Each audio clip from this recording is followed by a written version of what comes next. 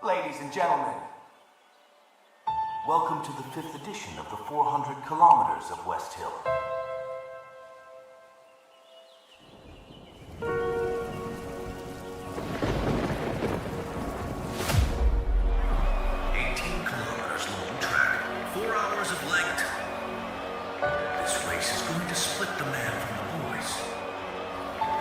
Gentlemen, start your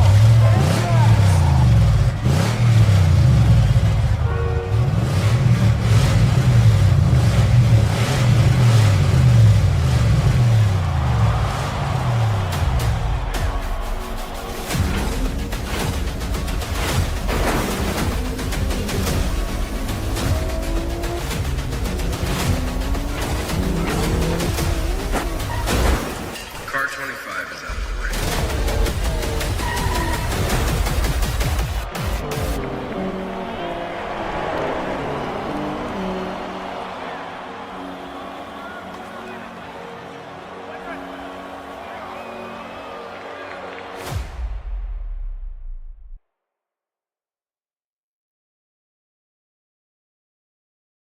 Here we go, I suppose. Okay.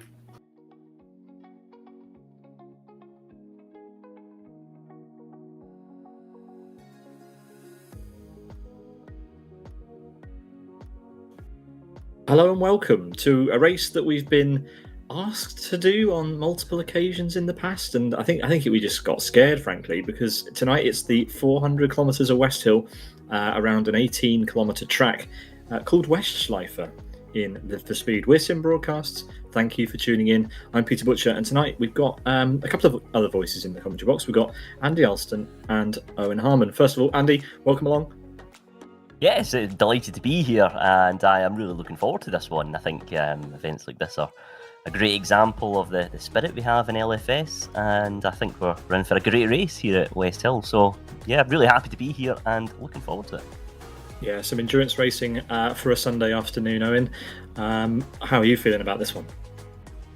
Yeah, it's definitely a very exciting prospect. We have high-quality drivers, and, of course, the variety on show. I think that's something that is going to be very much appreciated by our viewers, because you're not necessarily going to have the most dominant meta that anyone can follow. It is a very tricky choice. You have so many options, and the different leader drivers have different plans that they'd like to enact.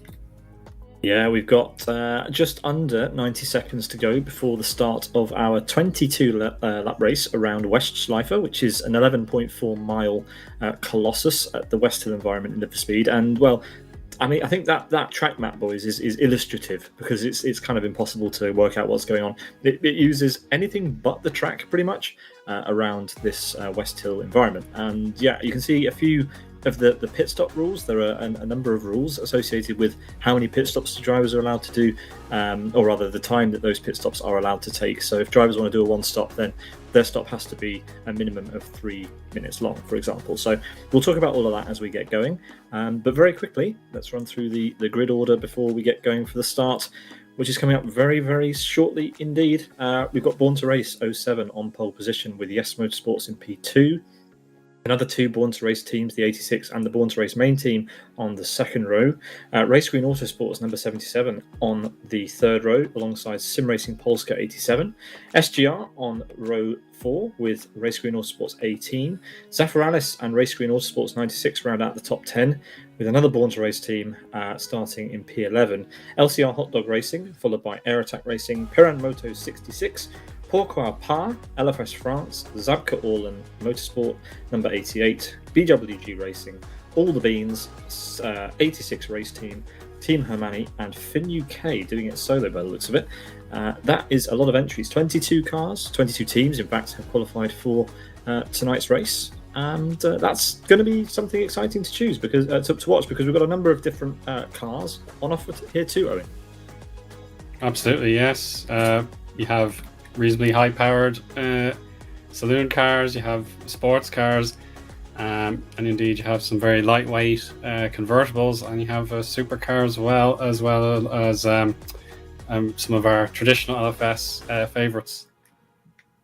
Yeah, so some of the mods that we've got in action tonight include the UF1 1200 GTS, the FZ 74 GTS, the Piran Firefly 200, a Costa Starling, which we've seen on our channel before now, but a few new ones like the Espresso D and the impressive B2, as it's called. So yeah, we're going to see all of these mods. We're going to get pretty used to them over the next, what we expect to be around about 4 hours, I think, or just over. So it's going to be a good one. Let's see how the drivers get on around the first lap. Something to note for the grid, the grid spaces have been made a little bit, the cars are going to be distributed a little bit further apart than we're used to, and that's, in Roni's own words, to avoid incidents in the first few corners, shall we say, which I think is smart. We don't want anybody being written off in the first lap of a 4-hour race. So yeah, this is going to be a little bit of fun. First time we've ever broadcast this event, and we're very much looking forward to it. It's one, as you can probably tell from the graphic there, we've been a little bit wary of the last few years. It's quite a technical challenge to do a broadcast at such a long track, but here we go. Let's see how this goes. The grid is ready in the background. We need to mention that, of course, New Dimension Racing are helping out with this as well. Jonathan Palmer is with us in the commentary box. You can't hear him. He's kind of monitoring things, and you can fire up the New Dimension Racing tracker if you feel so inclined at tracker.newdimensionracing.com to keep track of all the cars in this event. So, boys, I think the drivers have been asked to ready up, so we're going to have a grid in under 30 seconds. Absolutely, yes. And indeed, if you want a copy of that track map in high resolution, it is available in the LFS forum, where you can check out the information about the 400km of Westhill. So if you're feeling very needy that you want to see all those corners on their special names, then yeah, get yourself a copy of that image and put it in a new tab. Yeah, just waiting for a couple of drivers to ready up. The number 65 and the number 88 teams being asked to prepare themselves before we get racing for 22 laps around Westschleife. Chris gave me a video of a lap around this track. I think it was Roni doing a sighter lap, and I think the video was 12 minutes long. So that was in an FZ5 as well. So we are in for a lot of learning this evening to see drivers racing around this track in anger.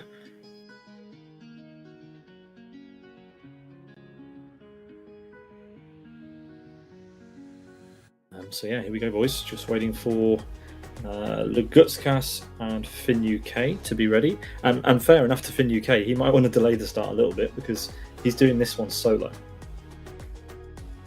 Oh my word, yeah, that's an incredible undertaking to have to learn everything about this entire afternoon and evening's racing on your own. One mistake is all it could take, and you'll have to perhaps tell a pit and get your lap back if you're in real trouble. But yeah, this is an exceptional challenge for one person to have to deal with by themselves. So I wish him the very best of luck. Yeah, I think we've got a bit of just one more car waiting. Now it's Lugutskas, and I think we have a grid. Let's go racing for 22 laps. So yeah, the drivers take to the grid, and Owen, I'll let you take the start. Yeah, I'll be more than happy to. So here we are, start finish straight. So it is a slight curve to the right before the tunnel. So everyone, I'm sure, is familiar with the tunnel if you've driven Westhill in the back. So here we go. The lights are on, and we're away for 400 kilometers. And Lugutskas doesn't get the power down very well. So Twin Cam is up to second place here, and Nossel in the Porca has slotted in behind for fourth place. Yeah, as we go underneath this tunnel section for the first time, it is Mantas who is out in the lead, as you can see. The roundabout section. Yeah, through the roundabout. You can see a nicely turned out grid. Some nice little liveries. We've got Steve there driving the FZ70 there. And as I said, we're going to get intimately familiar with all these cars. All these cars have been, as far as I know, kind of specced to the TBO class in Live for Speed. They've all been averaged. Some of the cars have slight advantages. Some of the cars have slight disadvantages. But all the drivers have had free choice of the vehicle that they have chosen, and all with slightly different properties. And that is going to make this extremely interesting. And one other thing that's interesting is that this team we've currently got focused, the 69 team, as far as I'm aware, all three drivers in that team are co-located in the same house, and they're going to be doing a physical driver change. That's Ronnie. Ronnie's been spun around. Yasin tries to take advantage, but thankfully there was no severe blockage as they turned from the racing circuit onto this runoff road for the emergency vehicles. So it is kicking up a lot of dust. Yeah, a bit of a bottleneck caused there, and Mantas is stretching out an early lead, it seems, in this race over Lugutskas for Yes Motorsport. We've got RD2 going for a move as well in the background. On the outside of a UF1, which has been specced up to go a bit faster than it would normally. 12, what is that? That is a 1200 GTS edition of the UF1. So small but mighty. Really interesting here, isn't it? Looking at the way each of the drivers are approaching this opening. I was going to say opening lap. 22 laps. It makes it look like there's not a lot of. This will be a fairly short race. This is going to be anything but just that. But it's when you come into this phase here in particular, it's different terrains. It's the areas where the track narrows, it widens, and it's going to be a real test of the driver's judgment here as well, when they look to try and make overtaking opportunities, because there are simply some areas of the track where you just have to bide your time. But we're looking at a little bit of movement here. This looks like a battle for P13, 14, a big train of cars coming through, and a couple of the drivers looking to try and make a couple of moves. But there's a big incident there for the number 22 car, and again there's this section here. Look, you can barely get two cars side by side here, and we're really interesting to see how the drivers approach this next section as well, because again, look, what's interesting I think here as well is lots of the drivers using a little bit of the grass. And when you look at the rules for this one, as long as you've got two wheels on the main road itself, then you are okay. But interesting to see the different approaches so far in this one. Yeah, if you get too close to those hay bales, they really will kick you. In the sim, it's like all of our obstacles and other background items, they have a lot of weight in LFS, so they will cause your car a lot of problems. Roni versus Yasin going neck and neck here. Matt Jester wants to have a turn himself. So we're now towards the middle of this circuit, I suppose. Near enough the middle. But yeah, still a lot of the first lap to go. And now going uphill before this hairpin left with the yield or give way sign there. And this will feel a lot more like perhaps a Crystal Palace venue where it's all these beautiful trees around the place. Yeah, and I wanted to mention that a lot of the drivers will have done a fair few laps around here, but I don't think there's anybody necessarily that has completely mastered it. It's impossible, really, well, not impossible, but extremely difficult to master such a long lap. So the drivers will be doing a lot of learning and trying to push the limits of their own expertise, as we've got the drivers turning left into here, side by side, Manchester, trying to make a move on a car with exactly the same spec. I think that's going to be one of the really interesting kind of storylines in this race as well. Is, you know, this is a layout where as soon as you start to feel comfortable behind the wheel, the circuit will bite. You know, there's just a challenge just appears, and before you know it, the car's going sideways, and it can cost you a lot of time. So yeah, expect to see, you know, some drivers be a little bit cautious, particularly on the first few laps, but the others are, as we've seen already, really going for it and trying to make some moves. Yeah, Manchester driving the Piran Firefly 200, as well as a number of other drivers actually here tonight electing to use this machine as we head into the infield for the first time in this race, the infield of the main GP circuit. Manchester there side by side, getting the move made. Oh, Harmoni's got a trouble here, and he's in the back section now, heading back towards the main circuit. So the dusty sections on Fin UK gets past. But yeah, in the battle for the top 10 heating up more and more. Yeah, Mantas is stretching his advantage, driving past cars that are oncoming towards him on the other side of the barrier. That's quite a unique thing that we're going to see a fair bit here. As Mantas back into the infield through a tiny, tiny gap that the drivers have to kind of feed their car through. Here comes Twin Cap. Born to race, followed closely by Master for Sim Racing Polska. A very unique challenge, this, not like anything that we've seen or covered or anything really that exists in the real world. It's definitely a unique challenge. Yeah, it would be absolutely incredible if there was some sort of way to generate a track that's part tarmac, part gravel, and other attributes that would put anything through its paces. So yeah, it would be a pipe dream, but I would love to see it in some capacity as well. Well, being the sandbox sim that Live for Speed is, it's kind of nice to be able to even put an event like this on, making use of the back roads. So cool stuff. As LFS France DLV has had an incident there in a Piran Firefly. That's a lot of damage, and it's not even the end of the first lap, not by a long stretch just yet. So a long afternoon for that team if they don't repair that. Oh, and then again straight into the wall there, so a bit of damage there already, causing some problems, unfortunately. But yeah, we're just seeing a bit of a gap developing here as well, just among our leaders. There's just a couple of trains almost beginning to develop here. And there's a big move going up the inside there, just I think a little bit off circuit there potentially. But Manta still leading the way. 2.7 seconds is the gap.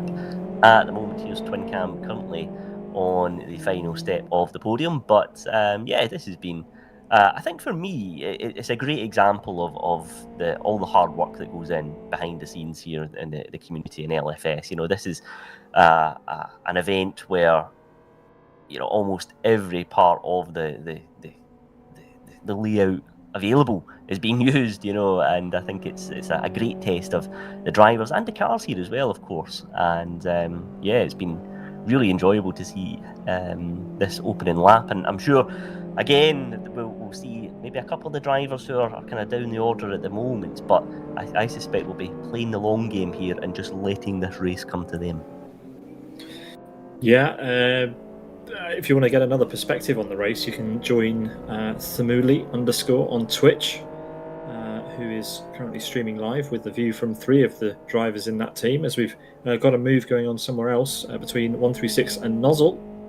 136 making a move on an FZ70 in a UF1, but it's a UF1 that's been tuned up. Yeah, you'll have to make his breakaway here, folks, because he's got various corners that will suit the Agile UF1. They'll be heading towards quick left-hander here. I think it's called Compton, if the map, I'm in the right spot on the map. We do have the track corner names, so this is where the UF1 should be able to definitely benefit, as it's single file running here. And now this is the handbrake hairpin, so let's see some of that perfectly demonstrated by 136.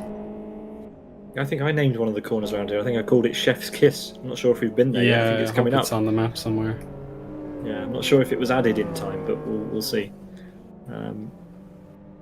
It's coming up. Oh no, it was earlier in the lap. Sorry, yeah, it would have been. We'll see it. We'll see it again. We'll get it in there. We'll see it again.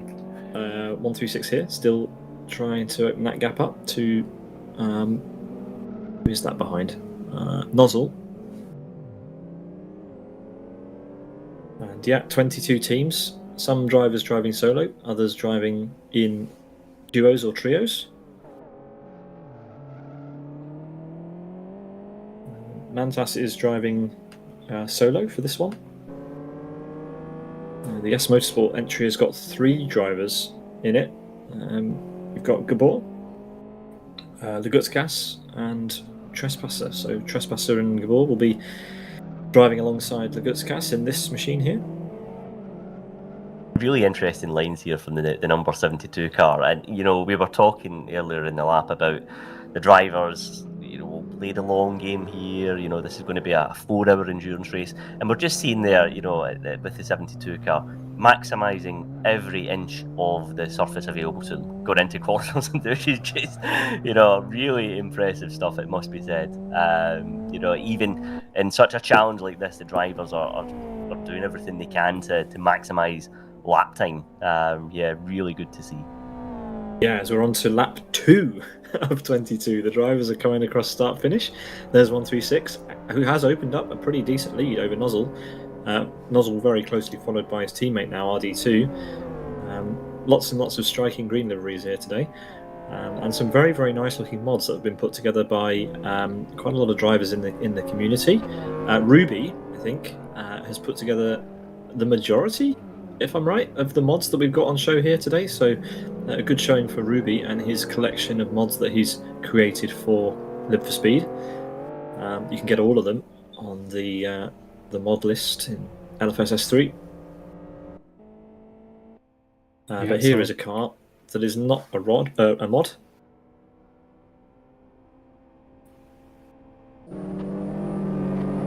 Oh, battle in the tunnel section here. It's Sick versus BWG Racing, and there's a bit of contact into the roundabout, and that creates a bit of a jam with indeed PM Jam right in the mix there, the number 66.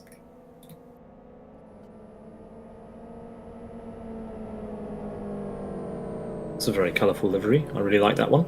Just thinking that there as well. That's a really nice livery on that car. You know, it's really, again, just goes to show the time and commitment the drivers and teams are putting into this event here. The number 66 car having a good showing so far, but coming under a little bit of pressure there as well. But yeah, really good action so far. This is a great scrap, actually, it must be said. 5 cars here, all in contention, and yeah, you know, already we're seeing some of the risk. Very, very close there. Very, very high risk move going into that corner there. Nearly went all wrong, but yeah, really interesting to see the drivers starting to kind of push a little bit more now. They've got 1 lap under their belts, and this is when they sometimes get a little bit braver going into some of these corners, and sometimes, yep, you can be caught out. You can indeed. Remember, you can watch the live timing tracker.newdimensionracing.com for all of the lap times and the current driver as Jam goes for a move up the inside. Oh, and there's going to be a switchback. The drivers are really pushing hard, like you said, Andy. This is not an endurance race that we're used to seeing. It's a race what you brought and take every opportunity you can get kind of race, by the looks of it. Very much so. Oh, and again, a little bit of action there behind as well in the battle for 17th place. But yeah, it's good to see. You know, I think the drivers are obviously, lots of them are going for a move here, whether they're deciding to push really in this initial part of the race and try and just build from there. Others maybe potentially just biding their time a little bit, but that's certainly not the case in this battle here. No, 4 drivers pretty close together, going for it, and yeah, as we've got here an XRT driven by the number 21 team. That is Pourquoi Pas, which in my rusty French, does that not just mean why not? Have I got that right? I think you're correct, Pete, yes. Because Why pourquoi not is team? why and pas. And it's a solo entry as well. So Cyril Bousset driving on his own in the number 21. So the loose term of team in that case. But yeah, as we go through this, we'll cover the teams and the solo entries. Quite a lot of brave moves going on here. This is Chris Tango. Who's that that's lost a place in the blue RB4? That's L Racing, or is that? Yeah, it's L Racing. Number 43.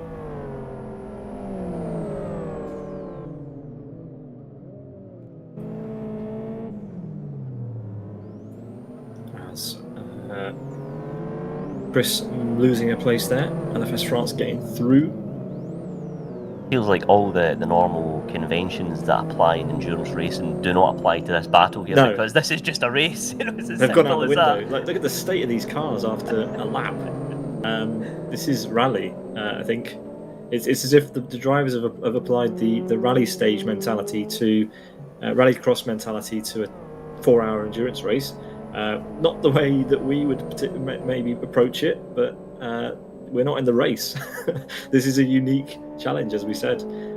So all logic goes out the window, Andy. Yeah, I mean, it's. I really enjoy endurance racing. For me, I think there's so many different elements to it, and again, part of it is knowing what the cars around you are going to do. And if you know there's a car, perhaps maybe they're maybe a few seconds behind, but they're really closing in, they're really pushing and looking very, very lively. Sometimes it's best just to let them go. And again, they'll maybe come to you later in the race. So again, it's all about the kind of your approach to endurance racing and how you want to go about it. Some drivers here are just pushing corner after corner, and it's great to see. But it does present some challenges for the cars around them that you wouldn't normally see in a typical sprint race. So yeah, they're always great to watch, and this has been really interesting, I have to say. Very much enjoying this, and I have to say this entry here from 136, it's a great car here, and currently doing a good job in 5th position. Yeah, absolutely. I think Nozzle behind is starting to close up the gap again in the FZ 70. We should pull up the mod pages and start to give the viewers a little bit more information on what it is everyone's chosen. They've all been spec'd up to be roughly there or thereabouts in the TBO class and the turbo class in Live for Speed.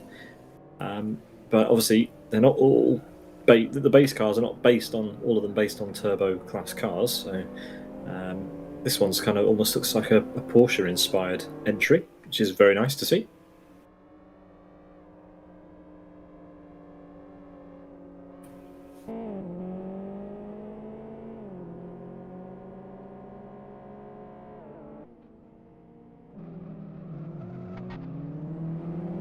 This is a very tricky part of the circuit here as well. I find there's not a lot of grip at all here, and I think you can be caught out quite easily in the build up to that section as well.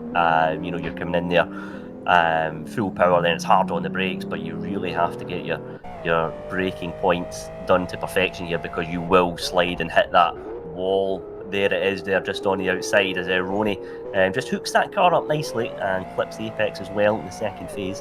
But yeah, this is a great challenge here for the drivers as well, in particular the different terrain that they have to contend with, because some of the cars seem to handle it quite well, others are maybe stronger in some areas and struggling in some other parts of the track. But it's been interesting as well. Ronnie took that hairpin there very, very nicely indeed. And here's another one. Let's see how he takes this one there. Just going for a late apex there. Very nicely done. And Ronnie currently 9th place at the moment. Yeah, Ronnie's driving the URC1, the only driver in this car. Sounds nice, looks nice, and Ronnie seems to be enjoying it quite a lot. Why not? Yeah, pourquoi pas? Indeed, yes. So there's close contest with Matt Jester. What can be done in these slower sections, but we will see a bit of power put down here, heading towards the what would be known as the Old Straight. So it's coming up in just a little while. We'll see drivers in 5th through 7th tackling it right now. So as Ronnie starts to take the next sequence, there's a right-hander followed by chicane, and then he'll have the chance to put down all that horsepower and try and build some sort of gap. Yeah, I can't see Chef's Kiss on the track map that I've got in my hands here. So I'll have to petition Ronnie to update it for next year. But yeah, fair play for keeping up with where the drivers are on this 18-kilometer track, Owen. Yeah, the curve there, Ronnie picked up a little bit of grass on his rear left tire. Thankfully, he was ready to catch the slide, and now curving in for the next tight right-hander into a left. He's got to be mindful of that wooden gate, I suppose, without actually any opening on it. And now we have some catch fencing before another tight hairpin.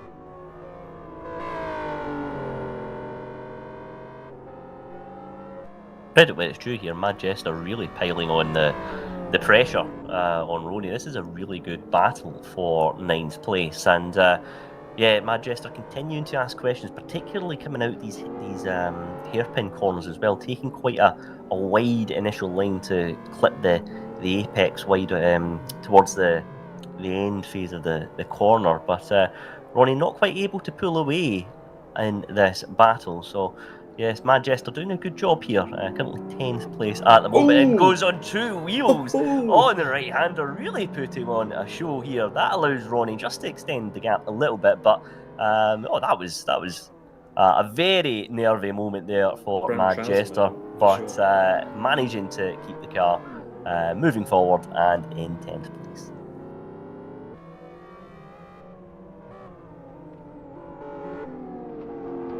Race leaders now on lap 3, so he's pulling a consistent 10:50 somethings, but at least Leguskas in the second has a 10:58. Twin Cam in third, an 11:06. So that's absolutely fantastic to get within 600ths of 11 minutes. Yeah, when we talk about things in tens of minutes, we know this is no joke. This is a challenge for sure. The drivers, I'm not sure. I need to find out how many years this has been running. I think it's at least 3. I remember being asked. It could be Owen reckons it's as high as 5. So we'll get an official figure. But this race happens every year. It's been on our radar for a while. Very happy to be along to cover it this year, and props to Chris, because Chris had to do a lot of work to put together the cameras for this. I think it's fair to say. So yeah, quite the challenge. But yeah, pleased to be covering it as we watch Twin Cam in P3 currently obliterate a set of bollards on the apex there. Yeah, perhaps Twin Cam's in the most awkward position because he's so quick, but he's got Leguskas and Mantas pulling out several seconds on him. So as long as he just keeps his focus, then yeah, a really, really formidable day could be on here, but it's a very, very, very long way to go. So he won't be celebrating just yet. No, and it's worth pointing out that actually Nozzle is the highest driver in a mod currently. We've got an RB4, an FXO, what's Twin Cam in? Twin Cam's also in an RB4, and Master also in an RB4 before we arrive at the first mod. So the TBO class is currently leading in the top 4 slots, and the first mod is currently being driven by Nozzle. And Well, that's definitely a good place to be in. You'll have the bragging rights if you are the top placed mod, I guess. Yeah, I'd be certainly getting out the champagne if I won the mod contest. That would be something to be proud of. Yeah, 136 has lost that place to Nozzle. I think there's a bit of damage on the front right. There is. Look, you can see a little bit of damage has snuck onto the front right of that car, which is certainly going to potentially upset the handling a bit. I think it's a little bit bent. So 136 has been into some of the track paraphernalia. But there we go. And just a bit of credit for a sec to number 10, Finn UK, in the Espresso. He's put in a personal best of 12 minutes point 18. So he's just trying to complete the challenge as best he can. So well done to him. He smashed his previous lap by 12 seconds or thereabouts. Matt Mandula has corrected me in the chat. Mandula has been is aware that this is not an RB4. This is an RB4 GT. It's a wolf in sheep's clothing. It is technically a mod. In fact, well, yeah, the default car is called the RB4 GT. There we are. It is, yeah. Some confusion going on. We're not sure, but I don't think it is a mod. I think on the entry list, it's marked as a different car to the other RB4s, which might be where the confusion has come from. But it looks like a stock RB4. It drives like a stock RB4. So there we go. So yeah, let's just assume it's an RB4, and that Nozzle currently holds the top place mod.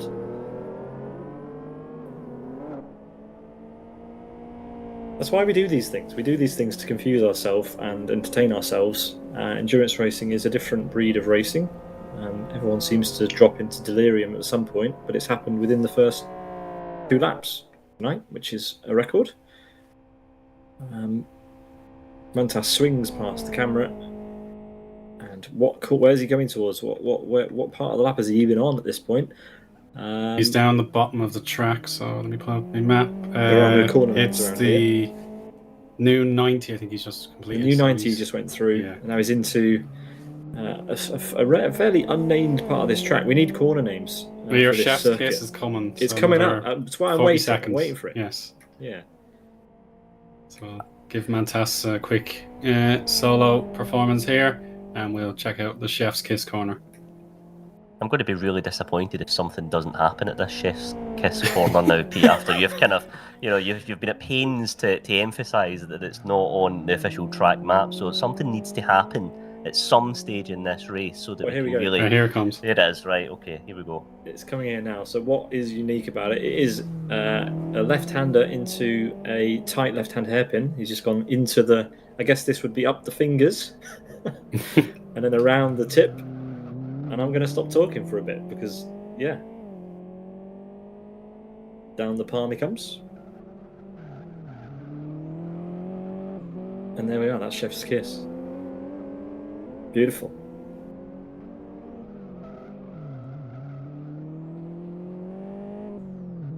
Back into the infield. That's a crazy small gap, that. I think if nobody's going for an overtake into there, that is definitely a single file part of this lap. But Mantas has over an 11-second lead at the previous timing line, which was a few kilometres ago. Over Bogutskas. I think this is the phase of the lap where you have to be so careful here. It's very easy to make a mistake, particularly as we've mentioned, coming through that first part of the chicane. You can clip the wall on the outside. In fact, we're seeing quite a few cars with damage on their front right, and I suspect there will be a few who have maybe gone a little bit wide at that part of the lap. Again, this is going to be something that we'll see as this race unfolds, as a little bit of damage begins to take hold of these cars. It's obviously going to have an impact on performance, and again potentially have an impact on the order here as well. And there is this battle continuing for 9th place. Mad Jester not giving up, and Ronnie holding on to 9th at the moment, and a really good bit of scrapping for this position. But Mad Jester doing a great job so far, and again just trying to ask questions of Ronnie, but this is the part of the lap where, again, you just have to be patient. There's just simply no way through, and here we are momentarily on to the circuit. Mad Jester's got a little bit of a run here, actually, on the inside, but again, they go into a tricky phase of this lap on a very low grip part as well. But there is Mad Jester continuing to battle, and now has been rewarded with 9th place. A good move there to take the position. Oh, he's going to hit the barriers, Andy. That's a tricky one. He's lost the initiative into those left-handers. All that effort, Ronnie gets his position back. Yeah, it was almost exactly like what Ronnie did to initially concede the position. But again, it's that kind of raised kind of surface there that's very, very low on grip, and that's a great example of it. It can cost you time, but you can also benefit from it as well, potentially. So Mad Jester back into 10th place for now, but is certainly asking questions of Ronnie in the number 96 car.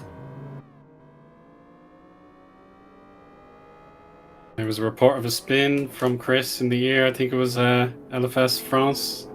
Was it number 95? Yeah. So he just lost a bit of control. Yeah, he got too much grass on his tires and pitched into a spin.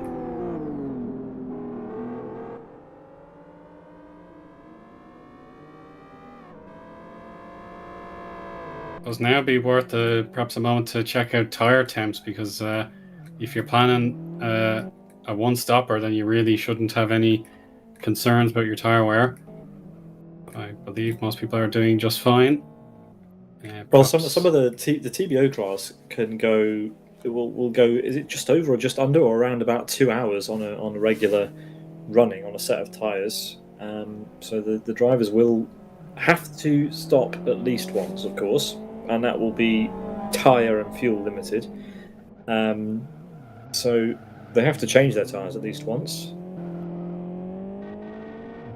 So potentially 2 tire stops for everybody at least, and at least 2 fuel stops. Trying to resist the temptation not to floor it coming out these hairpins as well, isn't it? It's just trying to be well, that's a lot of rubber left. As careful as you can with your car. But yeah, there's the 136 car still currently 6th place at the moment, and again putting the number 77 under pressure as well. But yeah, really interesting this one, I have to say. But that battle again for P9 continuing between Ronnie and Mad Jester, and as well for the battle just a little bit further down the order as well. Round 16, 17th place. Really good battling throughout the field here, and yeah, it's been a really enjoyable start to this challenge. And there is this battle once more, because Mad Jester has made the move, but crucially, can he hold on to that position? Because Ronnie took the position back very, very quickly indeed earlier in this lap, but it's just fallen back ever so slightly. So Mad Jester has made the move, but looking to hold on to that position.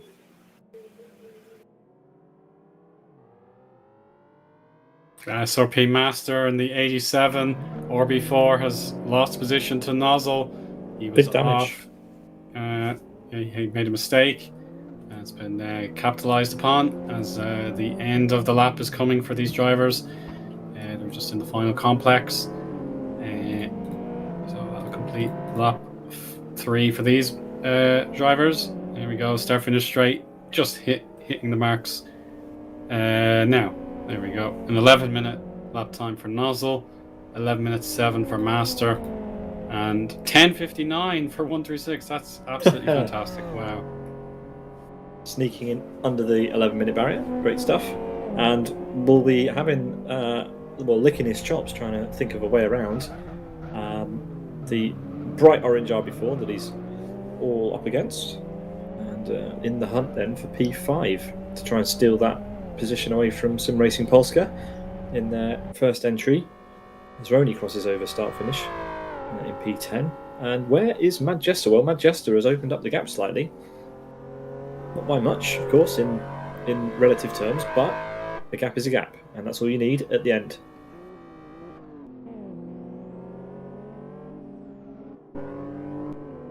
Two cars here close. Yasin driving in the number 65 team. That's for Aerotech Racing in the Piran Firefly 200 mod. And Stiefler here, who we're focused on, is driving for the number 22 Born to Race entry in the FZ74 GTS. Both solo drivers here. So these guys will be going at it until the end, pretty much. So yeah, a long afternoon. And I think I want to give a shout out actually to Michael Malik, who is still on holiday. In fact, I think he's travelling back from holiday at the moment. Always enjoys this event, but missing it this year. Normally a solo entry. So wherever he is, I hope his travels are safe, and I hope he can catch some of the broadcast at some point. That would be great. We have a pit stop. LFS France is in for a pit stop. So this will be monitored, of course. The previous pit lane rules were brought up earlier. So yeah, if he's pitting more than twice, then yeah, he will be able to spend less time in the pits. But yeah, I'd imagine this is a 3-stopper if he has to pit this soon. Yeah, it seems quite early. At least 3 stops potentially. Chris is going to try and give us the information on the stop, and we'll try to keep track of as many of them as we can. It's pretty difficult to keep track of all the times that they've been stopped, but the pit rules are quite clear. You have to stop for longer if you do fewer stops in the race, and that's all forward planning. The drivers should have calculated their strategy, and therefore the minimum expected stoppage time they will know. If you stop just once, which I think very few drivers will do, you have to be stationary for 3 minutes totally.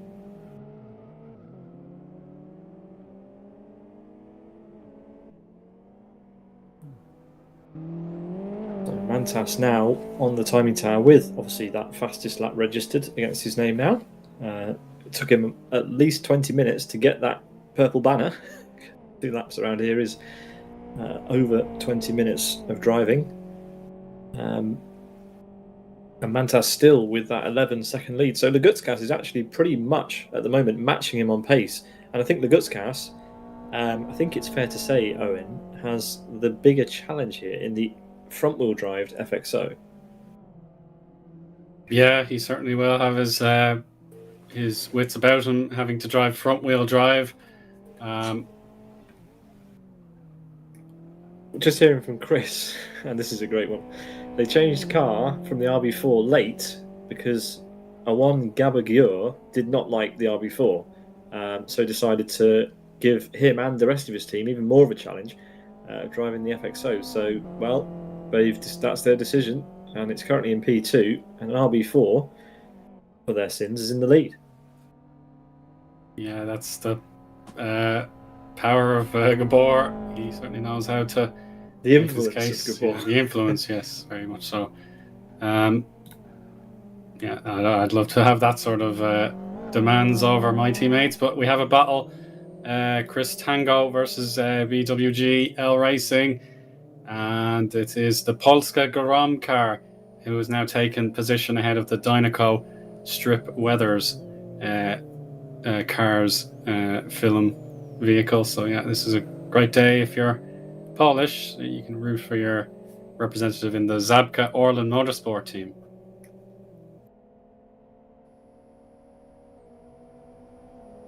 Minutes 45 for the car 95 pit stop, which is lengthy. As we've got massive contact between the 2 cars on screen there, such that one of them almost went over the L Racing car, smashing into the side of Chris Tango for the 88, and that would have been a scary moment for them both. Like we said, Andy, more examples of these guys driving it like rallycross. Yes, absolutely. There's been an opportunity to make the overtake, so they've opted to just go for it there, throw the car up the inside. But thankfully, both cars still running, and it's one where I think there's 2 trains of thought, isn't there? When you see a move, your natural instinct is to go for it. I've got to make the pass. I've got to take the lead. I want to get some clear track ahead of me. But when it comes to endurance racing, it is very, very risky because, like we very nearly witnessed there, if it all goes horribly wrong and your car suffers substantial damage, it can be game over in an endurance race. So it's sometimes knowing when to pick your battles is a skill in itself. But yeah, we're seeing just a couple of drivers putting very, very close throughout the field, and it's very, very tricky to know when to make the move, know when to maybe just bide your time a little bit as well. And I was thinking back to our race leader Mantas as well, who of course just posted the fastest lap of the race. You have to almost resist being drawn into a battle for the fastest lap and chasing time, you know, when really it's just about trying to turn laps and bring that car home. And again, if you're of course in this event with some teammates, but handing over that car in as best a condition and as strong as a position as you possibly can. Yeah, and a number of the drivers are going to have frustrated teammates who are going to have to take over some rather battered cars as we watch this view from the helicopter of Stiefler chasing down Yassin. This is the battle for 11th place as they come back onto Westhill International very briefly before they go straight back off it. And is Stiefler going to try and make the move around the outside? He is. Commendable job if you can pull it off, but eventually someone will have to yield. Yeah. Yassin, careful with the catch fencing. Oh, he's made it back through. So yeah, Stiefler has obviously memorized this sector of the track, folks. He knew to get out of the way because it would have been a hit with the wall there if he stayed neck and neck with Yassin. Certainly is. It's like driving on ice, really, that part of the track. Very, very low levels of grip. And yeah, it's we've seen it earlier on with Ronnie and Mad Jester as well, exchanging places in the space of a couple of corners. And back through, Stiefler looked like it was on the power, just got a better exit and through this kind of fence, through the gates and out back onto tarmac again.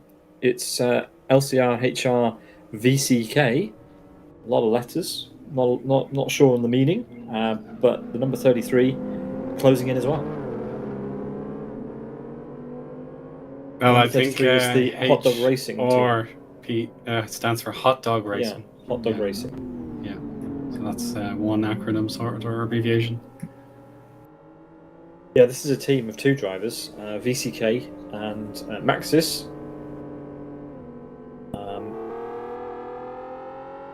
Who will be joining later on. And LCR, according to Kathu in the chat, is the low-cost racing team that we're used to seeing in the Argentina Turismo endurance events, Owen. So lots of acronyms. Low-cost racing, Hot Dog Racing is the full title of that team. Yeah, so mystery solved. And yeah, the low-cost racing team, they should be pretty pleased with themselves, right in the mid-pack with 2 positions available. Oh, Yassin, that's a hefty entry to the corner. He had a perfect view of it on board. He's going to be a bit exposed here. That was, of course, I think it was just after the old straight, and he managed to catch the slide just in time. So yeah, that was the hilltop curve where he got loose, and now we're heading into slow portions of the track again. So traffic jam corner coming up. That was just traffic jam corner. Now this is the handbrake hairpin.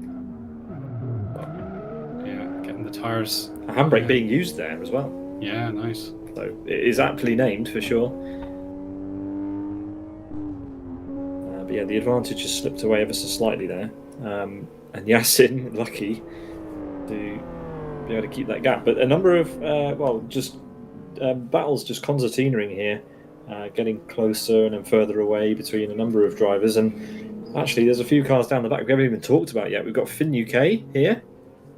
Finn UK driving the Espresso D. It's a little bit bumped at the front end, but it's a tiny little sports car, convertible, of course. Teeny tiny thing. And Finn is driving solo and has picked up a spot of damage as well, but started in last place. Is currently ahead of the LFS France DLV car that stopped once already for 2 minutes 45.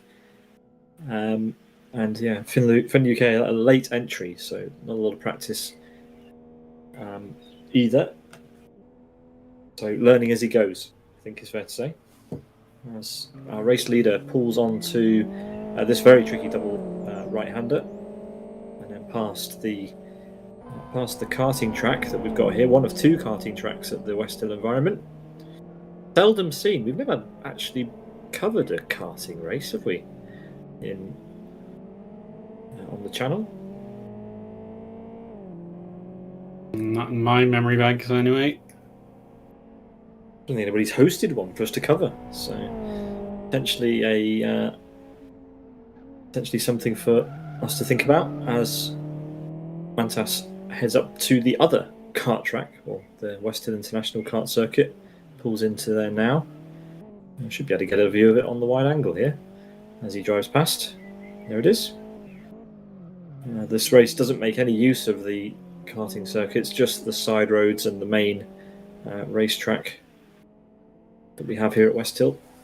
It's such an interesting concept, isn't it, the for speed and the ability to race on the outfield.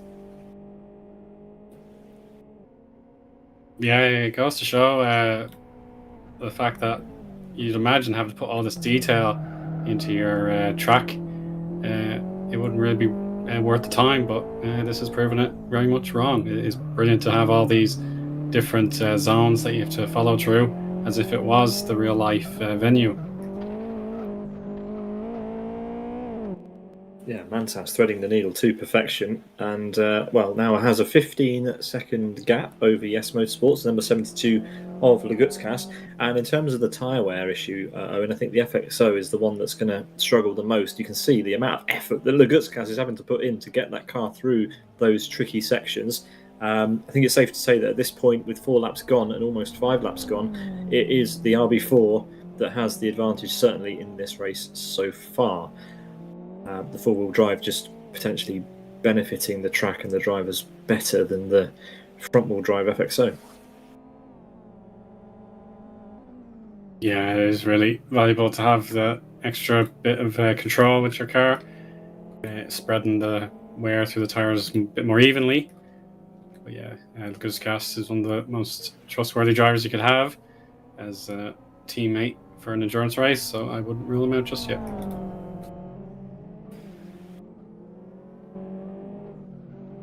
Who else haven't we talked about? We've not talked about this team. The number 11. The number 11 is the 86 race team. This is a solo entry.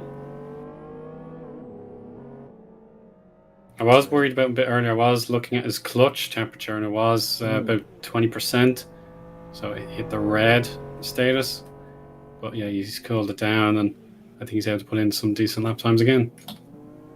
Got the hazard lights on there as well, which is yes, interesting to say the least. And again, we're seeing a recurring theme as well. Look at the damage, and again where it is on that car. It's the front right, and again we're seeing that on a number of cars throughout the field here. Big damage that. Yeah, certainly. I was just thinking there the tyre just looks it's just. Again, that will be affecting the handling of that car big time. But yeah, front right seems to be the kind of weak spot in a lot of these cars, just given the nature of this circuit, and certainly now at this phase of the race, it is beginning to cause some challenges for the drivers as a result. Yeah, another team we haven't talked about is the car just one place up ahead, the 20 team, team number 20. All the Beans, this team is called, and it's a team consisting of one driver, once again, Omar Atim.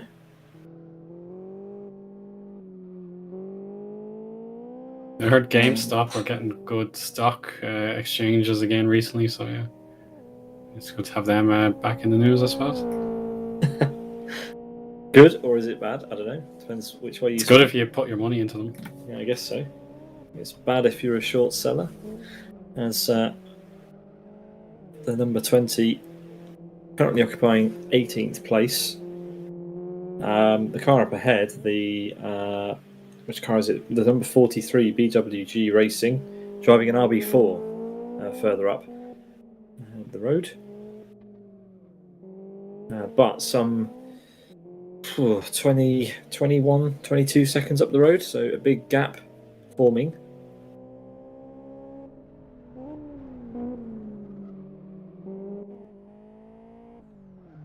As we've got Finn UK coming into the pit lane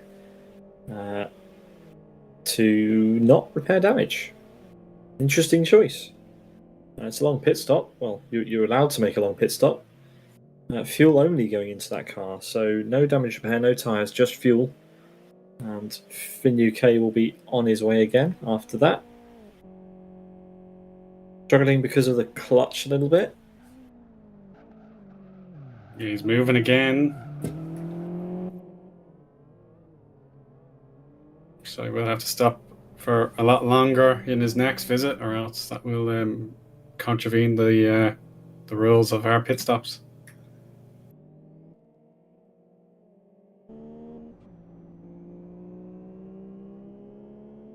And rejoining the track there to start lap 5 for himself. As Mantas is making his way around this lovely hairpin inside one of the car parks. Yeah, Mantas hasn't really put a foot wrong in this race, to be fair. 5 laps on the board here at Westhill, and it's been a very strong performance from our race leader. Almost a gap of 14 seconds as well. And really good performance here by the number 7 car. And it's one as well where I suppose it's just look at the car. There's hardly a mark on it. It's been a really, really impressive performance from the Born to Race team.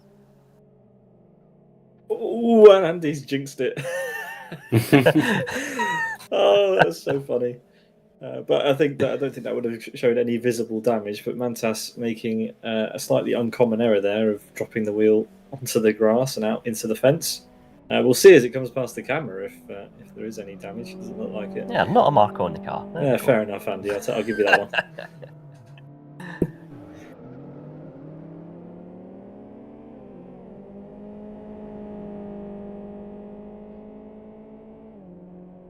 The question here as well, in terms of you are the race leader, you've got a 13-second gap. There's a lot of free air at the moment as well, and again, when you get into this phase of an endurance race, you've had the initial excitement of the opening lap or so. It's about, again, just trying to settle into it and just try and be consistent and just focus on the next corner and just let the race come to you. It's very easy to drop a wheel and end up spinning the car or worse as well. So again, it's another layer of intrigue that is part of this event, and of course lots of drivers running as solo entries as well. But again, this battle is continuing for 4th place. The 77 car currently holding on to that position at the moment, but the 87, the 89 both not far behind.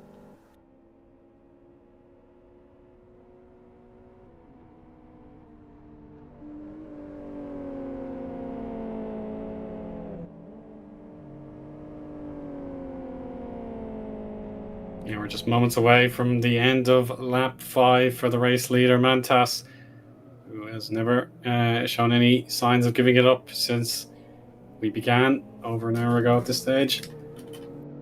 Oh, nearly an hour ago, sorry. It's 53 minutes since we started, so yeah, just heading towards the first hour. Gone in very, very quickly as well, hasn't it? It's really is hard to believe that's almost 1 hour gone here at Westhill. There is the information if you'd like to follow along to the live event timing. You can do that by going to tracker.newdimensionracing.com to keep up to date with all of the lap times that the drivers are putting up on the board. That's currently Mantas with the fastest lap of the race so far. But again, we turn our attention back to this battle once more for 4th place. The number 77 still holding on to that place for the moment. But Owen, this is a battle that's really persisted since the beginning of this event as well. This one has remained very competitive all the way throughout our first 55 minutes of racing. Master will take the outside line here, heading towards the final complex, just past this medical center. So yeah, he's going to try getting the run here, using that four-wheel drive as best he can. It's going to be a tight right and left sequence. There's another right-hander coming up. This is the loop, I think it's called, or what's the exact name of it? So it's right, and right again. It's the knot. The knot, that's the one, yes. Perfect, Pete, thank you. Yeah, the 77 car just putting that car in the middle of the track, just holding on to that position there, but the 87 continuing to pose a threat for fourth place, very nearly an overtake for position here as the drivers cross the start-finish line to go on to their sixth lap of this race. The 77 coming under pressure once more, 136 in sixth place, just dropped back a little bit here. Hard on the brakes goes the 77, holding on once more to fourth as we go round this long left-hander up the hill and towards the roundabout. A tricky left-hander here, got to be again hard on the brakes, down through the gears and then onto the throttle as early as you can, because this is quite a long straight and an opportunity to make an overtake at the end of it. But we're just seeing the 77 just extend that gap ever so slightly now and managing to retain position. It's outrageous to see a UF1 going that fast, almost comical from what we're used to seeing. But of course, as Master goes into the back of Nozzle there, of course that UF1 does have some tuning, a 1200cc with some extra oomph in it, as Master now looks like he wants to go for the move. Yeah, looking very lively indeed, but keep an eye on 136 as well, just at the end of this this battle here. Very good run through the right-hander here as well, so 136 looking to get involved for this battle for fourth place. Master still continuing to ask questions of the 77, but just again dropped back ever so slightly, and that of course crucially brings 136 into contention here. This is a really good scrap for position here in this race, and look at that, 136 again got a very good run along the straight here, and maybe looking to pull that car alongside and make a move. So one battle certainly worth keeping an eye on here in this race, and yeah, really good stuff here at Westhill.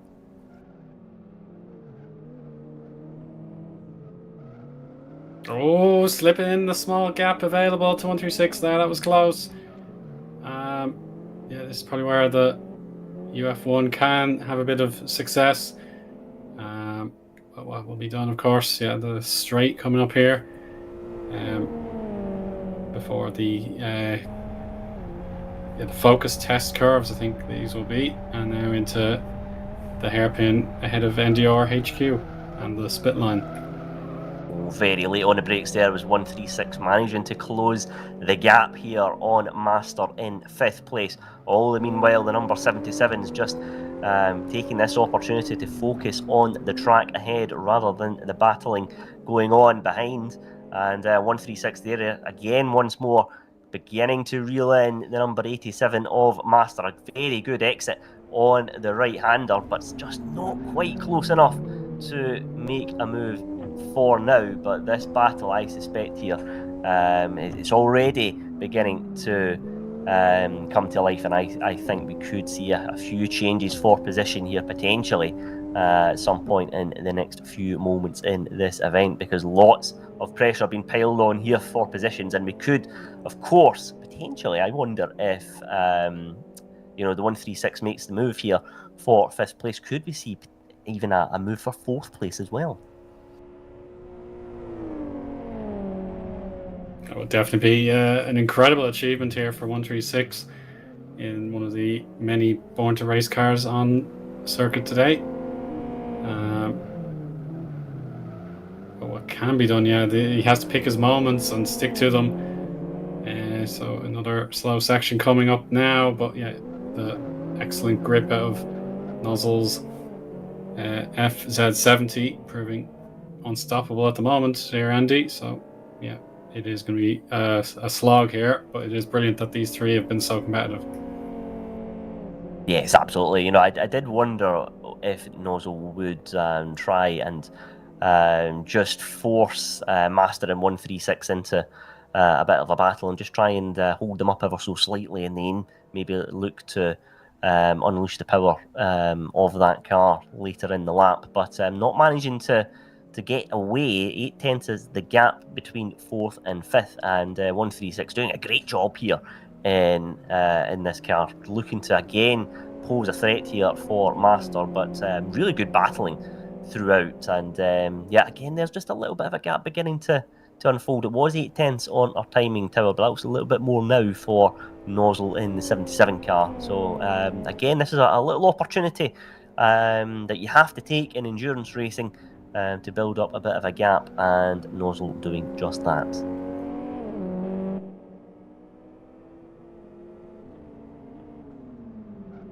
The only other cars that are as close as these guys are Yasin and Stiefler, who have similarly sized gaps between them. Air Attack and Born to Race, teams that see each other week in, week out during our regular coverage. But it's safe to say that neither Eoin, Andy, nor myself have ever commentated on anything like this before. Race what you brought kind of event, which is cool. But, you know, I think it's safe to say, and I speak for the others, that endurance racing is endurance racing, and we'll commentate on anything endurance. Yeah, we will. We'll take an opportunity when it comes. We'll find a calendar day to make sure it fits into the broadcast schedule. And yeah, it's always great fun seeing everyone putting in their best show when the hours have to tick by. And I just saw Laguskas hit the barrier. Of course, it was a very slow barrier, so he could bounce basically back into the line, but he will have felt that as his clutch is about 15% worn down. Interestingly, most of the damage on that car is on the front left and not the front right that we're seeing from lots of cars throughout the field there. So again, that's just a one to keep an eye on here as well. That gap, 12.6 seconds, it was at around 14 earlier on. So Mantas just lost a couple of seconds at some stage earlier on in this one. But there's this battle once more for 4th position. Master looking to close down Nozzle in the 77 car. 136 again continuing to stay in this fight. But this is the part of the lap, though, again, where it's just all about being patient. Very difficult to make a move here, given just how narrow the circuit is. And this section in particular is very easy to get it all wrong as well. Here's the run, though. Master has got a very good exit coming off the last couple of corners. Takes a very wide line into the right-hander hairpin, trying to get a bit of a cut back there, but just not quite able to get the power down. So Nozzle holding on to 4th position, and 136 continuing to wait in the wings as well as they come round the left-hander hairpin here. Now Master's got a very good exit this time, though. Nozzle a little bit slower on the exit, though, and again just takes a very central line going into the right-hander, just holding off the threat of Master in 5th place. So again, we're seeing this action beginning to heat up once more. 136 again still very much in contention as well, but Nozzle currently in 4th place. But there is maybe the move for 5th place behind, because there is 136 throwing the car up the inside into 5th place at the moment. Got the nose in front, but just dropped back ever so slightly as they go side by side on the straight here. So Master back into 5th place, and 136 is not quite about to give this one up just yet. So again, continuing to pile on the pressure here as we go into the left and right-hander chicane, riding on board here with the 136 driver, and just not able to reel in the 87 in front. But all the meanwhile, Master in the 87 has got his sights firmly set on 4th place here. Nozzle going defensive, going on the inside into the right-hander. Master trying to get a little bit of a switchback there, but not able to do so. 136 now beginning to reel them in. This feels like a sprint race here as Master goes up the inside on the right-hander, able to try and get the power down here on the exit. Not able to get side by side though, and Nozzle holding on to 4th place in this race. Well, Andy, you kept us covered for a lot of that lap. We appreciate that. Well done. But I'm afraid I have to be the bearer of some bad news for the number 11 car.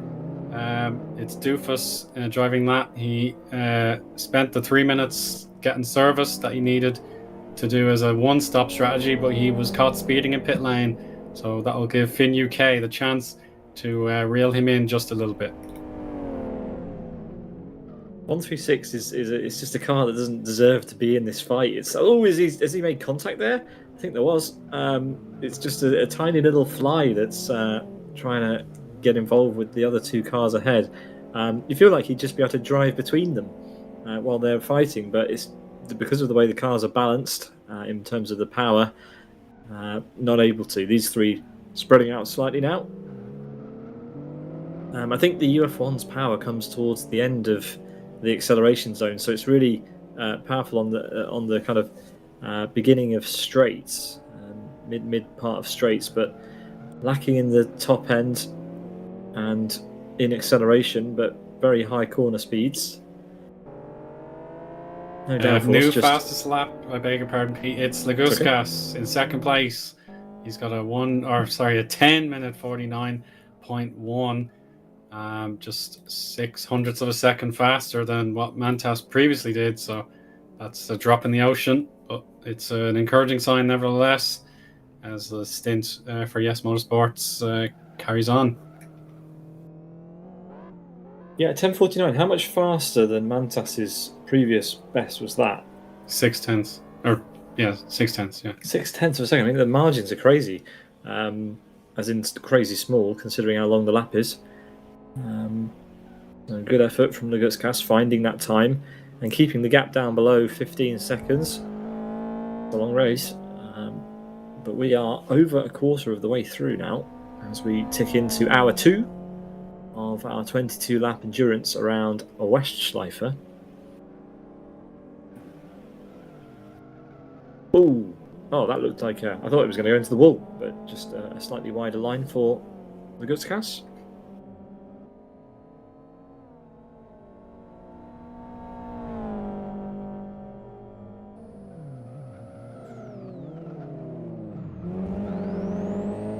Cam on camera here, so he's just in that segment of the track, the runoff area away from the main circuit, so he would have just completed that tricky right-hander, and now he'll be heading towards the West Lodge straight in just a moment. So yeah, you have a small slalom to complete, and then you can put the power down for a bit. But yeah, we are definitely blessed here by this 3-way contest for the 4th position just off the podium.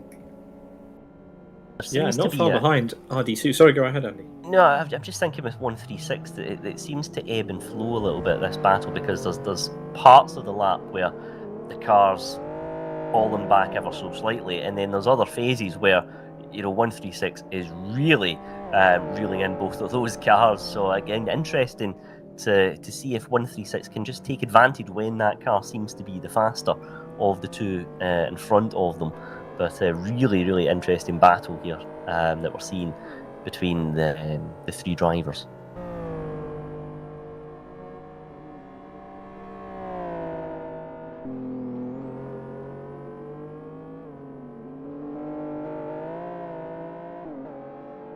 The unique perspective of an onboard into the Zafiralis car. The ZFRL car will be driven by 3 drivers this evening. The Zafiralis number 69, currently in P8, on board with Thamuli at the moment, who will hand over to one of either Mika Sarkkinen or Motta Makari. They're all co-located. They're all at, I think it must be Emily's house, I guess. They're going to do physical driver changes. Yeah, that's a great benefit of having your I suppose your family and or close friends all together. You're all able to give each other pointers, and you don't have to worry too much about potentially oversleeping or anything like that. If you were Don't have worry, someone to wake you we've up. had those or- troubles in the past. It does not get you out of those things. There you go. They're saying hello with the pop-up headlights on the yes. Acosta Starlin mod by Martin Capel.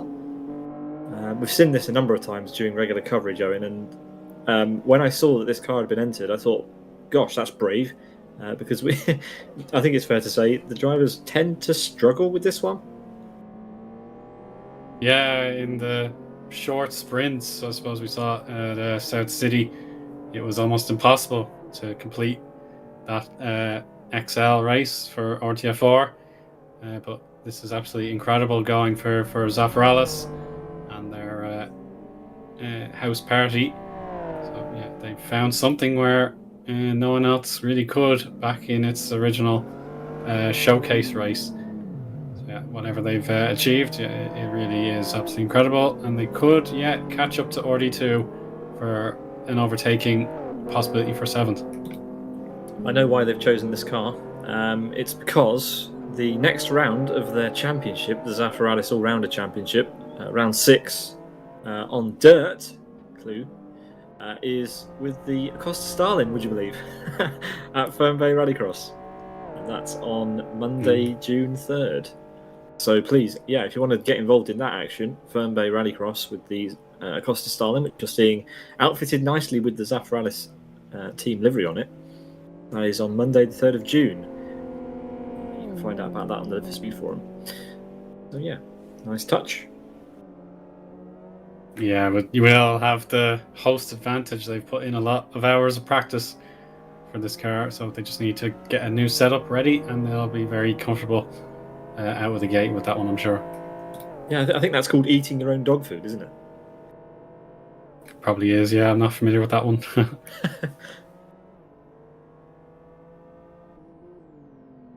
Here is Manchester, who was in a fight with who was it? Was it Roney before? And the gap has opened up significantly to the number 96. You can't miss it. You can see that one, and you can hear this one from a mile away. This is not a quiet car by any stretch. Based upon the McLaren F1, and even has, as far as I'm aware, the central driving position. Oh yes, very good. The URC1. Yeah, very unique car. How did we feel when if we go back in time when that McLaren F1 car was released? How did we feel with when we saw the seating position in this car, the driver in the middle of the vehicle? It was a very unusual and very innovative design at the time, and it really it was a very big talking point, I remember, at that point. But it's almost kind of splits opinion a little bit as well, doesn't it? Well, I don't know specifically how old you are, Andy, but I know that I was certainly not born at the time when that car came out.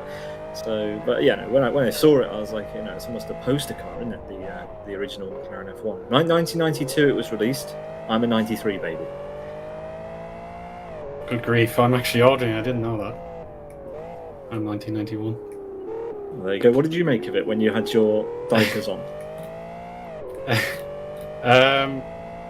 Well, there was no chance of it ever appearing over on these shores, I'm afraid. It was British through and through, so we would have had no one available to buy one and show it off for us. So I suppose when I was reasonably learned, reading up about it, it was pretty cool, I thought.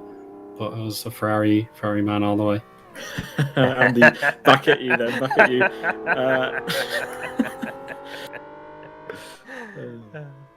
Yeah, so just I think it was a very limited production car, that one as well. I think it was only about 100 made or so. 7 years it was produced for. Yeah, very, very exclusive at the time. In fact, it might have been just 6 years, depending on how it fell. But yeah, very short run. Not many of them, as you said, left, and especially few of them left in one piece. Yeah, Rowan Atkinson will know all about that. Ooh. Ah, Elon Musk also crashing one, both repaired, not written off. But Roni has one that looks a little bit worse for wear, but fortunately it's in the sim.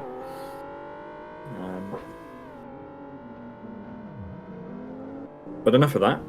Let's look at someone else. Stiefler coming off of 2 barriers. That car was looking pretty fresh until that point. It's a nice livery, that though. I like the navy blue.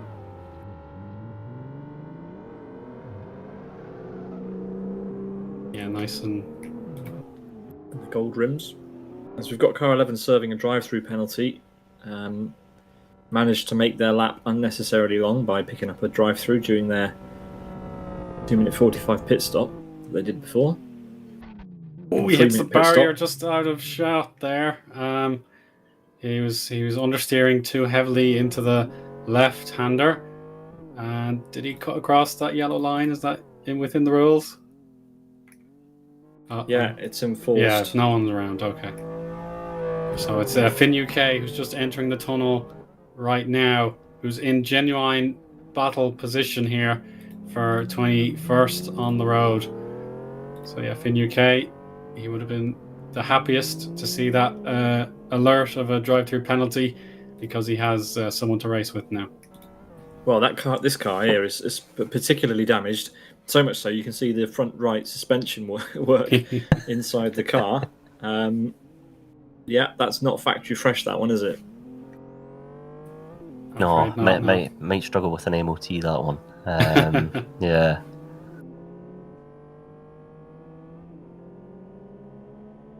Few mechanics could literally pick it up with their bare hands. I'm sure they could lift it up if they have to.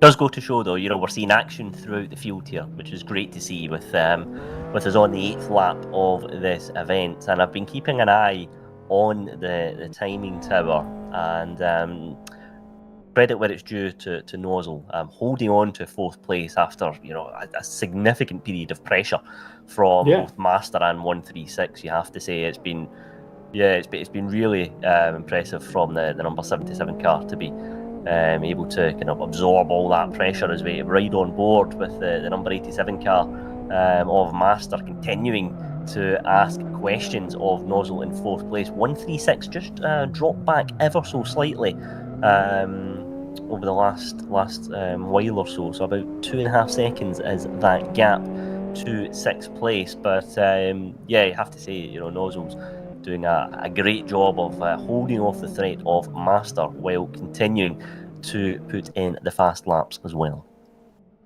Yes, they're coming round to start lap 8 of 22 in their conquest, or their attempts to score well. Currently watching the battle for P4 in the 400km of Westhill event by Race Green Events.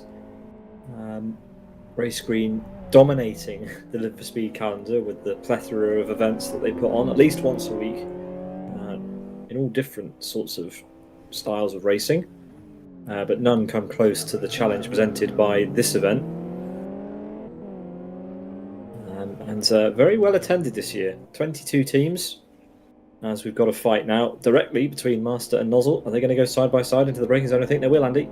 Yes, it looks like it. Nozzle committing early to the inside line, so Master will have to go the long way around if he wants to make the move. Not quite close enough at the moment, but crucially takes the inside line into the right-hander, but Nozzle closes the door and manages to hang on to 4th place for now, but Master really beginning to pile on the pressure here. 136, you'll notice there that gap we spoke about it a moment ago was 2.5 seconds, now 4.5 seconds. So we are seeing 136 just falling back ever so slightly now. However, if these two continue to scrap, it will be a matter of time before 136 gets back involved in this fight for 4th position.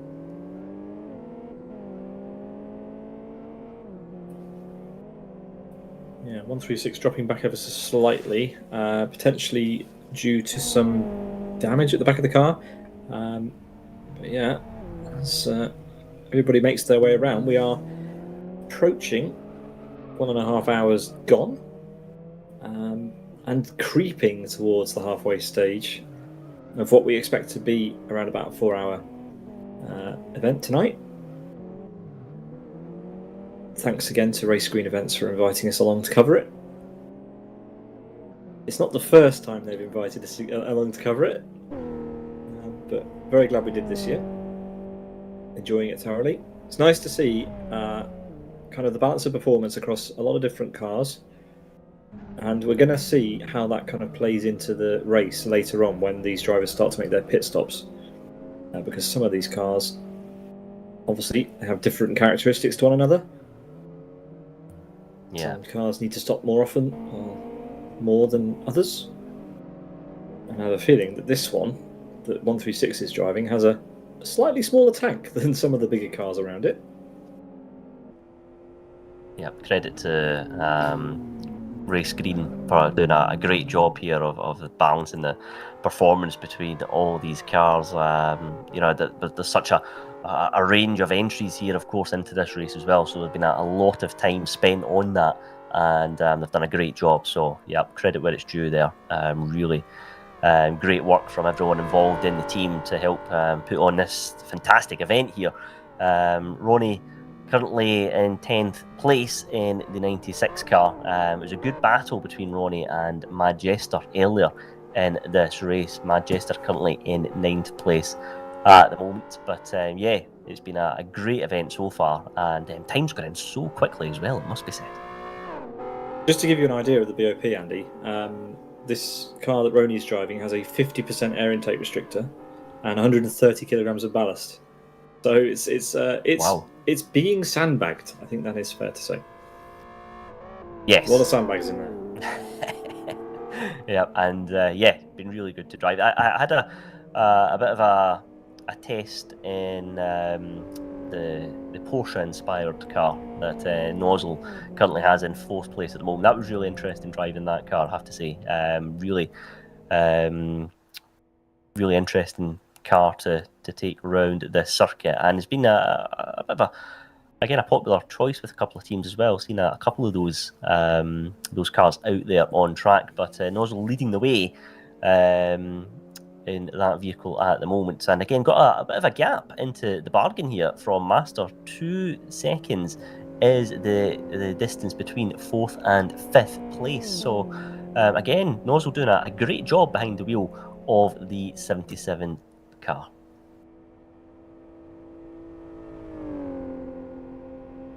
Yeah, currently, I think there are 3 teams that have entered with the FZ70. We've got the number 77 Race Green Autosports entry, which Nozzle is driving for. We've also got the Born to Race 22 that's also driving. That's Stiefler. And one other, the 33. Yeah.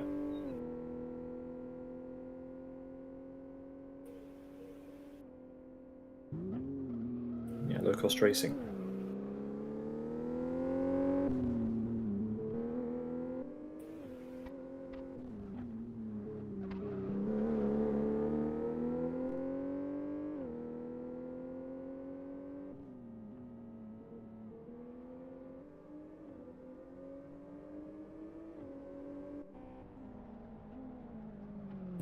As we return to Mantas, who we haven't talked about in a while, he's got a 16-second gap, so it's been going up and down. It's been as high as 17, as low as 13 in recent laps, and that's possibly due to where the strengths of both of these cars are, or it might just be that is just the nature of this track, and that it's so easy to lose time. That is just the consistency of both drivers showing itself as we follow. Oh, actually, there's a lapping going on. That's Finn UK being lapped by our race leader. I believe that's the first lapping we've seen. Yes, correct, yeah. And it's taken well over an hour, so that's really impressive, to be honest. Yeah, it just shows you the size of the track. It's the first car Mantas will have seen in a very long time. Probably since he started the race. First on-track overtake he's made, and it's a lapping.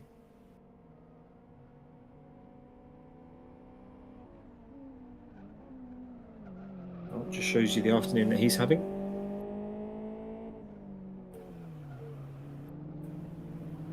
Finn UK's best lap is 1 minute and 20 seconds slower than Mantas's fastest lap. But to be fair to Finn UK, he was a late entry, thrown in at the deep end in a car I assume he didn't have too much practice in, a track he probably hadn't seen before. So fair play for him for joining and sticking with it.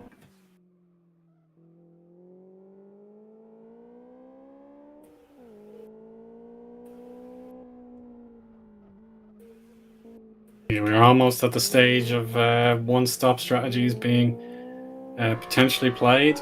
It'd be either before the halfway mark or just after it, when people will merge into the pits for their 3-minute mandatory stop.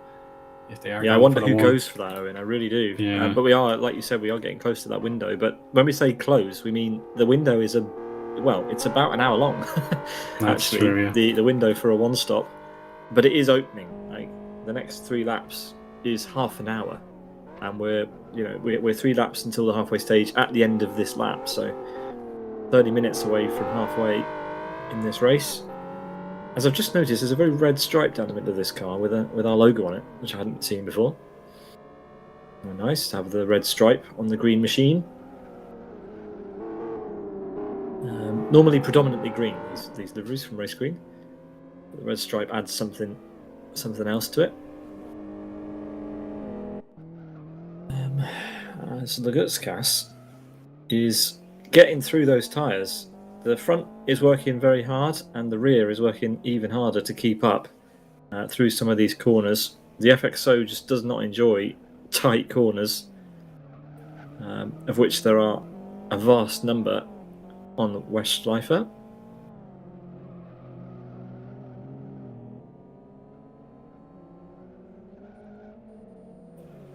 Let's see how it goes for the number 72 Yes Motorsports team, of which we are waiting for a driver change as well. And there's 3 of them, so you'd assume that the Yes Motorsports car is going to have a 2-stop race, equally shared potentially by the 3 drivers who have registered with that team: Trespasser and Gabagier.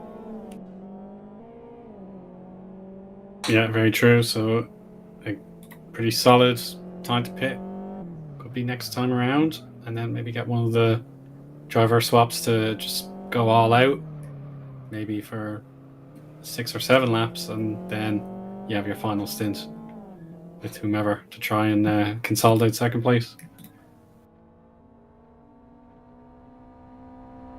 Yeah, the next team of drivers inside the top 10 are the Race Green Autosports number 18, currently being driven by RD2. Lorenzo is also part of this team. We have car 11 upside down. Oh no, this could be our first retirement. It's at the roundabout as the Gutskas gets through. We don't have any rescue cars here. It is a bit of a brutal way to go out, to be honest. He's allowed to telepit and rejoin with a 1-lap penalty, and does so.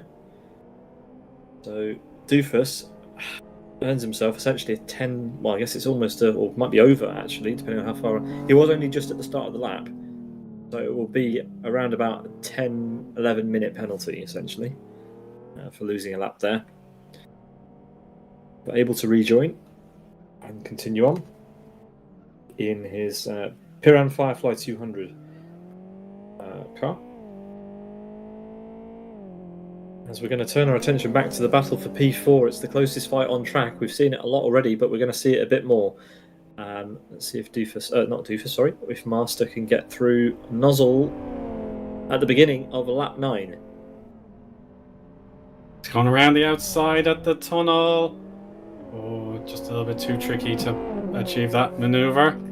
Roundabout on its way now, so careful.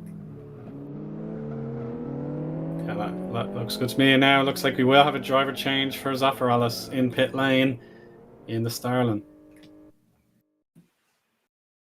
Oh, why has the car disappeared?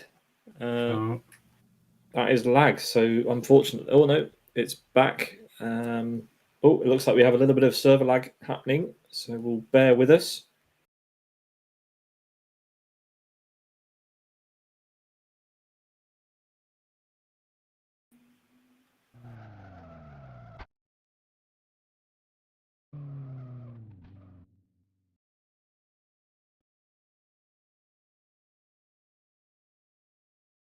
Apologies for the break in pictures. It does appear that we have some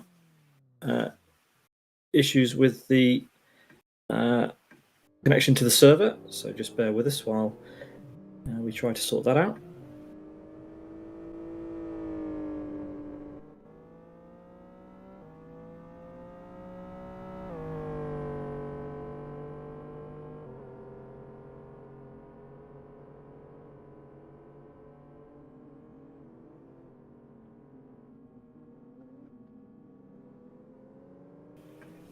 Apologies for that. It looks like we are back up and running as we pick up with Mantas, who is still out in the lead. It doesn't look like anybody has been affected by that, so that's fortunate.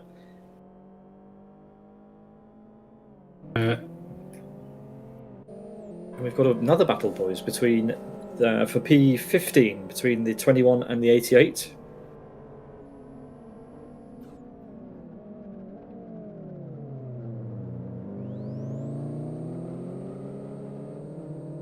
As they go side by side, then up towards. Well, I think Owen's more versed with the corner names, but this should be roughly the end of medical the lap. centre, yeah. Yeah, the medical centre. Yeah.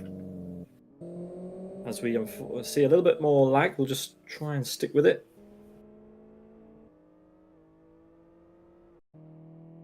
Pick up with our race leader, Mantas, who out in the lead comfortably.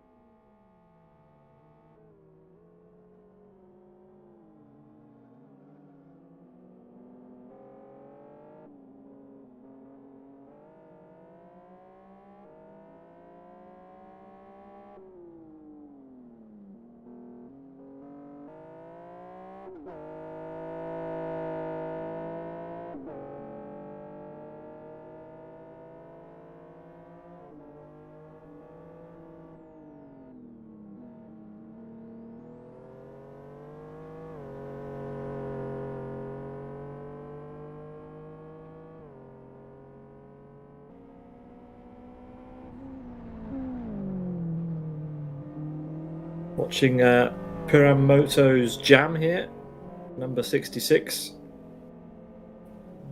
in a very nice purple livery. And a moment ago we saw Lagutskas, who appears to have, well, I'm not sure how much more damage the number 72 has picked up, but front end of that car, definitely worse for wear. I'm not sure. It depends if they think that there's any damage that will affect the drivability of that car, because obviously you can drive around certain problems, but in an endurance race you want to limit that as much as possible. Yeah, you don't want to overstress the car at all, and definitely don't force any of your components to their breaking point as best you can. Lagutskas will definitely have to be thinking, my time behind the wheel will be coming to an end soon, so just gotta maintain that little bit extra before you can put your feet up and cheer on your team. It's tricky as well, though, in that if you do pick up a problem with your car at some stage in an endurance race, you become aware of the issue and you're able to drive around it. But it's when you hand the car over to your teammate, they're coming into the race fresh, of course, but they're then being presented with a car where the characteristics of it aren't as familiar to them as a result of the damage that's been obtained throughout the race. So again, it's a key part of endurance racing, trying to hand over your car in the best possible condition that you can. But it can cause some problems, particularly on that kind of initial lap for the new driver behind the wheel, if there is significant damage in that car.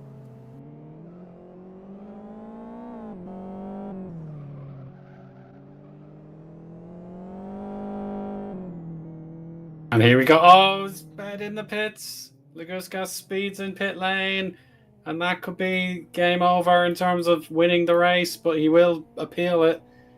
So he is convinced he was going slower than 80 kph or 50 miles per hour. So yeah, we'll need to verify that before any. Yeah, there we go. So it was an LFS decision there. So hopefully that'll be investigated and we'll get the correct decision. So we'll double check that. But that's an absolutely enormous moment in this race. That Lagutskas was apparently breaking the limit. So yeah, he'll lose another 30 seconds or thereabouts, taking his penalty. But yeah, we'll see our driver change coming very soon. Yeah, even though in the grand scheme of things, a drive-through penalty doesn't add much time to such a long race, it's still time that can be avoided. So they will contest it, and race control, or in this case, Jonathan Palmer, will argue it out with the S Motorsport team to see what the penalty will be. Race control will check it and we'll let them know. So we'll see if that penalty stays or gets cleared. As we've got Master in as well, so this is going to actually change the order a little bit. Master was in a direct fight with 136, and Trespasser has now taken over the car from Lagutskas and will leave the pit lane. 1 minute 22. So yeah, they're trying to go. They'll have another pit stop for sure, and Gabor will take over the car later on. So they've pretty much nailed that. I think Gabor will need to do a 1 minute 23 second pit stop to make that safe. So it'll need to be ever so slightly longer than the pit stop that's just happened for them to avoid a penalty. And interestingly, Trespasser coming out of pit lane and he's got the number 18 car already up to full speed and asking questions of the 72 team to try and take fifth position there. So it's a tricky one where you come into an endurance race, you're just trying to get up to speed and into rhythm, and you've already got a car putting you under pressure here. So not the ideal situation at all for the 72 car, but a big opportunity here for the number 18.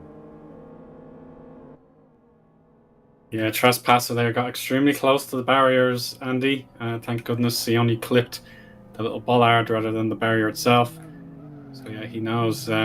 Pending this final decision from race control about the drive-through penalty, he's got to now try and use his fresh energy to give Mantas the pressure. He'll be likely committing to the one-stopper at this stage as a solo performer. And we have Finn UK taking to the pits, so it's Doofus's time to try and push on. Hey, he's repaired it. He has repaired the car, so it's good as new. And he'll hopefully cool down. Yeah, he has cooled down the clutch. Yeah.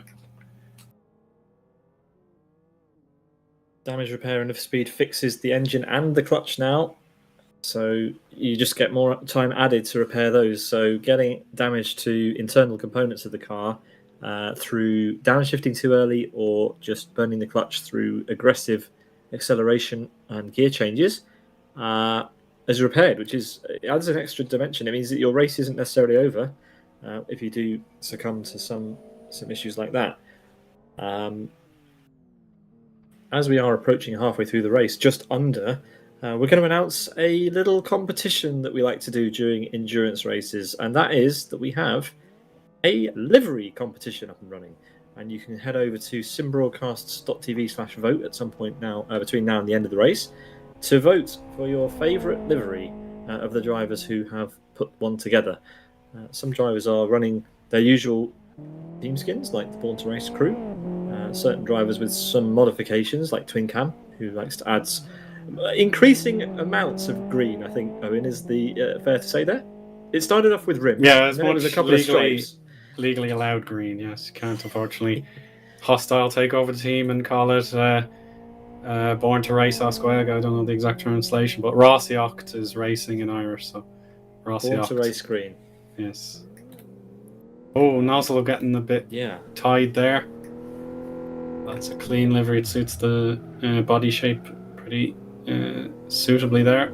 And the chrome on the roof is also handy to have, whether you're running that car stock or not. Yeah, it's a good looking car, that. Inspired obviously by newer generation Porsche vehicles. But this thing is called the FZ 74 GTS in the speed. Very nice too. Go and vote for your favourite liveries at some point between now and the end of the race at simbroadcasts.tv/vote.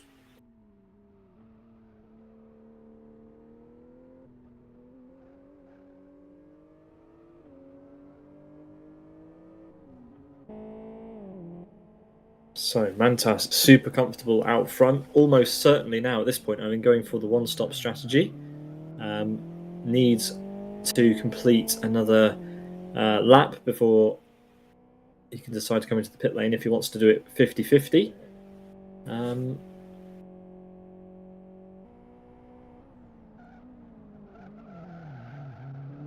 But yeah, it does appear to be on the second half of the lap, I think it's fair to say. Yeah, if he's comfortably in these 10-minute 48 sort of times or thereabouts, I'll have to double check the tracker. There's no reason why he shouldn't go longer in the first stint and then push harder towards the end. But yeah, if he wants to do a pure 50-50, then that'll also work. So it's certainly in his advantage, while the Yes Motorsport car has a penalty to be deliberated upon. Well, it's currently a Born to Race 1-2 as that Yes Motorsports car is further down now, thanks to their pit stop.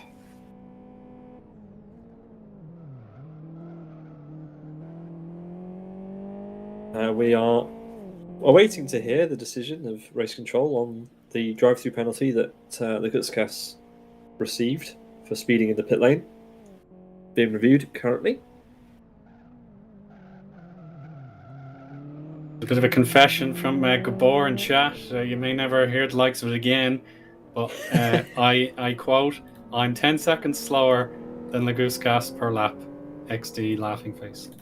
I mean, that's funny for two reasons. One, he chose the car that they were going to drive.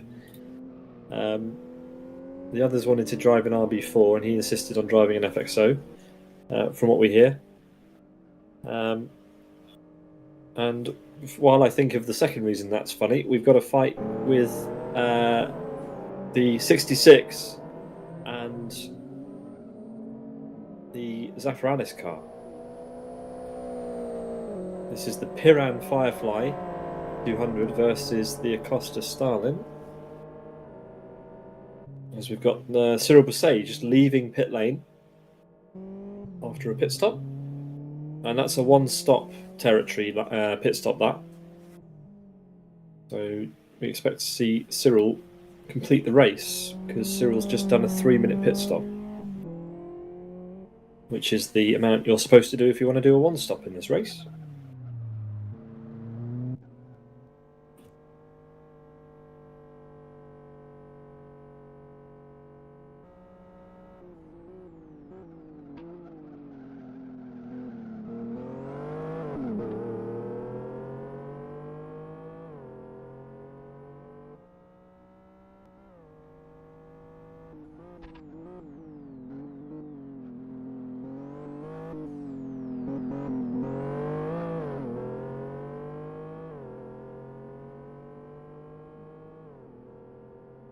Yeah, Chris Tango, of course, he'll have to get his laps back, so don't be too concerned about why he's plus 10 laps behind. He'll get those laps back after a disconnection.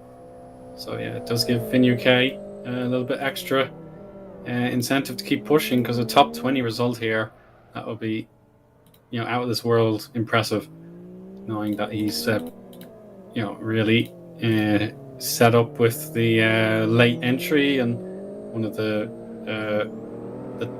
little K cars. That's really difficult to drag around a course for several hours at a time.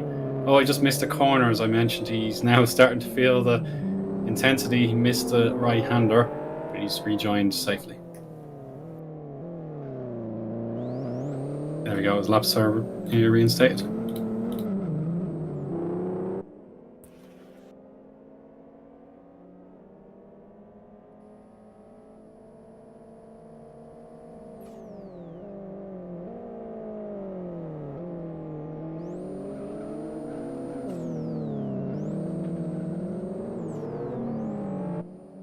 You're watching Chris Tango in the Impressive B2. Impressive.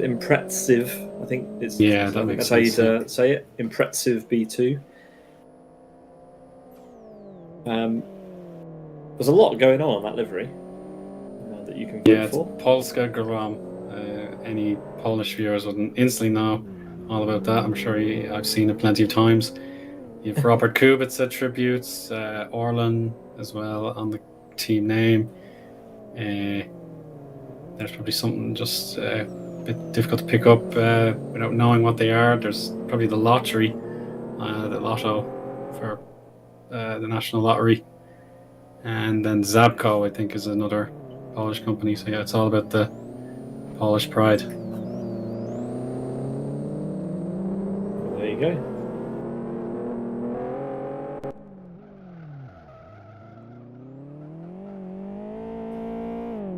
In the lead on lap 11 now. So at the end of this lap, it's halfway for Born to Race number 7, Mantas. Has led every lap so far, every corner, every kilometre. Second place is currently Twin Cam for the second Born to Race entry of 4 that we have here today. Then it's Nozzle, currently P3, ahead of 136. Going through the knot, over the bridge, and then around back under it to conclude the lap. So these drivers now going on to the 11th lap of the race, just under halfway, 1 lap to go to halfway.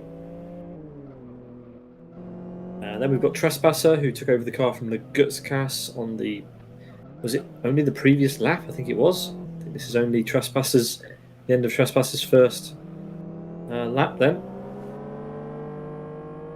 Yeah, that's his first competitive lap, and indeed Kathy has corrected me Lot is the Polish airline rather than the lottery. So my apologies for that.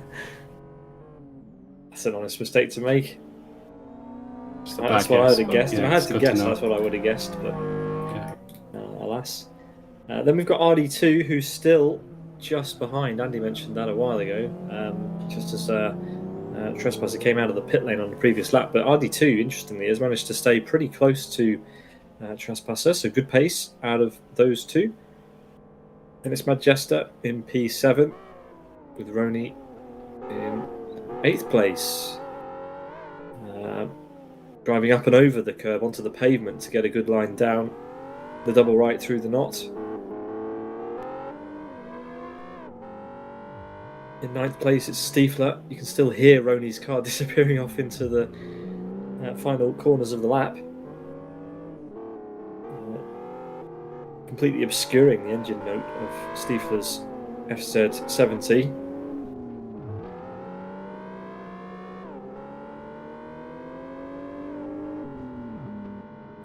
These drivers also completing lap 10, driving onto lap 11. Next we've got Yasin. Yasin Inan of the Air Attack team, number 65 today. Interesting choice of colours, that kind of sandy beige with the yellow stripe. Unique combination. Yeah, you don't see that very often. You don't see that very often. And then I think one of probably the most striking livery of the day for me goes to this one, the number 66 of Piran Moto. Still pretty close here between Mies and Master. So Master's pitted, so is Mies, but we have a fight on the go.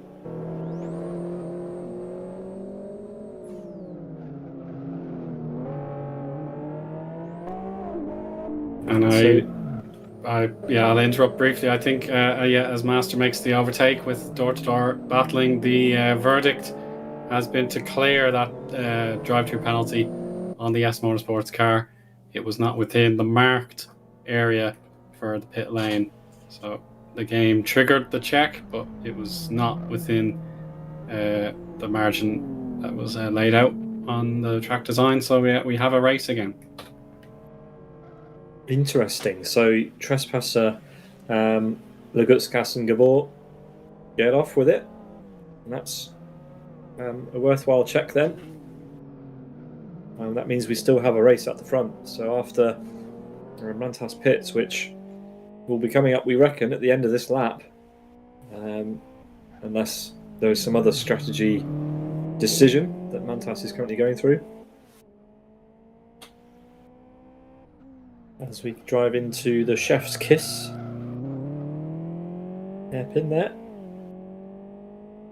Most underwhelming corner in this race so far, I have to say, but we'll leave it at that.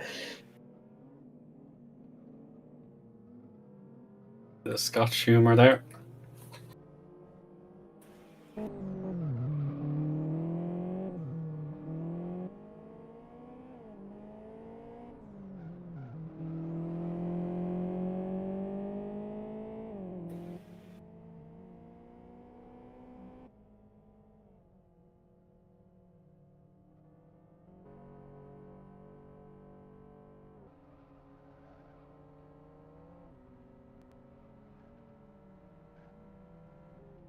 Doofus is stopping for a lot longer than necessary.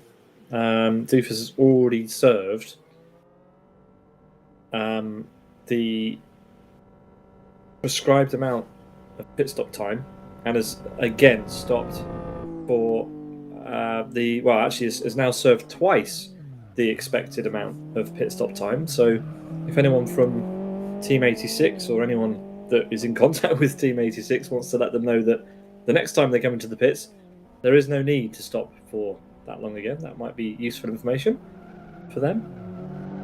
But the stoppage time is a combined stoppage time. It's not an individual stoppage time per pit stop.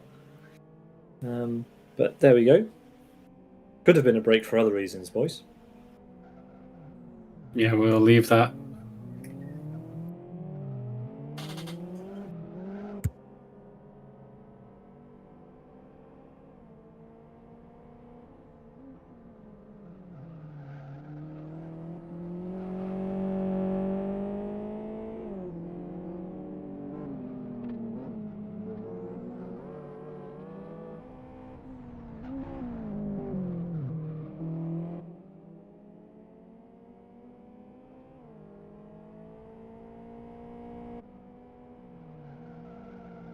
BWG team should have a driver swap in progress here as they take to the pits in the 43 in the RB4 with the Dynaco. Yeah, 3 drivers for that team: Clennon, L Racing, and Peter. And I wonder who's going to be. Who's in next? Who is anyone in the server? Work out who's going to be next. They're both on the server. So we'll see who decides to take over that car. Clennon, maybe. It's a lengthy pit stop, so clearly timing it for something.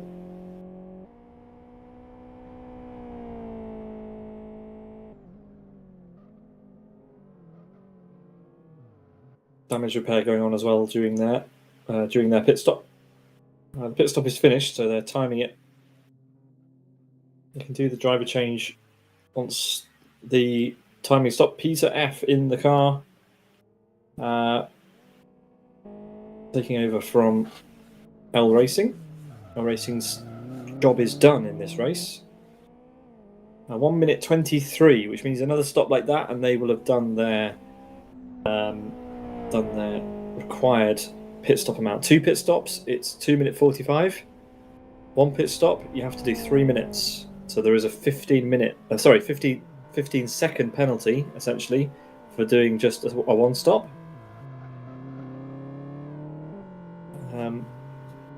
But you have to go through the pit lane for less time. So is it a benefit? Is it a punishment? It's supposed to be equal. Let's see what Mantas does. Will he come in at the end of this lap? Just a few corners remaining. His lap time's currently approaching the 10-minute mark, so just the medical centre and the knot to go. And he will be on to lap 12. And that will mark the halfway stage of the 400 kilometres of Westhill. But will he decide to go into the pit lane right now and make this race, for him at least, as equal as possible in length in terms of his stints? But smooth as you like. That car, as Andy alluded to, I don't want to jinx it. I think there's a slight bump on the front left, but other than that, it is pretty much the most pristine car that exists in the race at the moment.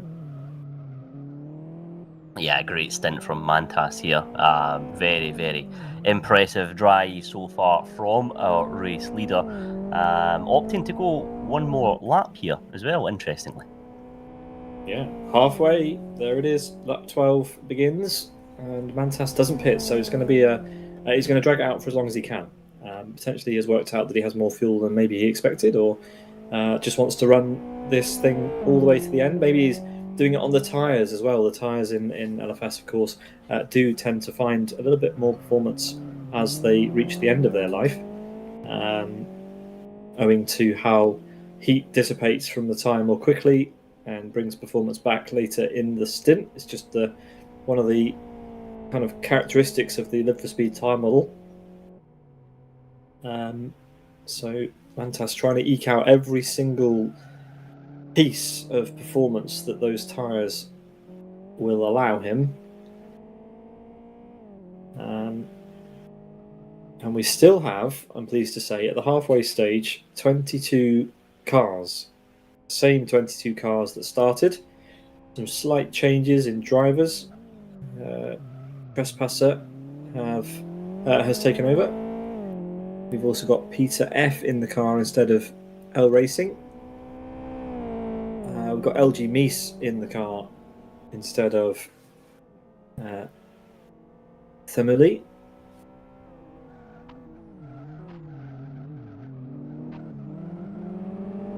And while I was speaking, Master has snuck past Jam. So after Masters pit stop, making up a bit more time as Twin Cam comes into the pit lane, and this is where we should see Trespasser overtake,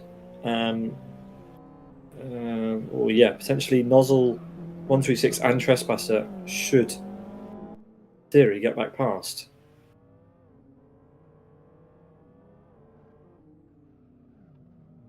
Yeah, Nozzle's just into the final hairpin now, so he's going to cross.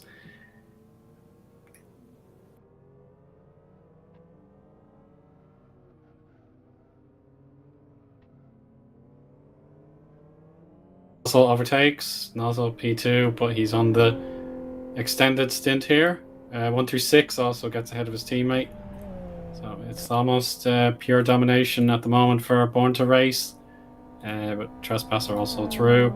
42 pits similarly. So yeah, a lot of action at the halfway point now. Yeah, and you can expect it. You can expect that this is the part of the race that becomes the most interesting for strategy. You'll see which drivers have committed to the one stop. As we've got Cyril Basset going for a move on the outside on the BWG car, and he's through. So an overtake and into P17 for Cyril, solo driver. Though yet to stop, I believe. Cyril Basset has stopped, so that's even more of an important overtake, Owen, because that means that the BWG team have got to stop one more time, and Cyril's just on a one stop. Exactly, yeah. I know. Peter is just probably gelling into the race car now for the first time, really. And then Cyril running a solo effort for Pourquoi Pas. This is his chance to solidify that position with the extra 2 hour or thereabouts time he spent on the track. So we'll see how that pays off for him. But yeah, it is really important he didn't lose any time dueling with a driver that's new to the race after a swap. And Roney pits as well. So does Stiefler. Twin Cam is still stationary. Still another 30 seconds to go on that pit stop. That's how costly a one stop feels. Time just ticks away. I mean, Twin Cam is still stationary at the end of pit lane. He'll be driving in the next 20 seconds, according to my stopwatch. But yeah, we've got currently these 4 cars stationary in pit lane. What have we got? We got all of them have got shades of green. We've got 2 Born to Race and 2 race green cars. Twin Cam will be setting off any second now. He's got the revs on. The next 2 or 3 seconds, there he goes. He's off. Well done, a 3-minute point 3. Yeah, amazing. 136 here, still very, very close to Nozzle. And yeah, Twin Cam resumes in P5.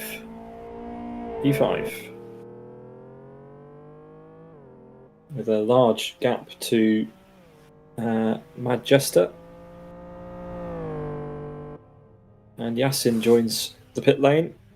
So too does the low-cost racing, hot dog racing car.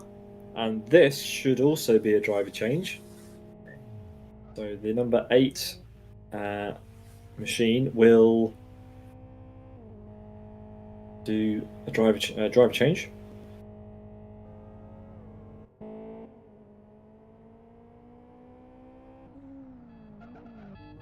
Lorenzo takes over the car from RD2. That was a 3-minute 4 pit stop, so perfect-ish. 4 seconds given to the timekeeper, but who's counting? We are.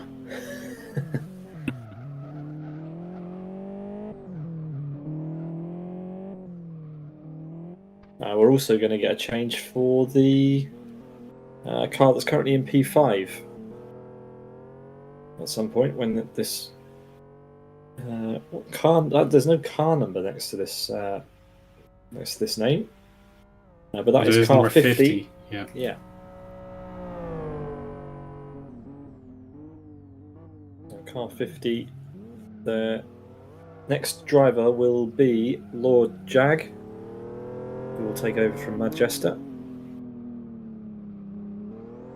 Just a few corners to go before that driver change will happen.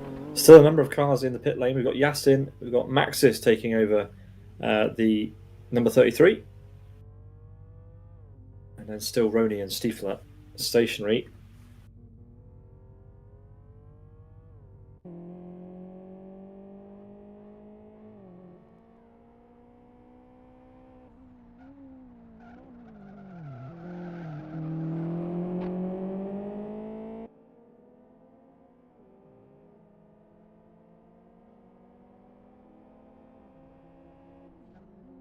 Roney is back on the road.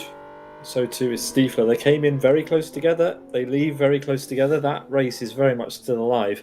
And it's really cool to see that there are still plenty of battles that are close on the timing sheets. That'll be the one stop done for both Roney and Stiefler, so that battle can resume. Their stop times were a tenth of a second apart. That's how closely they judged it.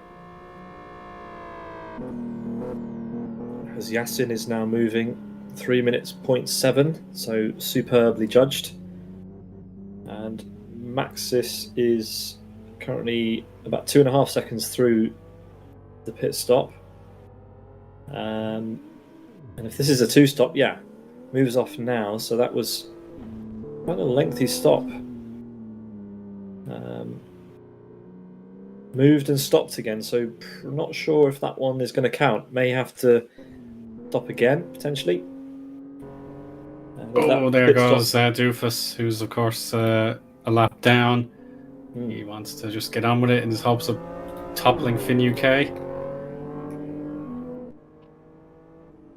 They need to repair the damage on the car, so they will need to pit again regardless, Pete. So yeah, that's a shame. All that preparation. The engine is in red health, so they really would have needed to fix that damage.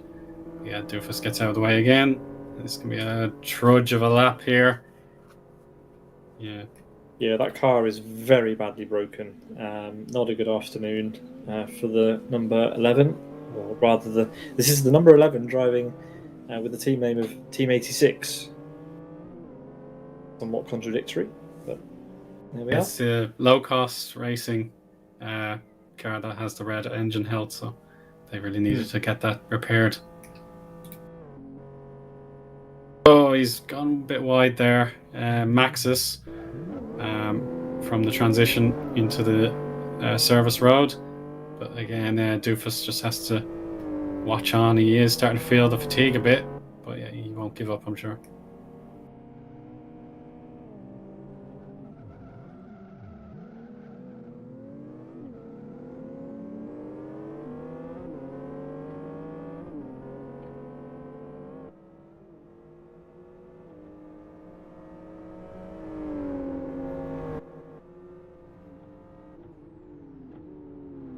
Fairness, 136 is fighting back pretty strong against Nossel in what is a battle for P2. Gross, they will have to, of course, get their pit stops done. But the fact that they've gone this long without stopping is highly commendable. But there is the looming trespasser in the background now that he's starting to get his feet on the ground here and getting his good runs in. So it will be a very intense battle for these very high priority positions.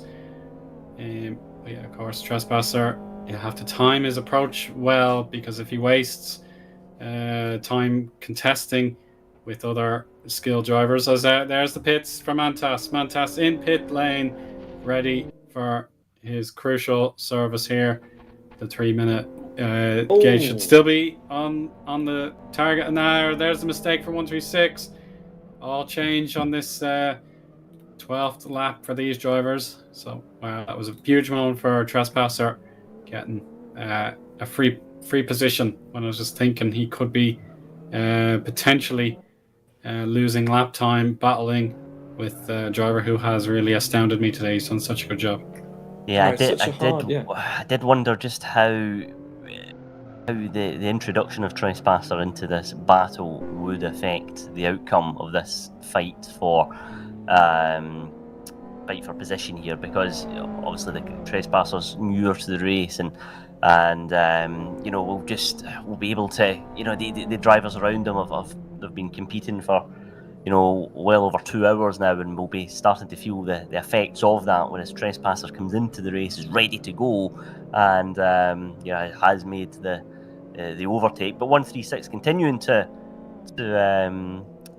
stay close to the car ahead. But I just think Trespasser's going to have a little bit more energy in this phase of the race, and that might just benefit the number 72 team. Yeah, correct.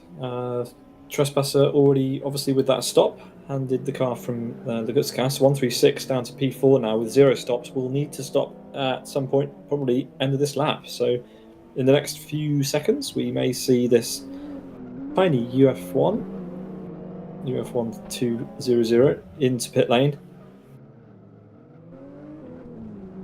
for a 3-minute pit stop.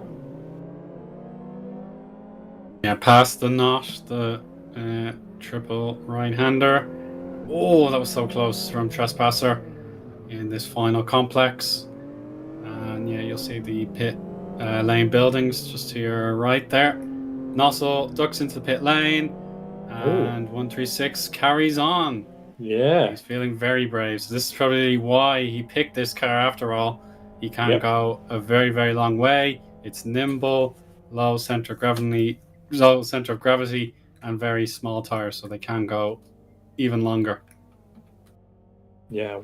While we've got your attention during this very high activity stage of the race, it has to be said, let's remind everybody about the best livery competition we've got going on. simbroadcast.tv/vote to vote for your favourite livery that you're seeing from the drivers here today. So please go and check that out. You can register your vote at any time between now and the end of the race, as we switch to Mantas here, who is just pulling off after his 3 minute and 36 hundredths pit stop, and get back on his way onto lap 13 of the race, and he has retaken the lead. Oh no, sorry, he's behind. Yeah, sorry, he is quite a way behind. In fact, sorry, my apologies. The other drivers will give time back to the timekeepers when they come in for their next stops, but yeah, we'll get an update of the race at the next timing line that these drivers cross. But it is Trespasser in the net lead of the race, followed by 136, though 136 is yet to stop. Trespasser will stop again, however, but not for as long as the rest of the cars, because of course the time in the pit lane is shared between pit stops that the teams need to do. But yes, Mantas's pit stop, not only is he the fastest car on the track just now, he also has registered one of the fastest pit stops of the race in terms of the gap between the required time that you're meant to stop.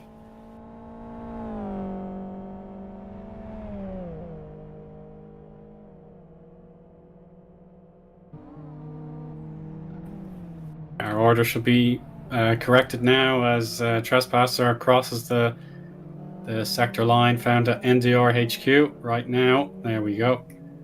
Into the lead by a matter of 2 seconds on 136.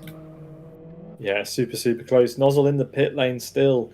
Oh, super long pit stop. So it must be torture just waiting for the time to go down. You got to be patient though. You can't be tempted to bolt early. The pit stop will be coming to an end right about now. In fact, is Nozzle ready? The clock is just continuing to tick, and there he goes. Perfect. Off on his way.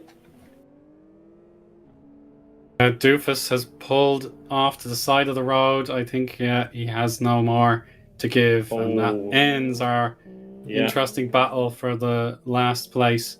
So Finn UK has to try and catch up to the impressive of Tango. Oh, Tango hits the underpass, the famous Westhill underpass. So maybe the contest with he and Finn UK still on, but Lorenzo has blue flag orders here. Oh, there's the rally style, the Colin McRae-esque, if in doubt, flat out mantra. So yeah, good to see there. Well, it's a shame we're down to 21 teams, but it's a challenge at the end of the day. Finishing is one of those challenges. In fact, just getting to the grid is the first challenge. Being, qualifying, setting your qualifying lap, getting to the grid. Challenge 2 is making it to the end. The third challenge is to win, of course, but there we are. As Chris Tango is coming up against Lorenzo, and that's for a lapping. So the blue flags will be waved, I believe. And the number 18 goes through. There we go. But we have a new leader. Mantas is on his way again, but currently seems to be around about a minute and a half or a minute 20 off of Trespasser, which is around about what we expect to see. In fact, I think it's closer to a minute at the moment. Yeah, this is where Mantas really has to just focus on running his own race here. You can't get distracted by the the order of the timesheet. It's all about just running your own race, putting the laps in, and then he'll get back to where he expects to be later on, providing he manages to keep that car out of the walls. Done a great initial stint so far behind the wheel of the number 7 car, but it's again just focus on controlling your own race, and you'll get a good result at the end of it. So it's tricky. We spoke a little bit earlier in the race as well about the battle for the fastest lap, and that seemed to be exchanging between the 72 team and Mantas and the number 7, but it's just all about just staying focused and treating your full attention towards each and every corner that comes ahead of you, and then the results and the order will start to sort itself out later on. Yeah, I am really intrigued to see how this two-stop strategy with driver swaps combats the might of the solo artist trying to complete the 400 kilometers by himself. So yeah, that was the perhaps best opportunity to try and beat the Born to Race car number 07, is to get a team of 3 excellent drivers and put them into the single unit. Otherwise, yeah, if you were trying to beat Mantas 1v1, I'd be worried about your chances. It would be extremely difficult to do that.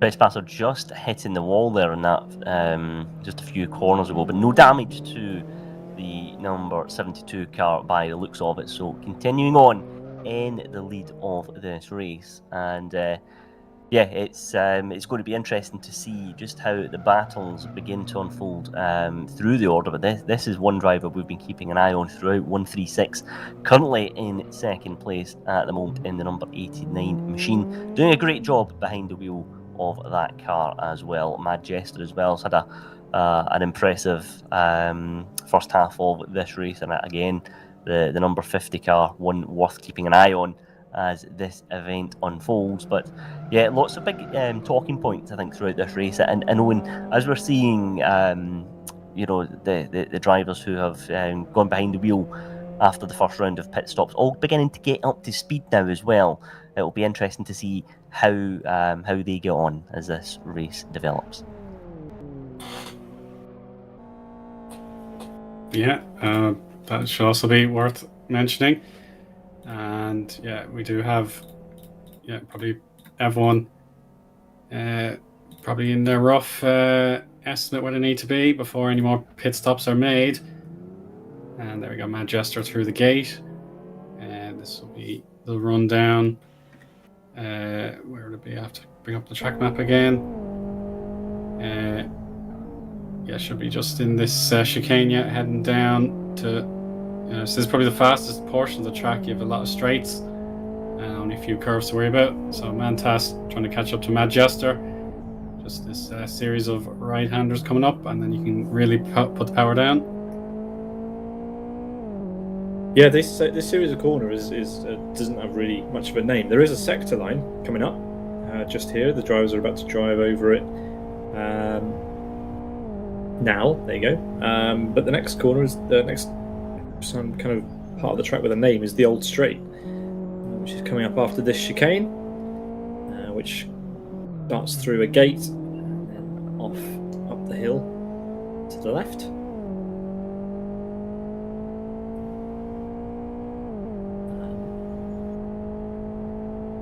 That's nice flashing his lights. He wants Mad Jester to be absolutely privy to what's going on. But of course, this is for position. Mad Jester can treat it however he pleases. If he wants to battle, then he'll battle, and that will delight the Yes Motorsports crew. If he can play his part and contests, with. There we go.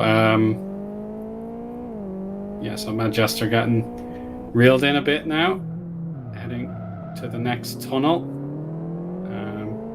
just underneath the official racetrack itself. And now, big error. There we go. Mantas makes a mistake, hitting the wall, and that will cost him another 2 seconds. But thankfully, the car is perfectly intact. Yeah, but that was a scary moment because we know what damage those walls can do. That could have been a lot worse, but it shows you that the first instance that Mantas has to battle a car wheel to wheel, it's new territory for him at this track, and just falling in the wheel tracks of another car dropped his concentration slightly. That's the result. Could have been a lot worse, but in the end, every second matters, and that would have woken him up. That's for sure. Yes, it certainly would have. It just goes to show how unforgiving this circuit is proven to be. There's some parts that are very, very narrow indeed, and that section of the track was one example of it. And when you're focusing on trying to close down the car ahead of you, it's easy to drop a wheel here and there. But thankfully, Owen, as you mentioned, that car looking like it's come through the incident unscathed, and Mantas will just continue to set his sights on third place at the moment. But we've just got a spin there. Number 22 car just got stuck coming through the chicane, but thankfully manages to get going again. That's a very awkward part of the track there to lose control of the car, and just thankfully managing to get going again, and currently still in 12th place. Yeah, well, just as we thought a battle was going to develop, it undoes itself. So Stiefler having a tricky time there.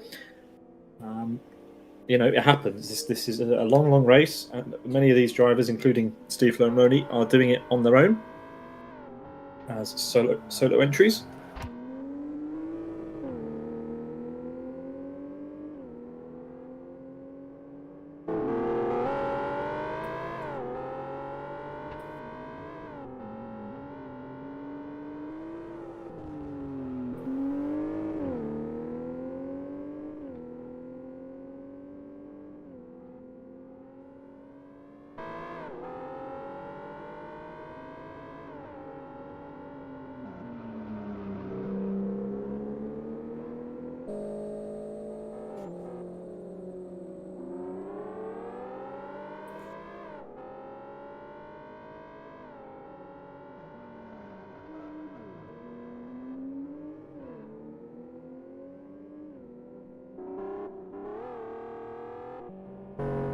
So the closest intrigue is sort of a superficial battle, really. We've got Mantas just behind Mad Jester on different strategies.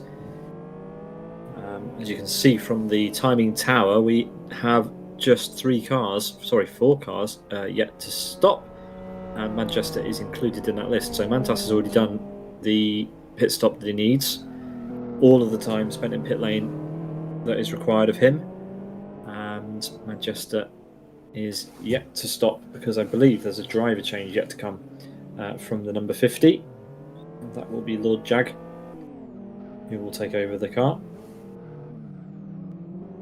Yeah, and it goes back to what we were saying earlier about the importance of running your own race here, because Mantas has already made his pit stop. He's not necessarily racing Mad Jester here, who's yet to go into pit lane. So it's all about, again, just trying to focus on your own destiny here, really, in this race. If you get caught up trying to battle it out on track, you can, of course, lose a little bit of time here. But Mantas, just a little bit of a gap here between him and the final step of the podium at the moment. Mad Jester, as we say, has done an excellent stint behind the wheel of that car. But again, this is a very tricky part of the circuit here, where Mantas can follow the car ahead, but it's difficult to make the pass. It's very, very hard to get 2 cars side by side around this phase of the lap. So it's just all about being patient here as we go into this very slow and tricky right-hander, which now leads into a very wide section momentarily before narrowing once more through the chicane into the right, then into the left, and getting the power down nice and early here.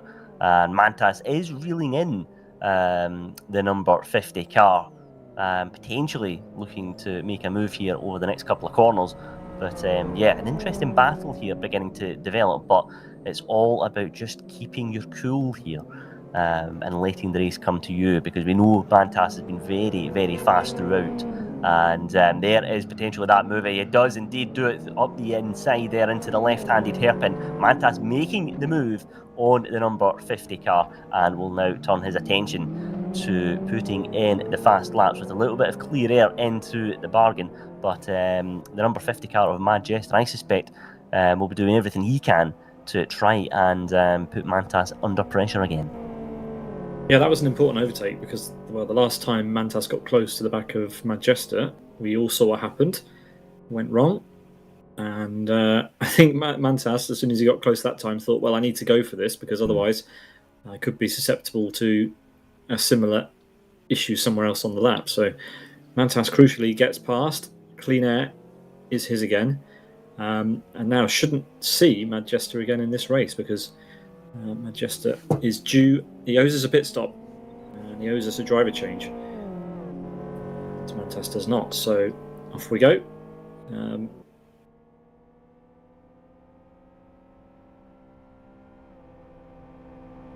Mantas continuing to push that car there around the right-hander. You could just see the rear of the car stepping out there. So absolutely going for it behind the wheel of the number 7 car.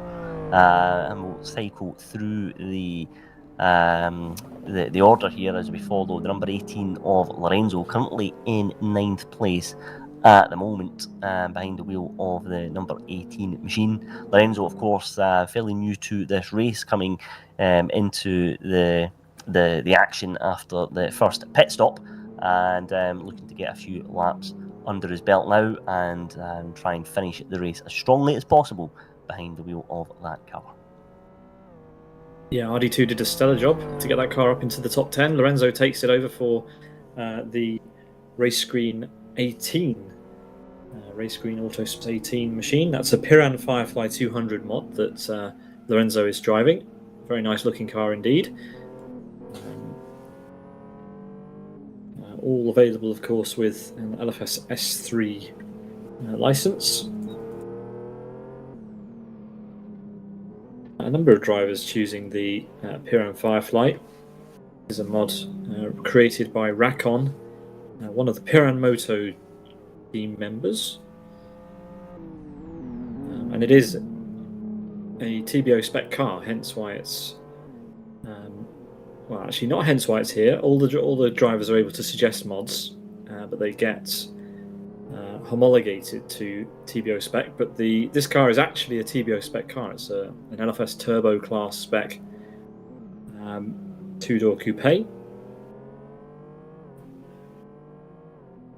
Yeah, I suppose the handier it is to be within the TBO specs and all that, it just means it's a very easy pick to make sure it can be given its correct intake restriction and any ballast. So yeah, it shouldn't be too difficult to set that car up, and that's why it's a very popular choice among the drivers. It looks nice as well. It's really, really it's pretty cool looking car. And speaking of cool looking, we have an update on our best livery competition. And it looks like the slightly unusual livery that Yasin for Air Attack has entered with appears to be the most popular currently, sharing, taking 40% of the current vote. So thanks to everybody who's already cast a vote. There is still time, of course, left to vote if you have not. We have 8 laps to go at the end of this one. And you can vote at simbroadcasts.tv/vote for your favourite. It's BWG Racing who have second place with this entry. Hard to miss. And then the Zafiralis car, which I agree, I think this is a really nicely turned out livery. Sure, the number 69 shared 3 ways this race by 3 collocated drivers from the ZFRL team. Mika Sarkonen currently at the wheel. The onboard provided by Thamuli _ who had the car first, Owen, for about an hour and I want to say an hour and 10 minutes. Yeah, roughly that. He was one of the earlier pitters in terms of the 2-stop. Yeah, it would have been important for LG Meese to get up to speed as soon as possible. And yeah, I think he is very much firmly in the driving seat now. So let's see if he can carry this on until his target lap times will be met beyond all doubt, and he can come in for the final pit stop. Yeah, it's nice to see the effort that's been put in for the ZFRL team, and being collocated is a nice idea, but it's incredibly difficult to pull off a decent result because everybody has to use the same gear. And we're just hearing from Jonathan Palmer, Race Control, that the little UF1 driven by 136 has its hazards lights on for good reason. There is a left rear puncture on that car, and when the rear left goes, that spells trouble. That's going to be a difficult end to the race. That's such a shame because that little UF1 was in an extremely competitive position earlier on. And we'll be losing a ton of time trying to get that car back round. Owen, where is he on the lap? Just trying to work it out myself to see how long's left. I think he's at the handbrake hairpin. That's the handbrake hairpin. And the lap time that 136 is on already is getting close to the 11-minute mark. So this has been a painful lap. You can see that it's going from bad to worse. No real need to push as hard as he is. Just get the car round to the pit lane. Not far to go. Doesn't want to throw it in a wall. But look, pushing too hard. Oh, you can still consolidate a good position. There's no need to be throwing it around the track that hard. But I can see that it's picked up a whole bunch of front right damage. And that car is going to be suffering. Just a few corners to go before the pit lane. Once he's at the knot, he should be well sorted. He's almost at the knot. It can be easy for frustration to get the better of you. Yeah, never seen that again. Damage repair will be needed at this point. Look at the front right. It's bent the wrong way. It is his only pit stop, so he won't lose any time necessarily doing the damage repair because it will be a 3-minute stop anyway. But you just got to get there as quickly as possible, and the best way to get there is just to drive to the condition of the car, and pirouetting down the hill, just not the way to do it. Makes for entertaining action all the same. Well, yeah, just a little bit unfortunate that it's come to this. But yeah, the knot is going to be entertaining, that's for sure. Style points all around as he goes around a double right-hander. There's one spin. He's got to be careful, as Jonathan Palmer confirms in my ear, that the other tyre at the back of the car doesn't go. It's already on fire. You can tell that it's smoking a lot. The rear right could go as well. That's 2 spins. Interestingly, not losing a lot of time with the spins and the hairpins, so fair No. play. I wonder what the judges' scores will be at the end. I'll ask JP what he thinks of this. Will it be an 8? Will it be a 9? 9.5? So the rear left is gone. The rear right hanging on. Waiting for the rest of the judges to put their scores in. And across across the pit lane entry he goes, and into a pit box. Nope. There we go. And it springs back into life, and we will be waiting 3 minutes for 136 to drive off. But a lot of time lost, undeniably, chaps. Yeah, I suppose he wanted to go the furthest out of anyone in a one-stop stint, knowing that the car was very small. It could, dart through the corners. The tires are very small. But yeah, he just took it one lap too far. I suppose if he was practicing, he would have known the capabilities of the car. And unfortunately, in race, like the full participant race, he was battling very hard with Master and Nussel, I think, for position. So that would have perhaps ruined some of his simulation work. And yeah, hopefully he has some chance in this race now that he knows for definite he can go full flat out and he won't pop any more tires.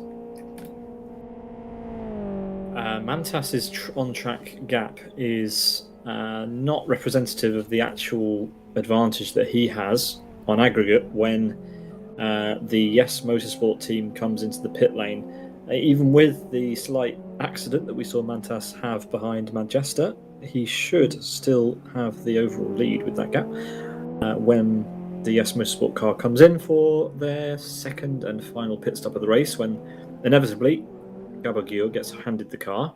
Gabo has said in the stream chat earlier in the race that he believes he's 10 seconds off the pace of the Gutskas even. So we can potentially expect the gap between Yes Motorsports and Mantas go up as Mantas navigates around the outside there of the number 20 car. That looked pretty trivial. Yeah, well, trivial is the absolute minimum he needs. He's got to go all out before the Yes Motorsport team have their final driver changeover. And it will be Gabor who will complete the last stint. So we'll have another Mantas Gabor showdown.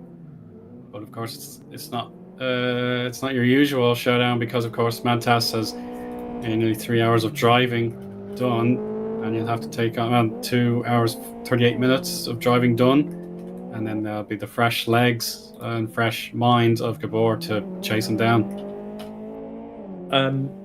136 must have lost at least a minute and a half driving into the pit lane during that lap. A minute and a half, because the pit stop has been is all, well, it's not over. Oh, it is over now, I think. Is he about to move off? I saw the car move, but it's still stationary. He's getting going. Just waiting for the final seconds to tick. The car is moving. But the lap that he's on is ticking over. It's almost 16 minutes, the lap. So almost 2 minutes of time lost getting the car back to the pit lane for 136. So an absolutely terrible in lap. Yeah, LG Meese just pushed it too far. Has overtaken him for position. LG Meese into the tunnel. So 136, a contender for the podium. In order to get all the way back up now, it would be nothing short of a miracle. I suppose P4 was the target, but to get anywhere near that now would be unbelievable. Well, Mika has to come into the pit lane one more time to hand over to Mossa Makari. So that car owes us some more time. 136 doesn't owe us any more time, but other cars that don't owe us time are Lorenzo, who's ahead.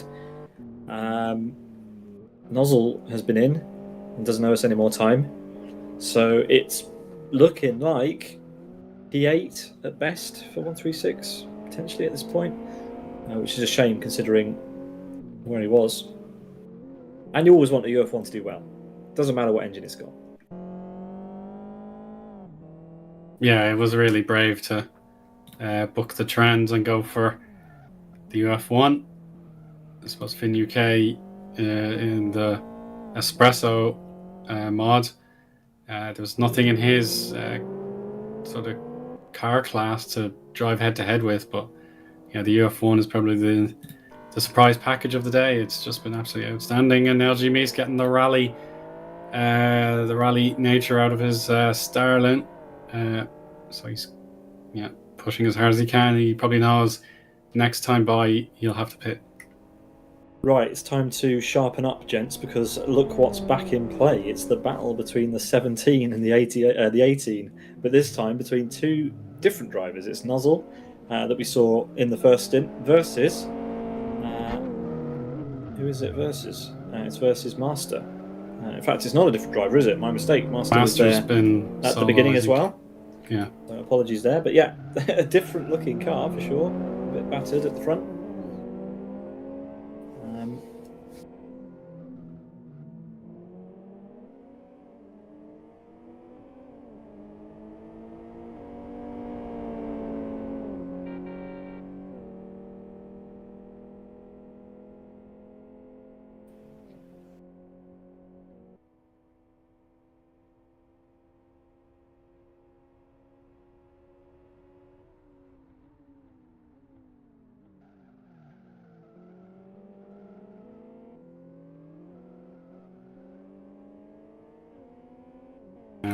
This would be the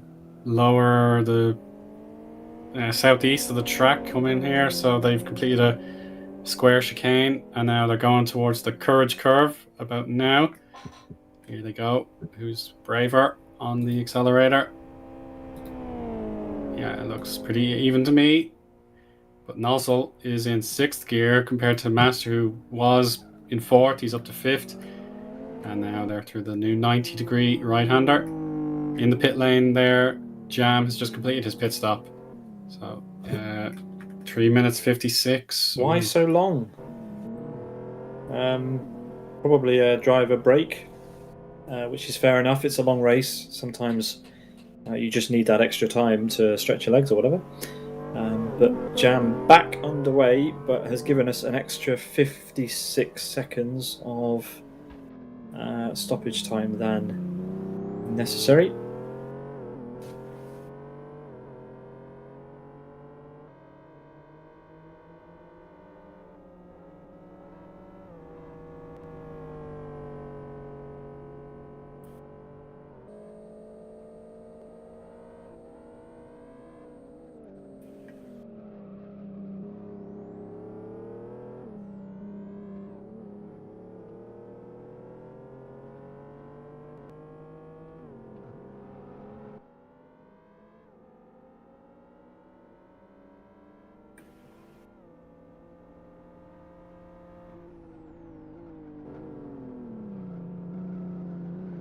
As we continue to follow Piramoto Jam.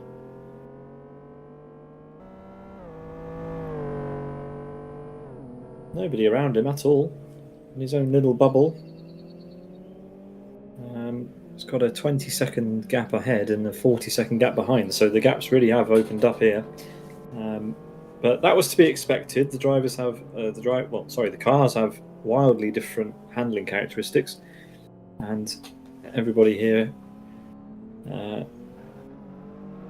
driving with different experience with these cars, and certainly a different experience of this track. It's very difficult to be a master of every single corner on an 18.5-kilometre layout, as we see Trespasser about to come across start-finish to start lap 16.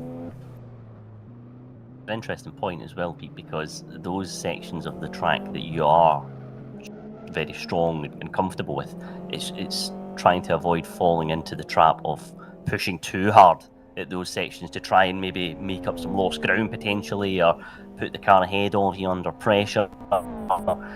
Sometimes again it's just about not necessarily driving flat out in any of these kind of endurance races.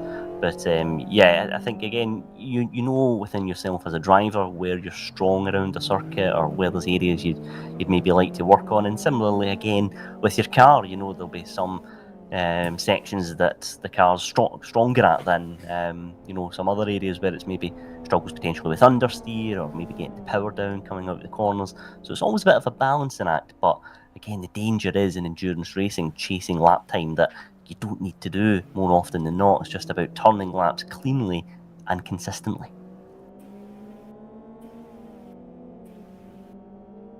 Yeah, that's it exactly, isn't it, Andy? So, as Trespasser puts Finn UK down by a second lap,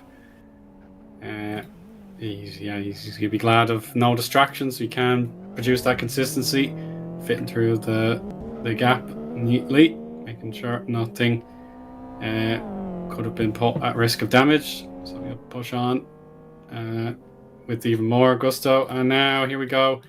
The number 50 car will give up its time on the podium. It'll be time for a driver swap as well. I believe that'll be Lord Jaguar getting the turn to finish off this epic race. And we'll be waiting 3 minutes before that can be officially handed over.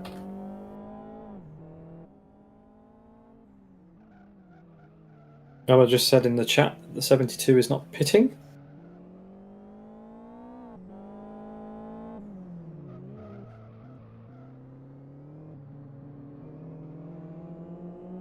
The 72, however, owes us some time. Owes us some pit stop time. So either Gabor is having some fun with everyone else, or they either want to take the penalty or not sure or don't know about the minimum pit stop rules, all of which I don't necessarily believe.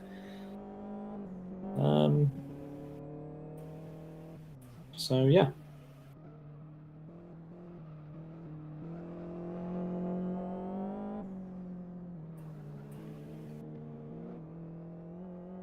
Penalty time would be doubling the missing time and adding 10 seconds. So I think it would be in their best interest to come into the pit lane and spend less than that stationary, whether or not they change driver.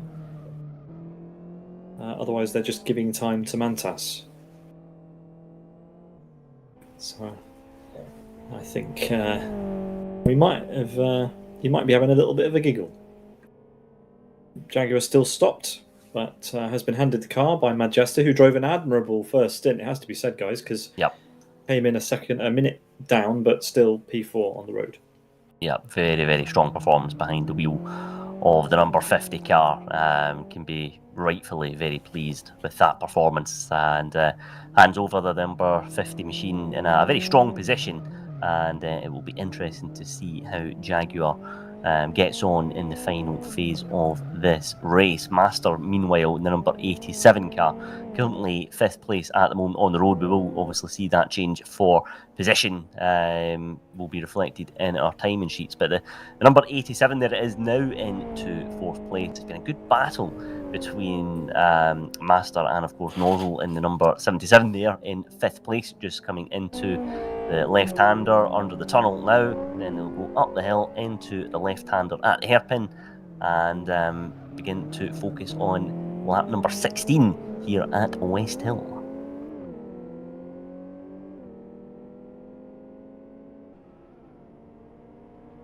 LG Meese versus the driver on a mission. It's 136 down the inside, and this is for position. So I would imagine, 136 with that agility and the fresh tires could put the Zafrala's car down the position. This will be towards the end of the lap. So this will be the knot coming up next. And around the outside, got to slow it right down, use the handbrake if necessary, but LG Meese fights back. And still going. And now this will be the medical center corner coming up. So this should be advantage to 136. Yep, good move there up the inside into the left-hander, and gets the job done on the exit. But LG Mize, you see the on-board footage there on the right-hand side of your screen. Fantastic on-board action here from the Twitch stream, and it's a difficult one for LG Mize because it's a very narrow part of the circuit there before we come into the knot. So it's difficult to put 136 back under pressure there and try and get back the initial position. But 136 on the fresher tyres, managing to extend that gap ever so slightly as they come round the final corner across the start-finish line. But LG Mize coming into pit lane. Yeah, so driver change. This will be definitely driver change. He's missed his pit box, but his dance partner is not in the server just yet. So that definitely, of course, they are all at home together. So I'd hope they are. I'm getting tired now, so I forgot they're all together in the same house. So they're down there. They'll definitely be communicating, I'm sure. And LG Meese can put up his feet and say that was a job reasonably well done. But they're doing the driver change properly. Look at that. Yeah, changing the name in LFS rather than obviously changing drivers. It's good. I don't know if I finished my point earlier, but another difficult thing about doing co-located driving is that you have to change gear. Like you have to step away from the setup you're used to and use someone else's rig. So unless they've all got the same equipment, which would be amazing, I guess, coincidence, or maybe by design, you have to learn, or you have to get used to other hardware incredibly quickly. That would be real dedication to the team, wouldn't it, if you had the exact same kit? It would be. But it's an interesting point, isn't it? Because these drivers will put so much time into at each and every event that they do, but when you're behind the wheel of a car and it's unfamiliar equipment, the pedals maybe aren't quite what you're used to, steering wheels maybe different. Some drivers, of course, will use exclusively Formula rims, for example, so it can be an interesting element to add into the mix. But it's been a good performance from LG Mize and the team, and let's see how they get on at the end of this race. Yeah, Mantas is about to put another lap on Finn UK, who's had an issue. Finn UK's had another incident somewhere on the lap, but about to go 3 laps down, but still sticking with it, and that's what we like to see. Probably going to end up slightly. In fact, I think Mantas has already been through. Yeah, Mantas has already been through for some time. Finn UK's having issues with that car. Clutch is hot again, unfortunately. As we switch to Mantas, Chris reckons the first gear is too long, which is putting extra stress on the clutch of Finn UK's car. So gear ratio issues. Just too long for the amount of hairpins on the lap. Yeah, and it can feel like forever in the time it takes to get back to pit lane as well, if you do opt to come in to get that car repaired when there's problems with the gearbox. It's very, very difficult to drive around that kind of issue, of course. But there's the LG Mize team back out of pit lane now. So that's, of course, that is a driver change, as we recall, from pit lane from the team, and they'll be looking to finish this race as strongly as they can. It's been a good performance from the team so far, and they'll be trying to just reel in the cars ahead of them and try and make their way up the order.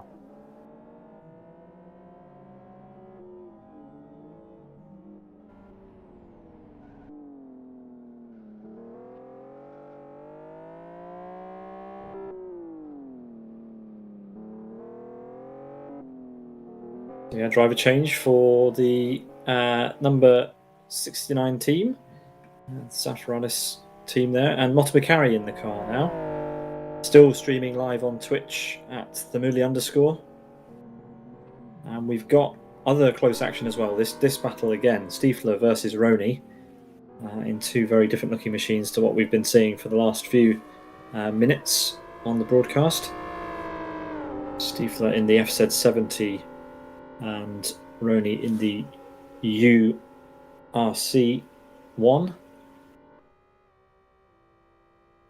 Yeah, Stiefler's had a good race, it must be said. Really strong performance behind the wheel of the 22 car, but asking questions of Ronnie and trying to get into 9th place in this race. And it'll be interesting to see just how Stiefel approaches this overtaking opportunity, because Ronnie's doing a good job here of just hitting all the apexes and just trying to hold off the threat from the car behind. But yes, an interesting battle beginning to develop there. Ronnie really pushing that car on the long right-hander, trying to maximise the power on the exit. And there is our race leader into pit lane. The number 72 car is into the pits. Will this, of course, be that driver change? It has to Wait be. Gabor is ready. Yeah, but will he actually take over the car if he's not sure of his pace? They have the potential to win this one. We need to keep an eye on Mantas as well, because wherever Mantas ends up, in fact, he's already in the knot. So, of course, Trespasser and his team, the 72, have already given us some time in the pit stop. So when will they get going again? We assume that Mantas has been on absolutely flawless pace, bar one incident we've seen, and should take over the lead. Oh, Mantas responds. He needed to stop again. Okay, but he's already done his time. Oh, what was that? Splash and dash. Yeah, potentially. I mean, what a way to take the lead back. Almost like taunting Eoin. Yeah, a bit of a tease. Yeah, so I suppose a bit of a mind game being played there. He had to give back a little extra time, but he now jets away, and Gabor waiting for his turn. Every second that ticks away, that's the target he'll have to beat. So yeah, it will be an enormous task to win from here. Huge. There we go. Gabor is now in control, and that's the driver swap complete. No, it's just a tire change. I think that's all they really need to do. Well, what is going to happen now? This is the Battle of the Titans currently. We've got Mantas in the lead, Gabor now in second, but the gap is almost 40 seconds, and it will be more than 40 seconds as Gabor navigates his way out of the gets his way out of the pit lane, and that's a monumental gap that Mantas has managed to open up over Trespasser, who is absolutely no slouch either.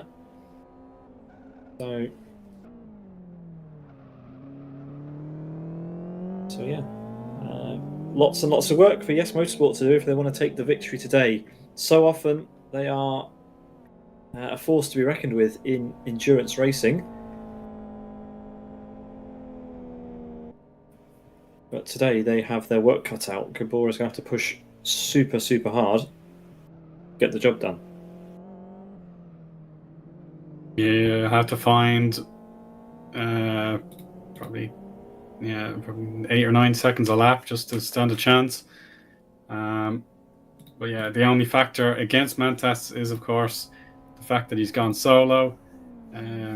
He may start to tire out a little bit, whereas Gabor is fully fresh and he's going to push with everything he's got. So that's the only factor that could swing the pendulum towards Yes Motorsports.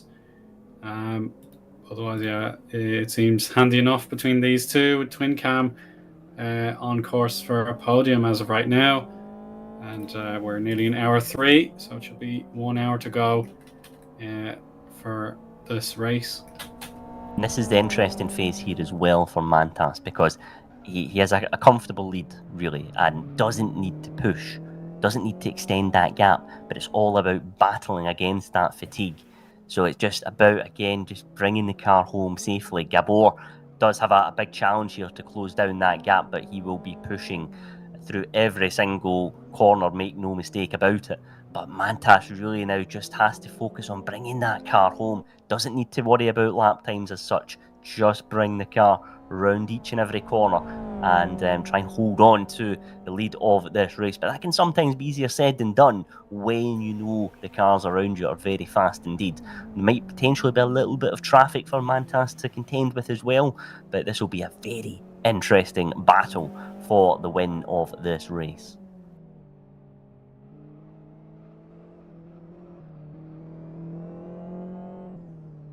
Well, definitely interesting, but we have a head-to-head battle between the Fireflies, Jaguar, in 6th versus Lorenzo in 7th.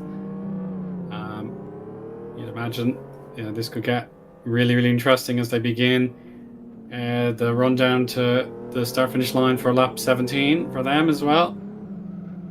Yeah, Lorenzo really pushing there, going through the chicanes, almost clipping the barrier there on the exit, and trying to put Jaguar under pressure, who will be up to speed now, of course, a new entry into this race in the last round of pit stops. Lorenzo's been behind the wheel of the number 18 car for a longer period of time now, and he really does have his sights set on 6th place in this race. But Jaguar going to do everything possible to try and keep Lorenzo at bay.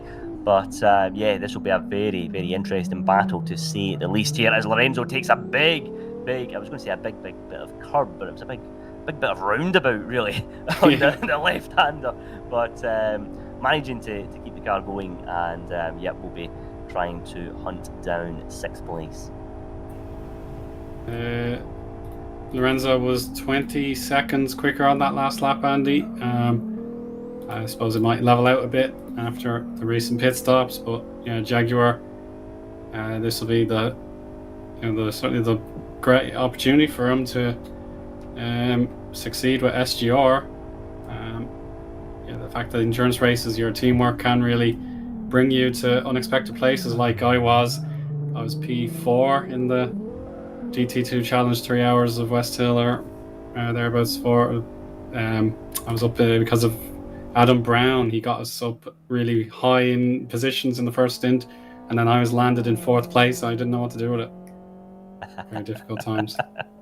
Yeah, and that's what makes it endurance racing so entertaining to watch, isn't it? There's so many different layers to the action. Some drivers can go behind the wheel after the first round of pits, and they're straight on the pace immediately. Others need a few more laps under their belt, and when it's a much shorter lap as well, of course, it's maybe a bit easier to get up to speed. But when it's such a long lap as we have here at Westhill, it can be easier said than done. But yes, lots of battles throughout the field here as we just follow the action on a number of cars throughout the grid. Here is the number 88 machine there in 20th place, and there's a number 65 Air Attack car currently just outside the top 10 at the moment, but again very, very close to the barrier there on the inside. There is Master in the number 87, who's had a very strong race throughout, it must be said, and will be keen to finish this one as strongly as possible. But really good action throughout the field. But let's just take a look at the front of this car here, the number 90, because a little bit of damage there on the front right. That's correct, Hermione. That bodywork has certainly altered the yaw, I think, of that front right tire. It looks very unusual. I haven't seen that before in this XRT. Yeah, it is. He will have lost nearly 40 seconds on his best lap time here. That is most unusual. He's going to pit for repairs, and that means Chris Tango is he's in position to get himself involved with this contest. Depends how long that repair job takes, because Chris Tango is currently piling in towards the knot. Won't be too far away now, and it could be really close for 19th position. So there we go, 18 seconds for the full service. But Chris Tango will definitely be feeling the better momentum at the moment. Yeah, I think Hermione will be at the pits in clear air. Chris Tango still has to go around the medical centre. But the gap has come down, so that's all you need, just to gain a little bit of time. And speaking of gaining some time, the gap between Gabba and Mantas is 43 seconds, and that's the important gap we need to keep an eye on, because if that starts to come down, then Mantas's lead is under threat, potentially, because we are within striking distance at the end of the race, but that is by no means to say we are close in terms of time, and it's such a long lap with so many variables that if Gabor can be a second or just under a second a lap faster, then anything's possible. We might have a race on for the lead. But the top three, as it stands, separated by over a second. 2 Born to Race cars in podium contention, with SRP Master a further minute back. So yeah, the top three separated almost by 2 minutes.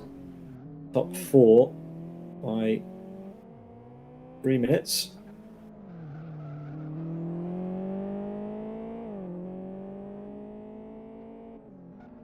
But yeah, the gap to Gabor went up by another 2 seconds of the previous sector. So maybe Gabor was right in that he is actually definitely struggling with pace, and Mantas is just able to stretch this gap now. Quite possibly, yeah. It is unusual to have a race that has Gabor at a distinct disadvantage, but yeah. So it was about a 7-second deficit in the last split. We'll know for sure as they head to the start-finish line exactly what the picture is. Yeah, it's definitely a huge advantage for Mantas now to still be gaining. And then BWG have taken to the pits. Peter will be handing over that car, I think. There's one more change for them. Jag and Lorenzo having the big scrap for position. Lorenzo has overtaken for that position. But yeah, contact made. So yeah, Lorenzo overtook, but Jag has caught back up to a certain close distance. But there was contact, and they both hit the sausage curbs quite heavily there. Got to be careful. You don't want to throw it away and have a lap penalty rejoin. Oh, it's going to be heavy against the wall there. The Armco barrier probably absorbed a lot of the impact there, thank goodness. But yeah, Jag ideally just needs to keep his head down and avoid that happening anymore. Yeah, in a long race like this, when you get close to another car, that's when you start to get excited, and it's tempting to push the limits a little bit more. And interestingly, this is, as you mentioned, this is a battle with exactly the same machinery as well. So yeah, Lord Jag has been close to Lorenzo. Has dropped back a little bit now, but I fully expect this gap to close up again. We may see a fight between these two again. The driver changeover for the BWG team has gone awry because C. Lennon moved off too early. So there are another 15 seconds of pit stop time owed in order to complete the race. So yeah, a bit of overexcitement there, and it has cost them.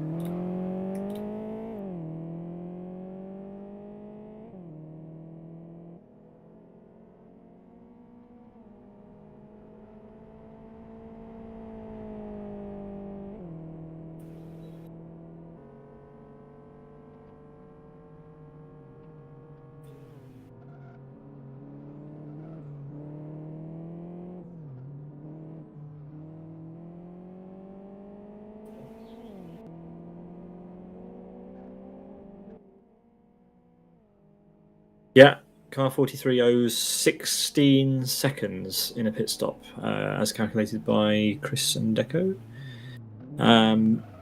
So yeah, that's correct. They're going to get they'll end up with a 40-second penalty if they don't serve that stop, because it's double plus 10. So they only need to come in and be stationary for another 16.03 seconds, and then they won't get a penalty. But you know, they're in a race for P16 here, and they're a minute and 40 ahead, so they might as well serve it. We'll see what they decide to do. So yeah, C. Lennon would have been reasonably close to LFS France, but now with the extra pit stop, it will bring him away. But a team is well over a minute behind in 18th in the number 20. So yeah, it's lost a BWG nothing, but the opportunity to gain has been a little bit compromised. But there's still another 50 minutes or so to go, so it's not all over yet by any means. Yeah, where is Mantas on the lap? Mantas is around about halfway through the lap, so yeah, you're about right. 45-ish minutes to go in this one.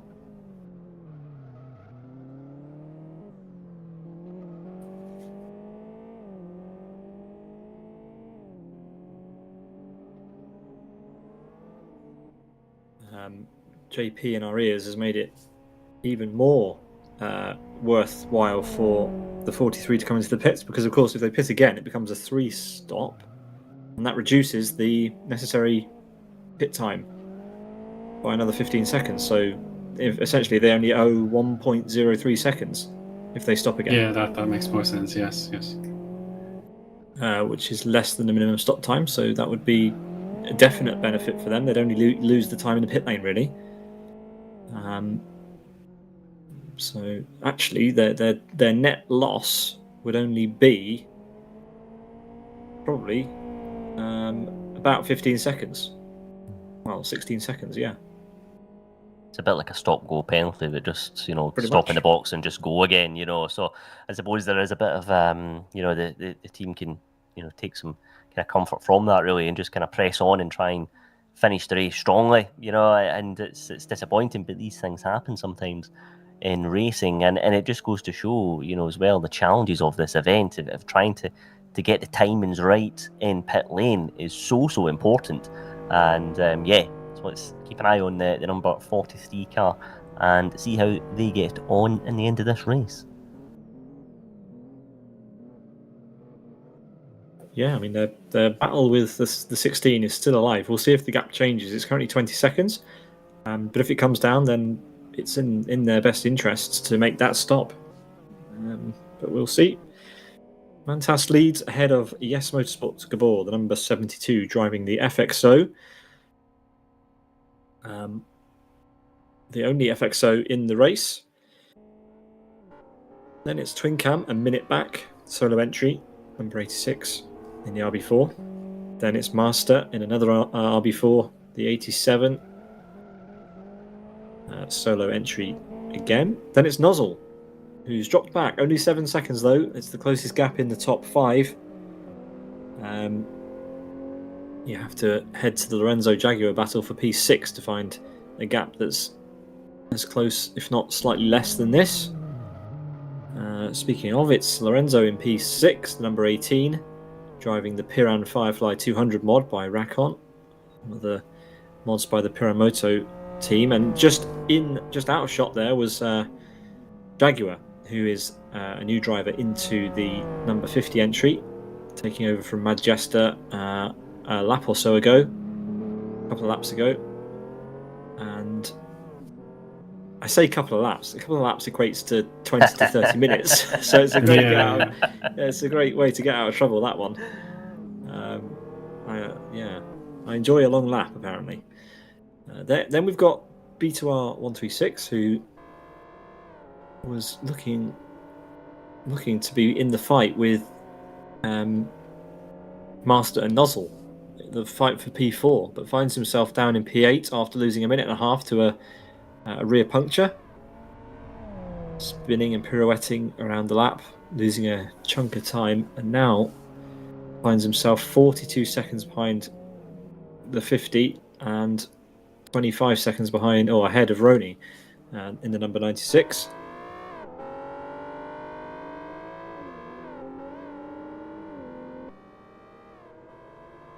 Here is Roni just passing West Lodge, which is a lovely track for a Sunday carvery, gents, if you ever fancy it.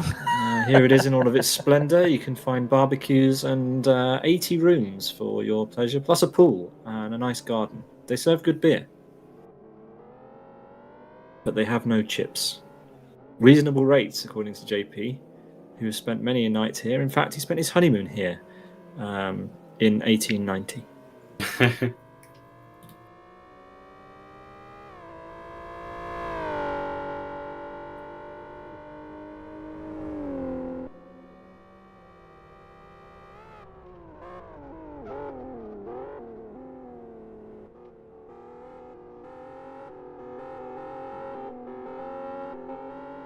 Oh dear, just saw see Lennon in the wall. That's been a common point of trouble for drivers today. That would be where would it be? I think it's just before the old straight. Yeah, so like the old straight is visible in the long range, but yeah, it's just in this section with not really much naming done to it. So that one, yeah, just pretty much the car park area. Yeah, so that's an unusual. Well, it's a very usual mistake, I should say, but yeah, thankfully the Armco does actually absorb a lot of the damage, so that's good.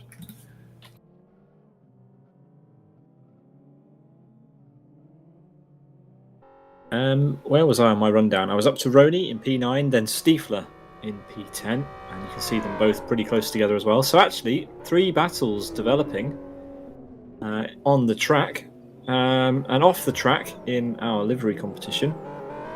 It's fairly close at the top, but then there's a big void to the rest of the entries. As you can see, 43% in favour of Air Attack's livery, which is this lovely kind of beige and yellow unique flavour on the Piran Firefly. And BWG Racing sharing 28% of the vote. And then into obscurity almost for P3 downwards, just 7.8% for Zafiralis, 4.7% for Piran Moto, and 3% for the 72S Motorsport as Yasin goes through the bales at the exit of the industrial estate. There is still time to vote in the livery competition. You've got until the first driver crosses the line. simbroadcasts.tv/vote. Yeah, I suppose the 65 and the 43 have been the popular picks, so they do attract more votes to try and influence the victory. Yeah, I'm sure everyone else who has at least got one vote should be pretty proud of themselves. And yeah, indeed, if anyone still hasn't got a vote yet, I would like to pass on my sympathy, but I did vote for a livery with just one vote in total. So yeah, that's just the way it goes. Yeah, I've just picked my vote and changed the poll slightly. My choice isn't going to change before the end, so I've decided to pick it now. During that piece. So yeah, get your votes in and we'll check them out before the end as we continue to watch the car in 11th place, the number 65 Air Attack entry, the only Air Attack entry, and it's Yasin doing a stellar job just outside the top 10. Bit of a challenge, it has to be said, to catch up to the likes of Stiefler to make it a top 10, but like I said earlier on, finishing this race is all part of the challenge. Finishing any endurance race is part of the challenge, as you well know, Andy Alston, having done a couple of, well, how many real-life endurance races have you done now? One? One, yes. Last year, yeah. And you'll be doing your second this year. So, yes, second this year. I've done a fair few endurance races on the iRacing service. Yep, very much enjoyed that. And I think endurance racing it's a great form of motorsport, and there's so many different challenges within it. When the first one, of course, springs to mind is setups. Some drivers like the rear of the car to be quite stable. Others like to be able to try and drift the car out of corners a little bit as well. So trying to get a balanced setup that all the drivers are happy with can sometimes be easier said than done. But lots of really interesting dynamics to an endurance race, and yeah, I really enjoy taking part in them. And I think there's a great kind of camaraderie, not just within your own team, but I think within the whole paddock as well. And I think you're kind of seeing that in this event too, where there's a really good kind of community spirit here in this event. From the organisation of the circuit to everyone behind the scenes as well that helps bring this event to life. It's been a fabulous event, and it's been a great way to promote racing on Live for Speed as well. Yeah, certainly a unique event. Endurance has and always will be my favourite form of motorsport. So it doesn't matter what the race is, it doesn't matter what format it is, it doesn't matter how unusual. I'm there for it. So very pleased to have been involved finally in one of the 400km of Westhill events. It's currently being led by Mantas, a driver who, if you tune into our regular coverage or participate in any of the weekly pickup championships in Live for Speed, it seems, Mantas's name is always there or thereabouts at the top, especially this season, and I think he's coming to his own, as we mentioned time and time again, and showing the likes of Gabor, who's become a front runner in recent years as well. What's what? Because he's opened up over a 10-second gap to Gabor on this stint alone. Yeah, without a doubt. So Mantas just fully at one with his car, and Gabor try as he might, despite having a lot more energy, given the fact he's on the short end of the stint here, trying to just pull out the best possible laps. He's getting routinely beaten at the moment, so that's certainly a big shock to him, but I suppose he did know he was already at disadvantage in lap time pace. As we check out Master in the pit lane, so Nozzle through for position. Lorenzo is heading towards the final minute of his lap, so he won't be able to catch Master as he completes his owed time there. And only just enough in fifth. half a second, actually under half a second, so timed that very, very well. Yeah. Master owed us it was his second stop, so he didn't need to stop for that long. So a slight miscalculation. He hit the curb and then bounced up. He did tyres and fuel, so he timed it well, but he didn't actually owe us that much. So just decides to get a fresh set of rubber for the final, what will it be, 4 laps of the race. 4 laps for him. How much of the race is left for Mantas, I wonder? Where is he on the lap? He is on lap 19 and approaching the second half. Yeah, he's on the top speed streak. Yeah, 3.5 laps to go for Mantas, which in a normal race would be 10 minutes. But here, it's a good solid 35 minutes to go. And yeah, that gap to Gabor is just opening and opening. It doesn't matter, Gabor's pace just isn't where it needs to be in that FXO. His teammates Legutskas and Trespasser dug as deep as they could. But it is no match at the moment for Mantas Smarkovicius, who is doing a superb job at the lead. He's given us 3 minutes of pit stops and has a minute lead. Yeah, momentum's such a big thing in motorsport, isn't it? And we're seeing that play out here with Mantas very much, being the driver to beat at this race, has set the pace throughout, been very, very fast, and led the most of the race, of course, just outside the pit stops. Been a very, very strong performance. It's not done just yet, of course, but very much been a really, really strong showing from the number 7 car, and Gabor will be doing everything he can to ask questions of our race leader, but it's been a very dominant performance at the front here. Yeah, as we ride on board through part of the track we haven't seen much on-board action from today. This is very much a track where it's like when you're a kid and you lay out a bunch of cones or a box, and you take your remote control car and you fling it around for a few laps. It's that sort of track. It's a very ad hoc car park sort of race, but we love it. It's probably the most technical track that you could race at in Live for Speed. I think it's one of the longest, if not the longest, track where it's sort of acceptable to race at, I guess. There are obviously, there have been longer tracks made, but we seldom see actual organised action happening at them. Westschleife has become a regular annual event, and I think it was discussed, Owen, as one of the potential tracks for a regular RTFR race. I might be misspeaking, but I feel like that's true. I think it was going to be probably RTFR, or 3-lap race or something for RTFR XL. Which is, no, hang on, it would be longer than that, wouldn't it? It would be 3 laps for RTFR and about No, hang on. It'd be 7 for Excel.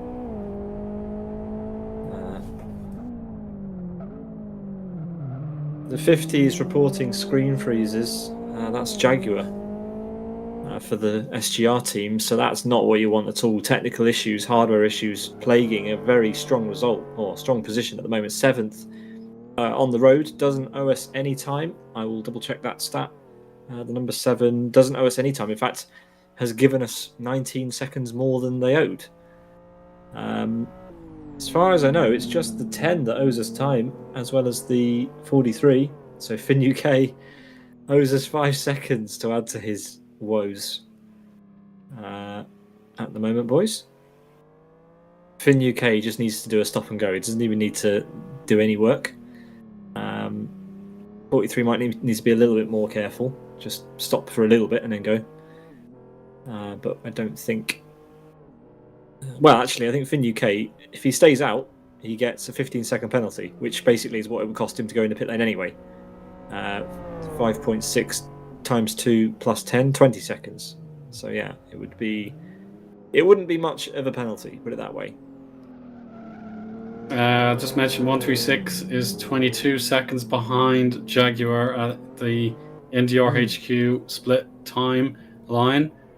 So if Jaguar suffers many more of these screen freezes, then it is possible for 136 to gain a position back. Oh, as he goes on the 2 wheels. Thank goodness he didn't pitch it into the air and roll it. So he's still game on here. It is possible, but he's gained 20 seconds since Chris last remembers looking, which might have been a few hours ago for all I know, but that's the intel we get from Chris sometimes. But there we are. Let's keep an eye on it. If it changes at the next timing line, then I'll give him the benefit of the doubt, but we will see. Mantas leads by now over a minute's time, so 6 seconds since I last looked, which was about a lap ago, I think. So 6 seconds gained by Mantas. The gap between Gabba and Twin is now over a minute as well. So Mantas absolutely gunning it.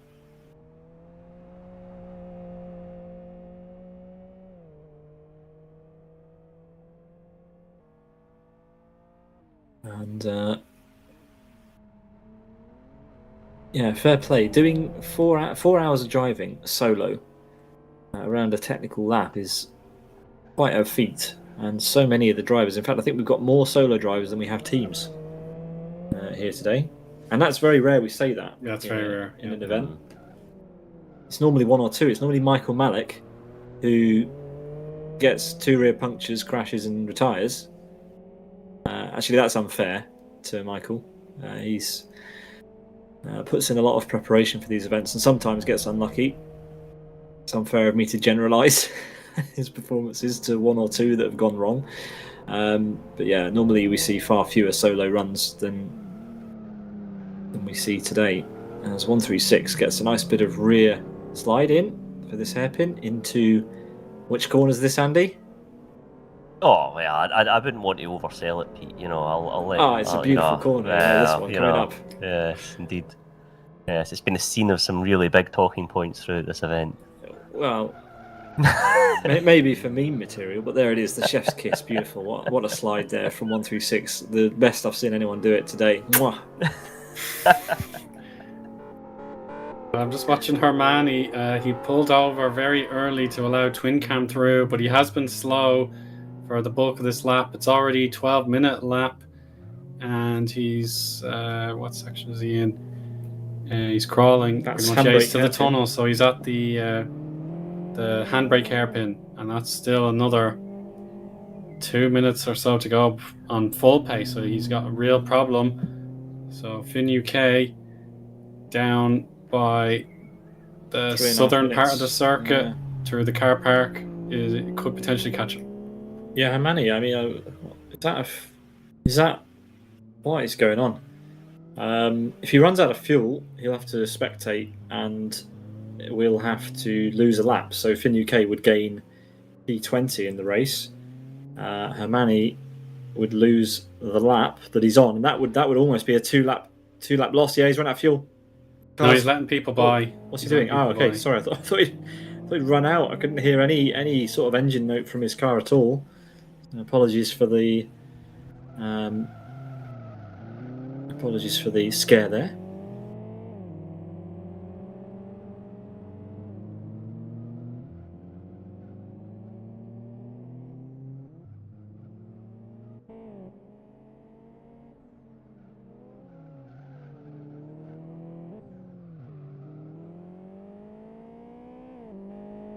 Mantas on to lap 20 and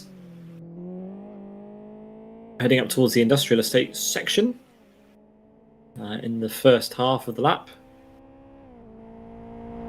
Looking very, very comfortable. And the gap between Mantas and Gabor is almost exactly the same as the gap between Gabor to Twin Cam. Just 0.6 of a second. The difference. So the closest gaps we have on track at the moment is the fight for P9, the fight for P4, and the rest are over 10 seconds. Nozzle and Master have been so close to each other all race long, when all things have been considered, when the pit stops have been over. And because of the problems that Jaguar's having, 136 is also gaining. It's now 15 seconds the gap. It was 22. That's 7 seconds that have been taken out of Jaguar's P7 lead over 136. In fact, they were able to be picked up by the same camera. So they're pretty close. Oh, he understeered. Got it wrong. Into the catch fencing. He's beeping the horn in frustration. It's a comedy of errors, and it's going to be the same camera again. Yeah, he's not happy with himself. Look. Yeah, you could see 136 coming. So, he's obviously feeling the stress, and I don't blame him. It is really annoying if you're having screen freezes and you miss corners as the car starts to wear down. Yeah, we do have Master and Nozzle united again. Why? Why are they so close together? Nozzle was not that It's far a poor lap. 11:17. I keep saying ones out of habit. But the 11-minute 9 for Master has closed them right back up to each other. And this will be such a kick to Nozzle's confidence, having been so good in this race. Very, very brave driving, whether it be in defence or attack. But now this mistake has brought Master right back in. Yeah, even Master in the chat is asking Nozzle what's happened. And that looks like a very simple overtake. So what has happened to Nozzle to allow that to happen? Because these two have been on pace since the very, very beginning. Yeah, Master made that look very, very easy for the overtake, and has pulled away quite considerably coming out the hairpin, albeit Nozzle was probably a little bit offline through the car up the inside. So that is a strange one, it has to be said, and it's disappointing for Nozzle, who's put in such a great defensive drive throughout. He's had P4 the whole race. Yeah. It's so disappointing, and again, we were speaking earlier about momentum. And now we reached such a critical point in this race, and the momentum goes to Master. So it's going to be a big ask for Nozzle to try and take 4th place back from the number 87 car. But this is a really, really interesting situation that's developed. That's a weird one, Eoin. Yeah, it's very bizarre. Nozzle to be in what was 4th position at this point in the race, that goes to show the quality of his performance. But then again, the blowback is the drivers in 5th, 6th, etc. are also very quick and also worthy of praise. So making a mistake has been very, very costly. Lorenzo, though, is only really in the first 70 seconds of the lap, so he's probably too far back. But it's definitely Jaguar versus 1 through 6 that'll be worth the watch, because Jaguar is just about to enter the service road that takes him away from turn 2 on the live circuit. And 1 through 6 is just breaking into it now, so it's going to be really, really exciting between those two. Yeah, we've got some spice towards the end of this race. It was all action at the beginning, and then we went into the kind of middle of the first stint, and then we had all the pit stops where the order completely reversed itself. And then we had another period of calm, and now towards the end we have a number of battles developing. One battle that certainly won't develop unless something terrible happens at the front is the podium. The podium is pretty much written. I'm always a little bit nervous of saying that, but in this case there has got to be a serious problem to change the order of our podium. But pretty much anywhere inside the top 10, other than potentially Lorenzo Nozzle, is up for grabs. The gaps are not that big. The gap between Roni... Nozzle and Master have had a collision, and Nozzle's spun round, so it's all gone off here as well. So Nozzle caught back up, weirdly, and then has had a contact with the barrier. He's managed to keep it going, so there's still an opportunity for him to close up, but weird that he was able to catch back up to Master again, and then they've had a coming together. I'm not sure why that would be the case. Let's see how things are going off in the land of in Finland, in Thamuli's, presumably Thamuli's house, as the three drivers for this team have all had a go in the seat. It's Monty McCarry's turn, and fair play to the ZFRL team for having the consistency to keep it in P12. I tell you now, Andy, if I were to use somebody else's gear to do a sim race, it wouldn't be a pretty scene. It would be a mess. Yeah, I mean, this is it. I mean, the vast majority of drivers will only use their own equipment. You know, it's not really that common to see drivers change equipment significantly for a kind of one-off race. So yeah, it'd be interesting to know the setup that they're running and the kind of differences between the drivers as part of that.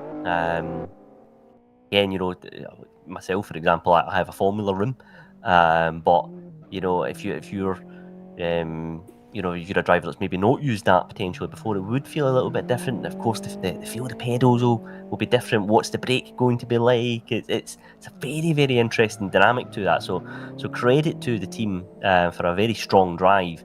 And yeah, let's see how they get on in the final couple of laps in this race. But it's an interesting element for this one for sure. It's definitely got advantages being in the one central location, absolutely. But that's a very interesting dynamic that's in the mix as well.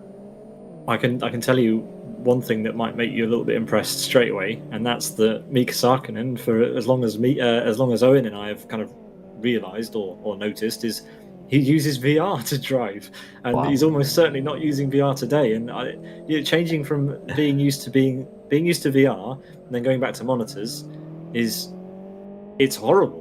And then obviously with different equipment as well, I can't imagine that's been too much. That's been a pretty big learning curve for Mika to have to do that all over again. So doubly impressive, and especially to keep it in the top half. Well, top 12, pretty decent. Yeah, an interesting one to say the least. You know, and again, it would take quite a bit of time, I would imagine, to adjust between the two different setups in that respect. You know, you do tend to see when drivers move to VR, a lot of them do tend to stay with VR, and you know, they'll do that for good reason. A lot of drivers say they feel faster when they use VR. Some drivers just prefer to have the kind of fixed screen setup in comparison. But yeah, credit where it's due. That's a really impressive performance from the team, and yeah, let's see if they can finish this one in as strong a position as possible. 2 laps to go. Mantas crosses the line with the fastest lap, a 10 minute 44.40. So even at this stage of the race, after how long have we even been going? What time is it? It's currently Chris Tango flips it. Chris Tango flips at the roundabout. Oh, and no. he's just landed it off the racing surface needs to there. spectate And and he'll have rejoin. to spectate, get a lap down penalty. He destroyed the car, like Chris mentioned in my ear, but we had no time to talk about it. But yeah, that car was badly cosmetically damaged anyway after a crash. And while giving Cyril Bisset, number 21, just a bit of a fun battle for no prize or position, he lost at the roundabout. Mantas, just as he recorded that fastest lap, he came across the Impressive in a bind. So yeah, at least the car will be fully repaired again. You can read Polska Goram as it's meant to be read. Yeah, another drama is that Lord Jag might be susceptible now to be overtaken by 136. 136 has been gearing up for this for a while. I hope it's not because of the screen freezes that Jag has been having. That would be really tragic. I hope this is on merit, and that 136 has just been able to turn the screws to get this move done. But they need to be careful. We're onto the part of the track which is seriously tricky, over this sort of podium area and down into the car parks section, where we just link up a bunch of car parks. That's a bunch of trees that I'm looking at there. There are some cars there, I promise. They're going to appear. There. Yeah. So yeah, this there we is go. where the horsepower will come into effect. Just one more left-hand hairpin to go. You can cut across the blue dividing lines if you so choose. I know Gabor has a preference for that. But I suppose if you're in a front-wheel drive car, it makes sense perhaps to take a proper racing line rather than bringing the handbrake on. Jaguar touches the hay bale. He's lost out, but he could regain it though, because the opportunity to go in a straight line is coming. So if he gets slipstream, and unfortunately Chris Tango says that's enough, he can't go any further. That's a terrible shame. That's a big shame with 2 laps to go. That 20 minutes to go, yeah, 2 laps, 20 minutes. He could have tried it a little bit longer, but he felt perhaps he wanted to be able to battle for position.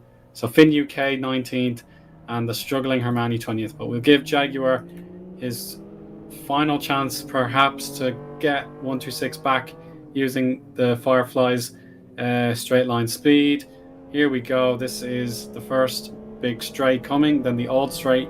Then that's the old straight now. So this is the first chance to really gain in some range here. So let's see how he gets on.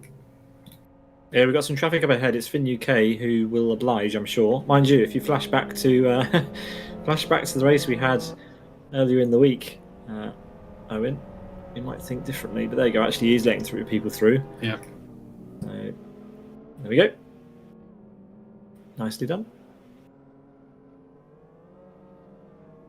But nice to see that the fire is still in this race, even after such a long time. Coming up to the 4-hour mark. In about 15 minutes' time, we'll be over that mark. Yeah, credit to 136, it must be said, because when that tyre trouble happened, it would be easy to just struggle to recover from that. But been a really strong drive here from 136 and up into 7th place. But Jaguar, I'm sure we'll do everything possible to try and close that gap. So that is still very much a battle there for position, and a couple of other battles, of course, throughout the top 10. But Jaguar going to lose a little bit of time after just sliding out the exit of that left-hander here. Here is Gabor, currently 2nd place at the moment, minute 13 behind our race leader Mantas. But yes, lots of battles still throughout the field, and positions very much up for grabs.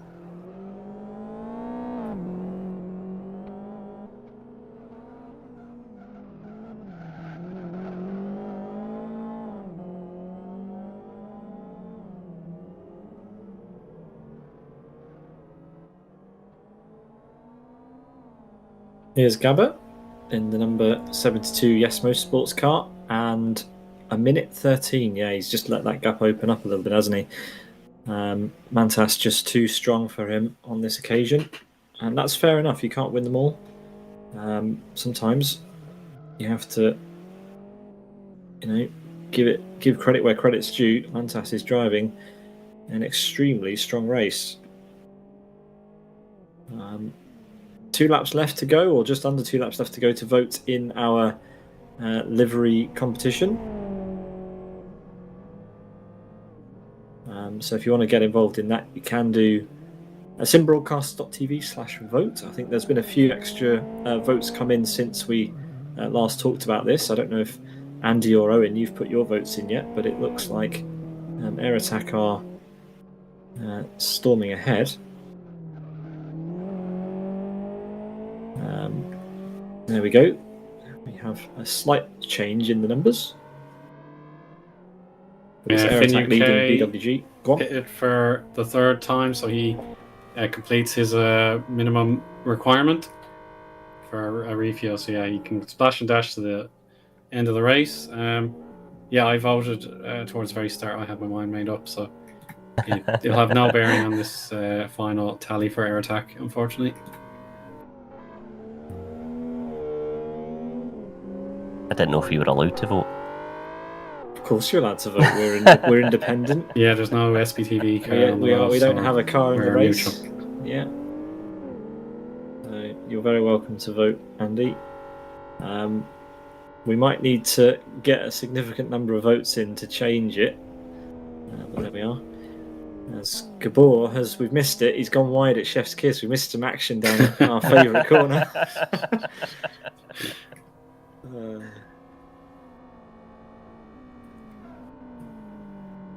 Maybe he can do it again on the final lap.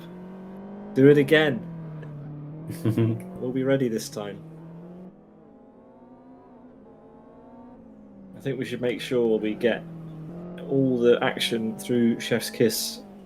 Every car going past. Every car going through there until we find something that can appease Andy Alston. To make it worthy of the excellent corner that it is. Here you go, Andy. Check this out. Watch this. Going to be an amazing corner. There's going to be some handbrake involved.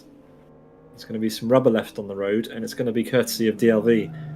Whoa, look at that!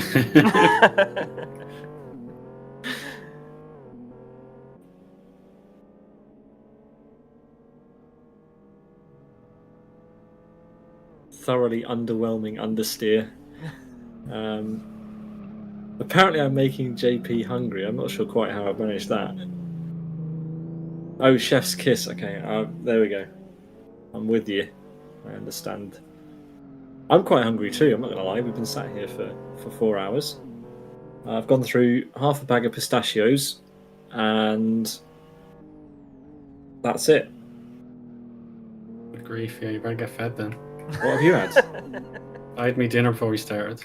Yeah, so did I. It's a bit more organised. The organisation of ham my and teammates is something else. What did you have? Bread? No, I had me full dinner before. Then just for a little top up the bread and ham. So, at least bread wasn't your full dinner. Yeah. Oh well. I mean, fair enough if you like bread, but was it haggis, neeps, and tatties for you, Andy, or was it something I else? was just going to say, for the record, I had an arrabbiata, which was very nice, but I put a little bit too much chili in it, which, was a bit unfortunate. But it was very nice all the same. Good. As we watch Lorenzo here, coming by. JP's had an ice cream, apparently. What did you go for, JP? What did you have from the ice cream truck? Chocolate milkshake from the ice cream truck. You've made an error there, mate. You're supposed to have an ice cream. Chocolate milkshake doesn't count. JP is trying to justify in our ears that a milkshake counts as an ice cream. What do you think? Let us know. Milkshake traditionally has ice cream in it, but it is not an ice cream in and of itself. So that is unfortunately in the UK that would be illegal. You can tell it's the penultimate lap of this endurance race, can't you?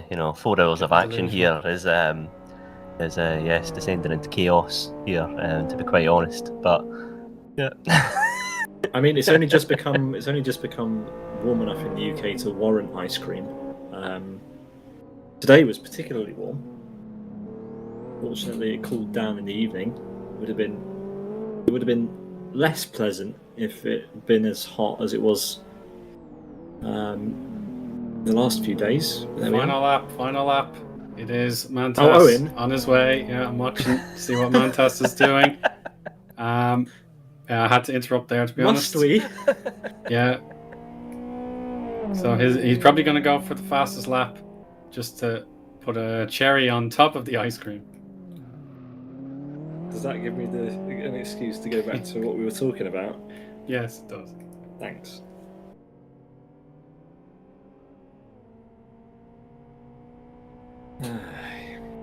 So, 10 minutes to go. And the gap to Gabor now up to 1 minute 16. Mantas is just doing this for the show now at this point. Absolutely no reason to be pushing, but he wants to make that gap as big as possible. I wonder, I'm guessing Roni has the stats somewhere on what the largest lead is. But we have seen far larger gaps over other cars in far shorter races. So, 1 minute 16 might sound like a year, but over a 4-hour race, which it will be by the time Mantas finishes, it's not terrible, is it? I mean, as Mantas is starting to drift, starting to see some action. Does that mean, Andy Alston, in a few corners' time we might see a drift at Chef's Kiss? Well, if ever there was a moment for a bit of drama at that corner, this would be it, wouldn't it? Yes, Mantas certainly pushing that car all the way here on the last lap of this race. But yes, it's been a very strong performance from the number 7 car. And yeah, been really, really impressive stuff, it must be said.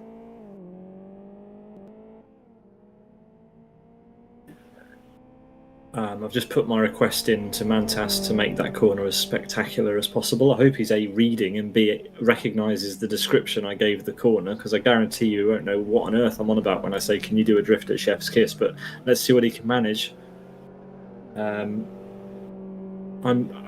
It's got to that stage of the race where I'm petitioning the drivers to do things.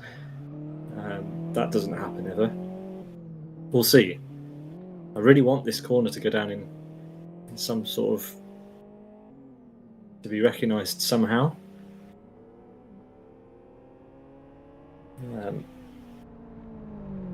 Yeah, he doesn't know where I mean. I'm going to have to be better in my description. I described it as the hairpin that goes onto the Westhill National Infield. There aren't many hairpins that do that. Hopefully it clicks when he gets closer. He's trying to figure out where. It's another 3 minutes away, I think. Another 3 minutes away. Yeah, Eoin reckons it's 3 minutes away. Deco's going to let him know when he gets there. Andy, just buckle in. I hope he takes the corner as slowly as possible, to be honest with you. I think that would be hilarious. Will be a backfire. I show you Mantas. I told him. Okay, well, I think the drivers are helping. They're trying to help him out. Gabor's going to tell him it's every corner. It's this one. Well, we're coming on to the last few corners, onto the second half of the lap for Mantas. Driven it solo. And the gap between Mantas and Gabor is up to 118. We have some close battles, and that might end up being a fight for P12, because Maxis is now less than 10 seconds behind Motta McCarry.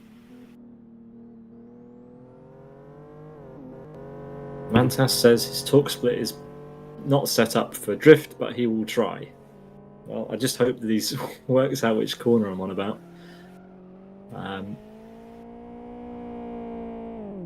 Well, we will see.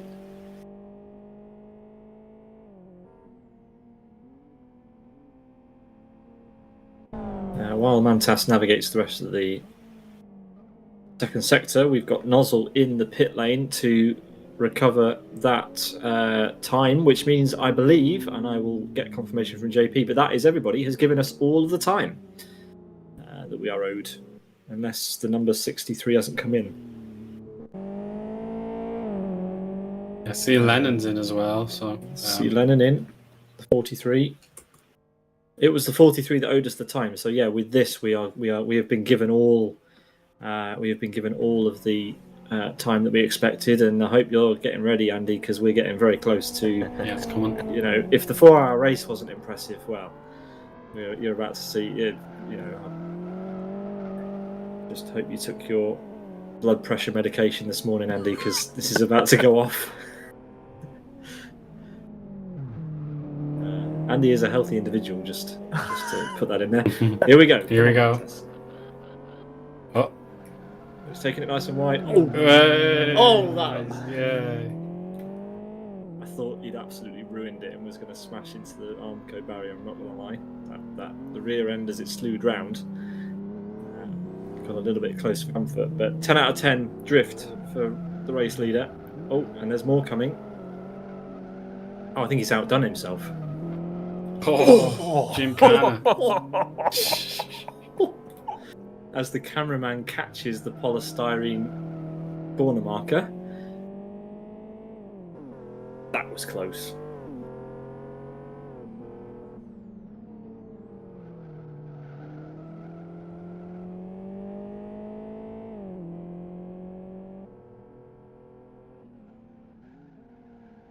Mantas is starting to enjoy his time out in the front, but just as he completes the rest of the lap, we'll give one final show of these lovely cars that have been turned out for tonight's action. Gabba P2 in the number 72, Twin Cam third currently in the 86 Born to Race car. Then it's Sim Racing Polska's Master in the 87 RB4 GT. Nozzle in the FZ 70 number 77 race green entry. Lorenzo in the number 18 Piran Firefly 200, highest placed of that particular car. Then it's 136 who got past Lord Jag in the UF1 200. Here is Lord Jag, having some hardware issues it seems, but currently in P8, which is perfectly respectable. Roni just behind might have a sniff at getting place more if Jag continues to have a few issues. Roni driving in the extremely loud and extremely green URC1, and the top 10 rounded out by Stiefler in another FZ70. But Mantas is coming into the final half of this lap, Owen. Gabor did a drift for us at Chef's Kiss as well, but he hit the wall a bit there, I think. Gabor did a drift for us, but we missed it. So that's a shame. But Twin Cam is the next driver scheduled to take it. Oh no. It's a shame for Air Attack. Martin McElroy, he could be in range to catch up, but it's really down to Mantas.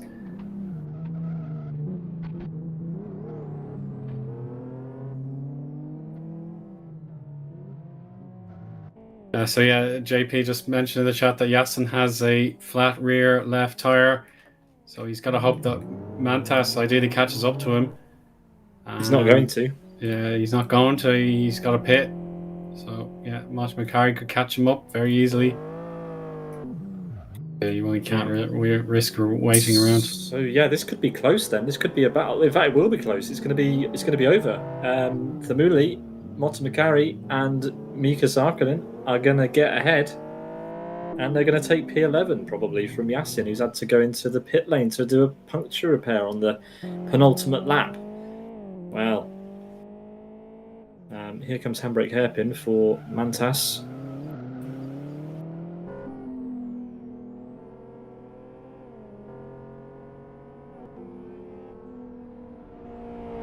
And then pops out under the second tunnel.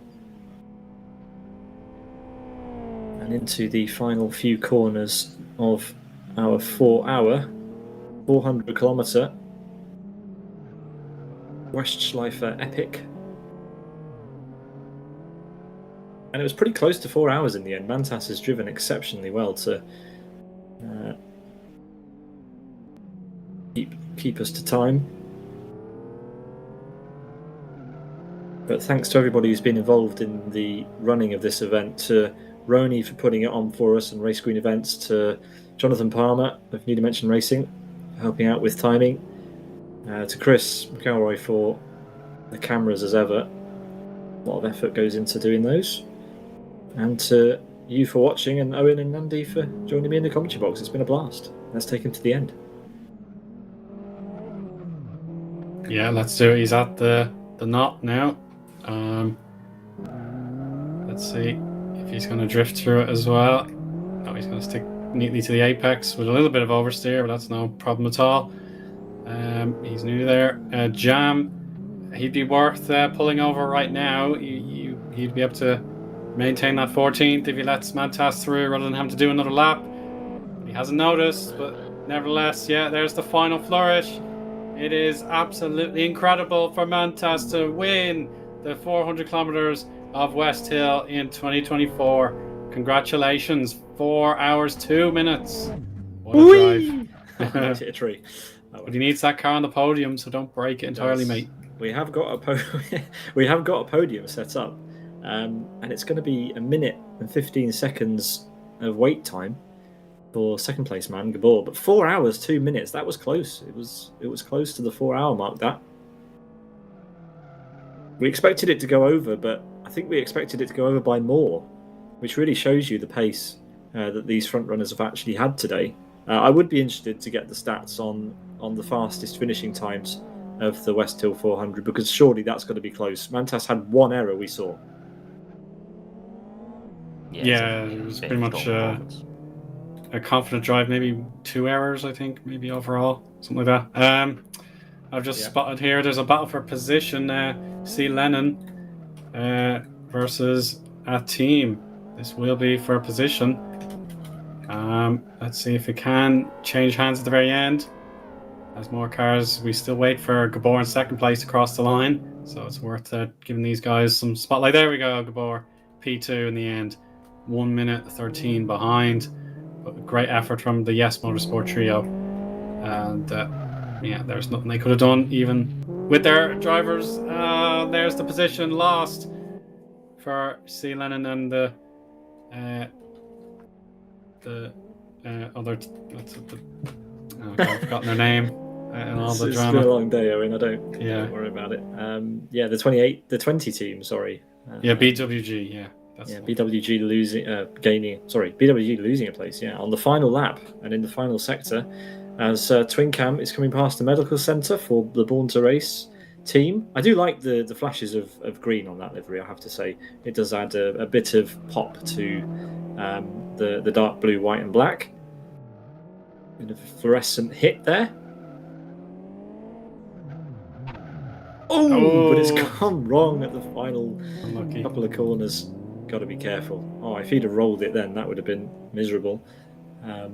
Fortunately, plenty of time between him and Master as he comes around the final couple of hairpins, and we get some drift on. Nice. Yeah. Lovely stuff. Steady on as he comes up to the start-finish line. And that rounds out our podium. Flourish to the finish, and it was going to be one of 136 Nozzle or this driver Master that was going to take the fourth step of our 3-step podium. But Master comes out victorious. It looked like it was going to be Nozzle for a long time, Andy, because that Nozzle was driving very consistently in P4 for most of the race, it has to be said. Yeah, really strong defensive drive from Nozzle.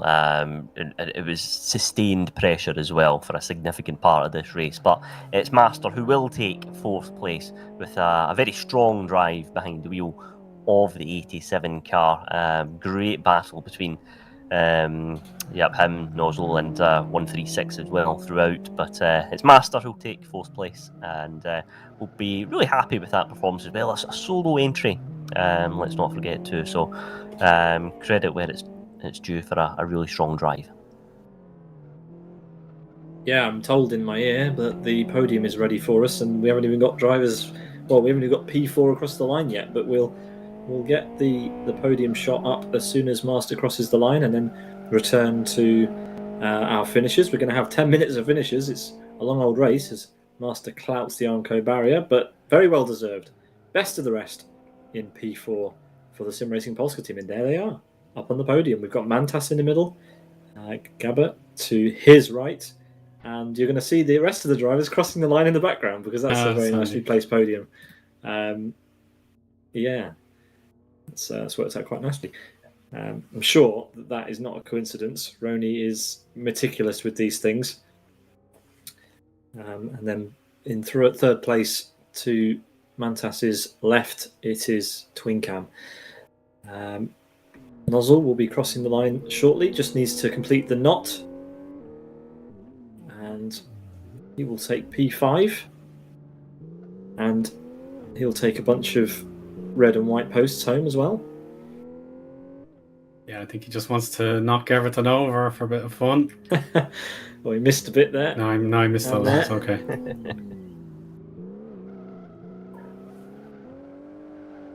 Lorenzo ultimately quite close as well, just behind in the paddock area. Bit of understeer for Nozzle. But a flourish to the finish for him past the large bins. And here's Lorenzo, only just behind in the end. Very close finish. Closest finish we've had so far between Lorenzo and Nozzle. P6 for Lorenzo. And the highest placed race green car goes to Nozzle. 136 comes across the line in P7. Nicely done. And here is Lord Jag for the SGR team, with the back marker just ahead. Oh, Roni could 43. catch him. Careful. Oh, Roni is in position. Oh, he is close. There he is. He's closed down a big gap. He's not going to be enough, I don't think, unless Jag goes up on two wheels again. But Roni is right there. You can see P7 disappearing through the Armco barrier. Roni has a back marker in between him, the number 43 BWG car. But here comes Jag through to take P7 in the end. So Roni will follow him across the line, very, very close in the end. And Stiefler See, Lennon also wants to end the race backwards, I think. Yeah. Oh, there you go. Cross the line in reverse. Stiefler next.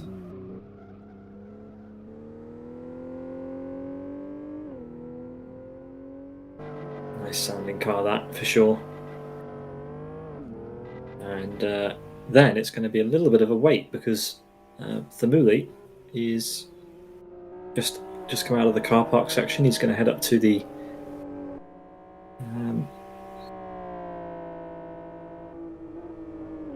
tunnel section.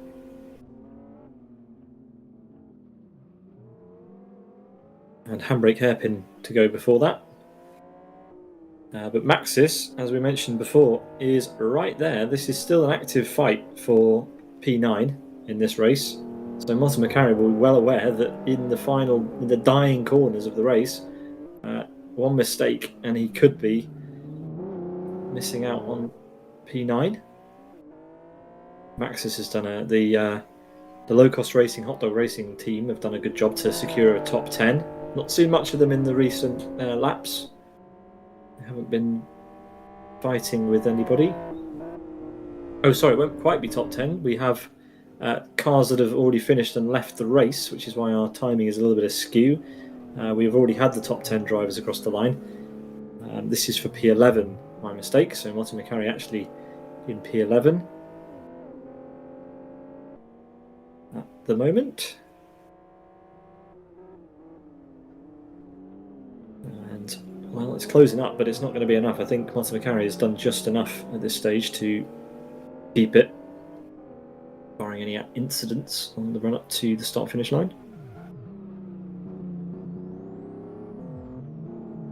But yes, the race has been over for 8 minutes already at this point, and we're just getting our final finishers on the lead lap.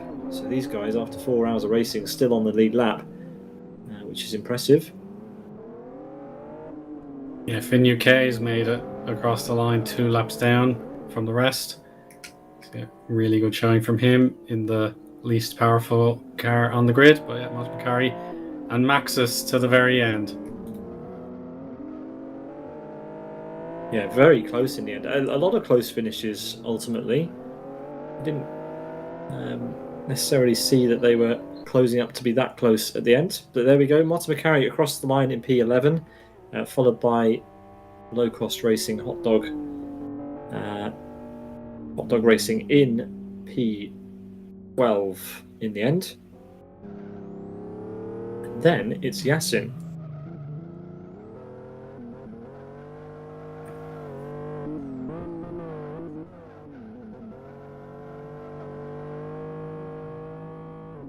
P14, car 14 will be car 66 will be the last car on the lead lap. As Yasin crosses the line in P13. And it's the 66 that is coming around now. Final car on the lead lap.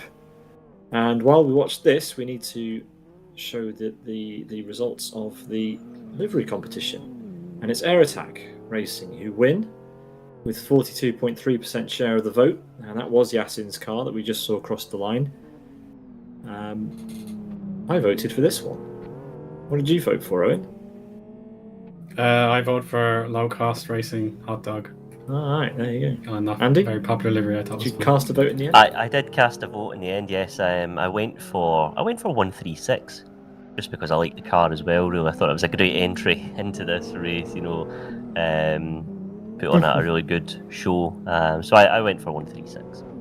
So Born to Race, the Born to Race livery, as we see Jam come across the line, 11 minutes. And what will it be? It'll be 11 minutes and 14 seconds after our race leader. 11:13. All right, fine. The timing doing me over. But there we go. That is the 400 kilometers of Westhill. That is a wrap. And one final time. I don't know if our drivers are still going to be on the podium. They are, and they've been joined by a bunch of other people. In fact, I think we've got 2 representatives of the Yes Motorsport team on the podium as well, and it's nice to see the rest of the guys lined up alongside in team colours as well. We don't often get to see that.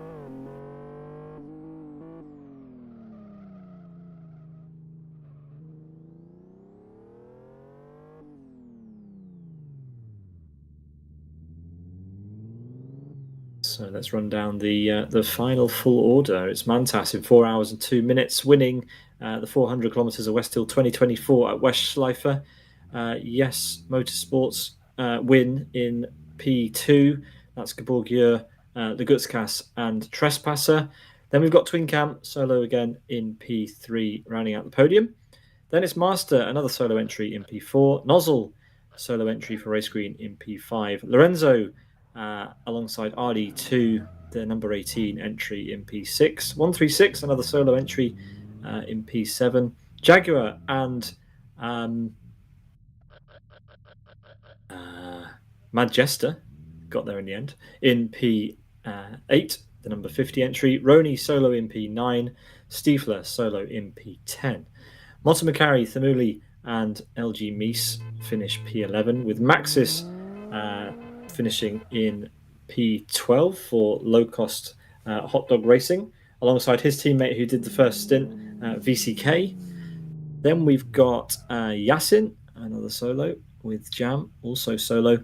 Sick in the number 21 in P15, also solo. LFS France, I think, also ultimately ended up being solo. There in P16. That was also a solo entry. A team, also solo. Clennon, this was not a solo entry. There were 2 or 3 of these guys in the race. 3 drivers for the BWG racing team. L Racing, Pete F and Clennon, or C Lennon. And then we had Finn UK, also solo. Hermani, solo entry. And over on the second page of results, we had Chris Tango, also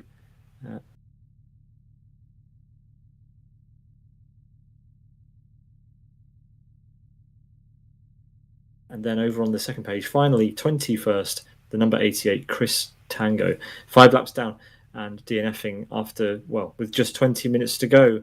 Mantas did the fastest lap, in 10 minutes and 44 seconds. And that is all she wrote. Eoin, Andy, thank you very much for joining me. What are your thoughts after that? It was just extraordinary for Mantas to win the race on his own against the capable trio of Yes Motorsports. Once he got the pole position, he never let it go on pure pace, because obviously there were some pit stops that brought him back down the order. But there were some excellent battles as well. The tactical battles, of course, you could overtake on the road, but with the length of the lap, it was very possible to lose all that work. And it was just a heck of an effort. Like the high finishing rate, people were obviously able to carry on for as long as possible. Some obviously, unfortunately, had to withdraw. They just couldn't take the punishment anymore. But in terms of the starters versus the finishers, it's a very, very high finishing rate. Yeah, massively. Andy, what are your thoughts? Yeah, it's been a great showcase of racing here on LFS, and big thanks to Race Green Events, New Dimension Racing, and to all the drivers as well and teams for putting on a great show here. There's been so much action throughout the field. It's been great to have been a part of this, and it's been a really enjoyable event from start to finish.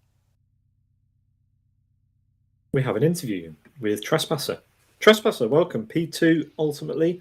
How do you feel? Hello. Quite good. We didn't really practice, but had a lot of fun. So thank you for streaming this. We'll have fun watching the replay of it. Thanks, Ronnie. Thanks, Deco, for helping Ronnie. Hope to race next year. Cool.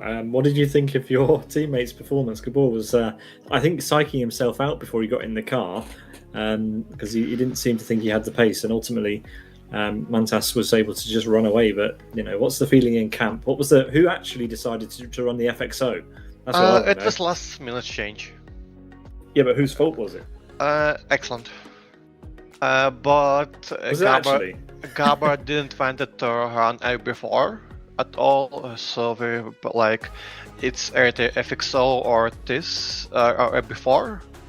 On the pace, we're not really happy on the setup. I think we could find another 3 seconds on the setup easily.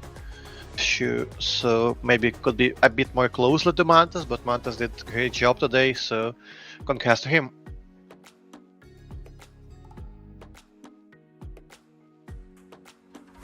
Hi, Trespasser. Congratulations on the second place. I suppose, do you want to have a quick mention of the track itself, and what was your favourite section, if you have any in mind?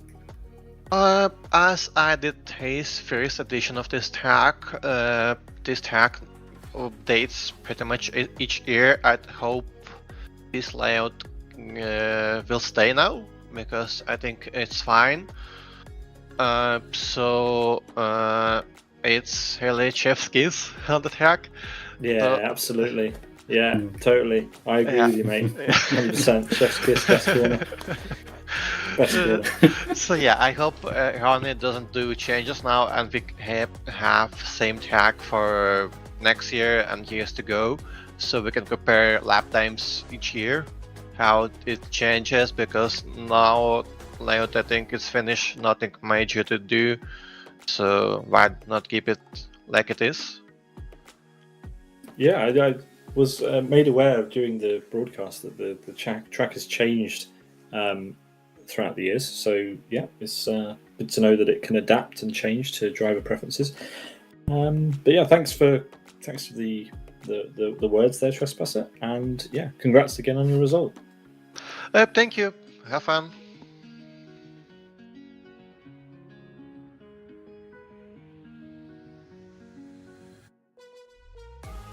So yeah, that brings to a close the broadcast of the 400 kilometers of Westhill in Live for Speed, hosted by Race Screen Events, supported by New Dimension Racing, and broadcast here live on simbroadcast.tv. It was a lot of fun to do this, and 4 hours of racing concluded with Mantas victorious as a solo entry. We'll be back on your screens on Tuesday for the next round of Roni's Tuesday Fun Race 2024. That'll be coming to you from the Autocross Mini Avus Autobahn Extended in the Dorito Lucy 130R, which is an absolute mouthful. We have the schedule here for you, May 21st, 2024. That will be the date of that one, the next round 10 of the first season of Roni's Tuesday Fun Race 2024. And after that, we'll have Master Race Cars E-Challenge Round 4 at the Portland E-Prix Circuit, replica in the E-Challenger next Sunday, a week today.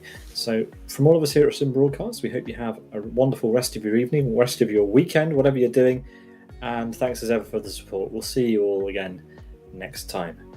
Good night from everybody here, from Andy Alston, Chris McElroy, Jonathan Palmer, and of course Andy Alston, Eoin Harmon. I said Andy twice. It's getting late, let's be honest. Yeah, he's, he's, say it twice. Why not?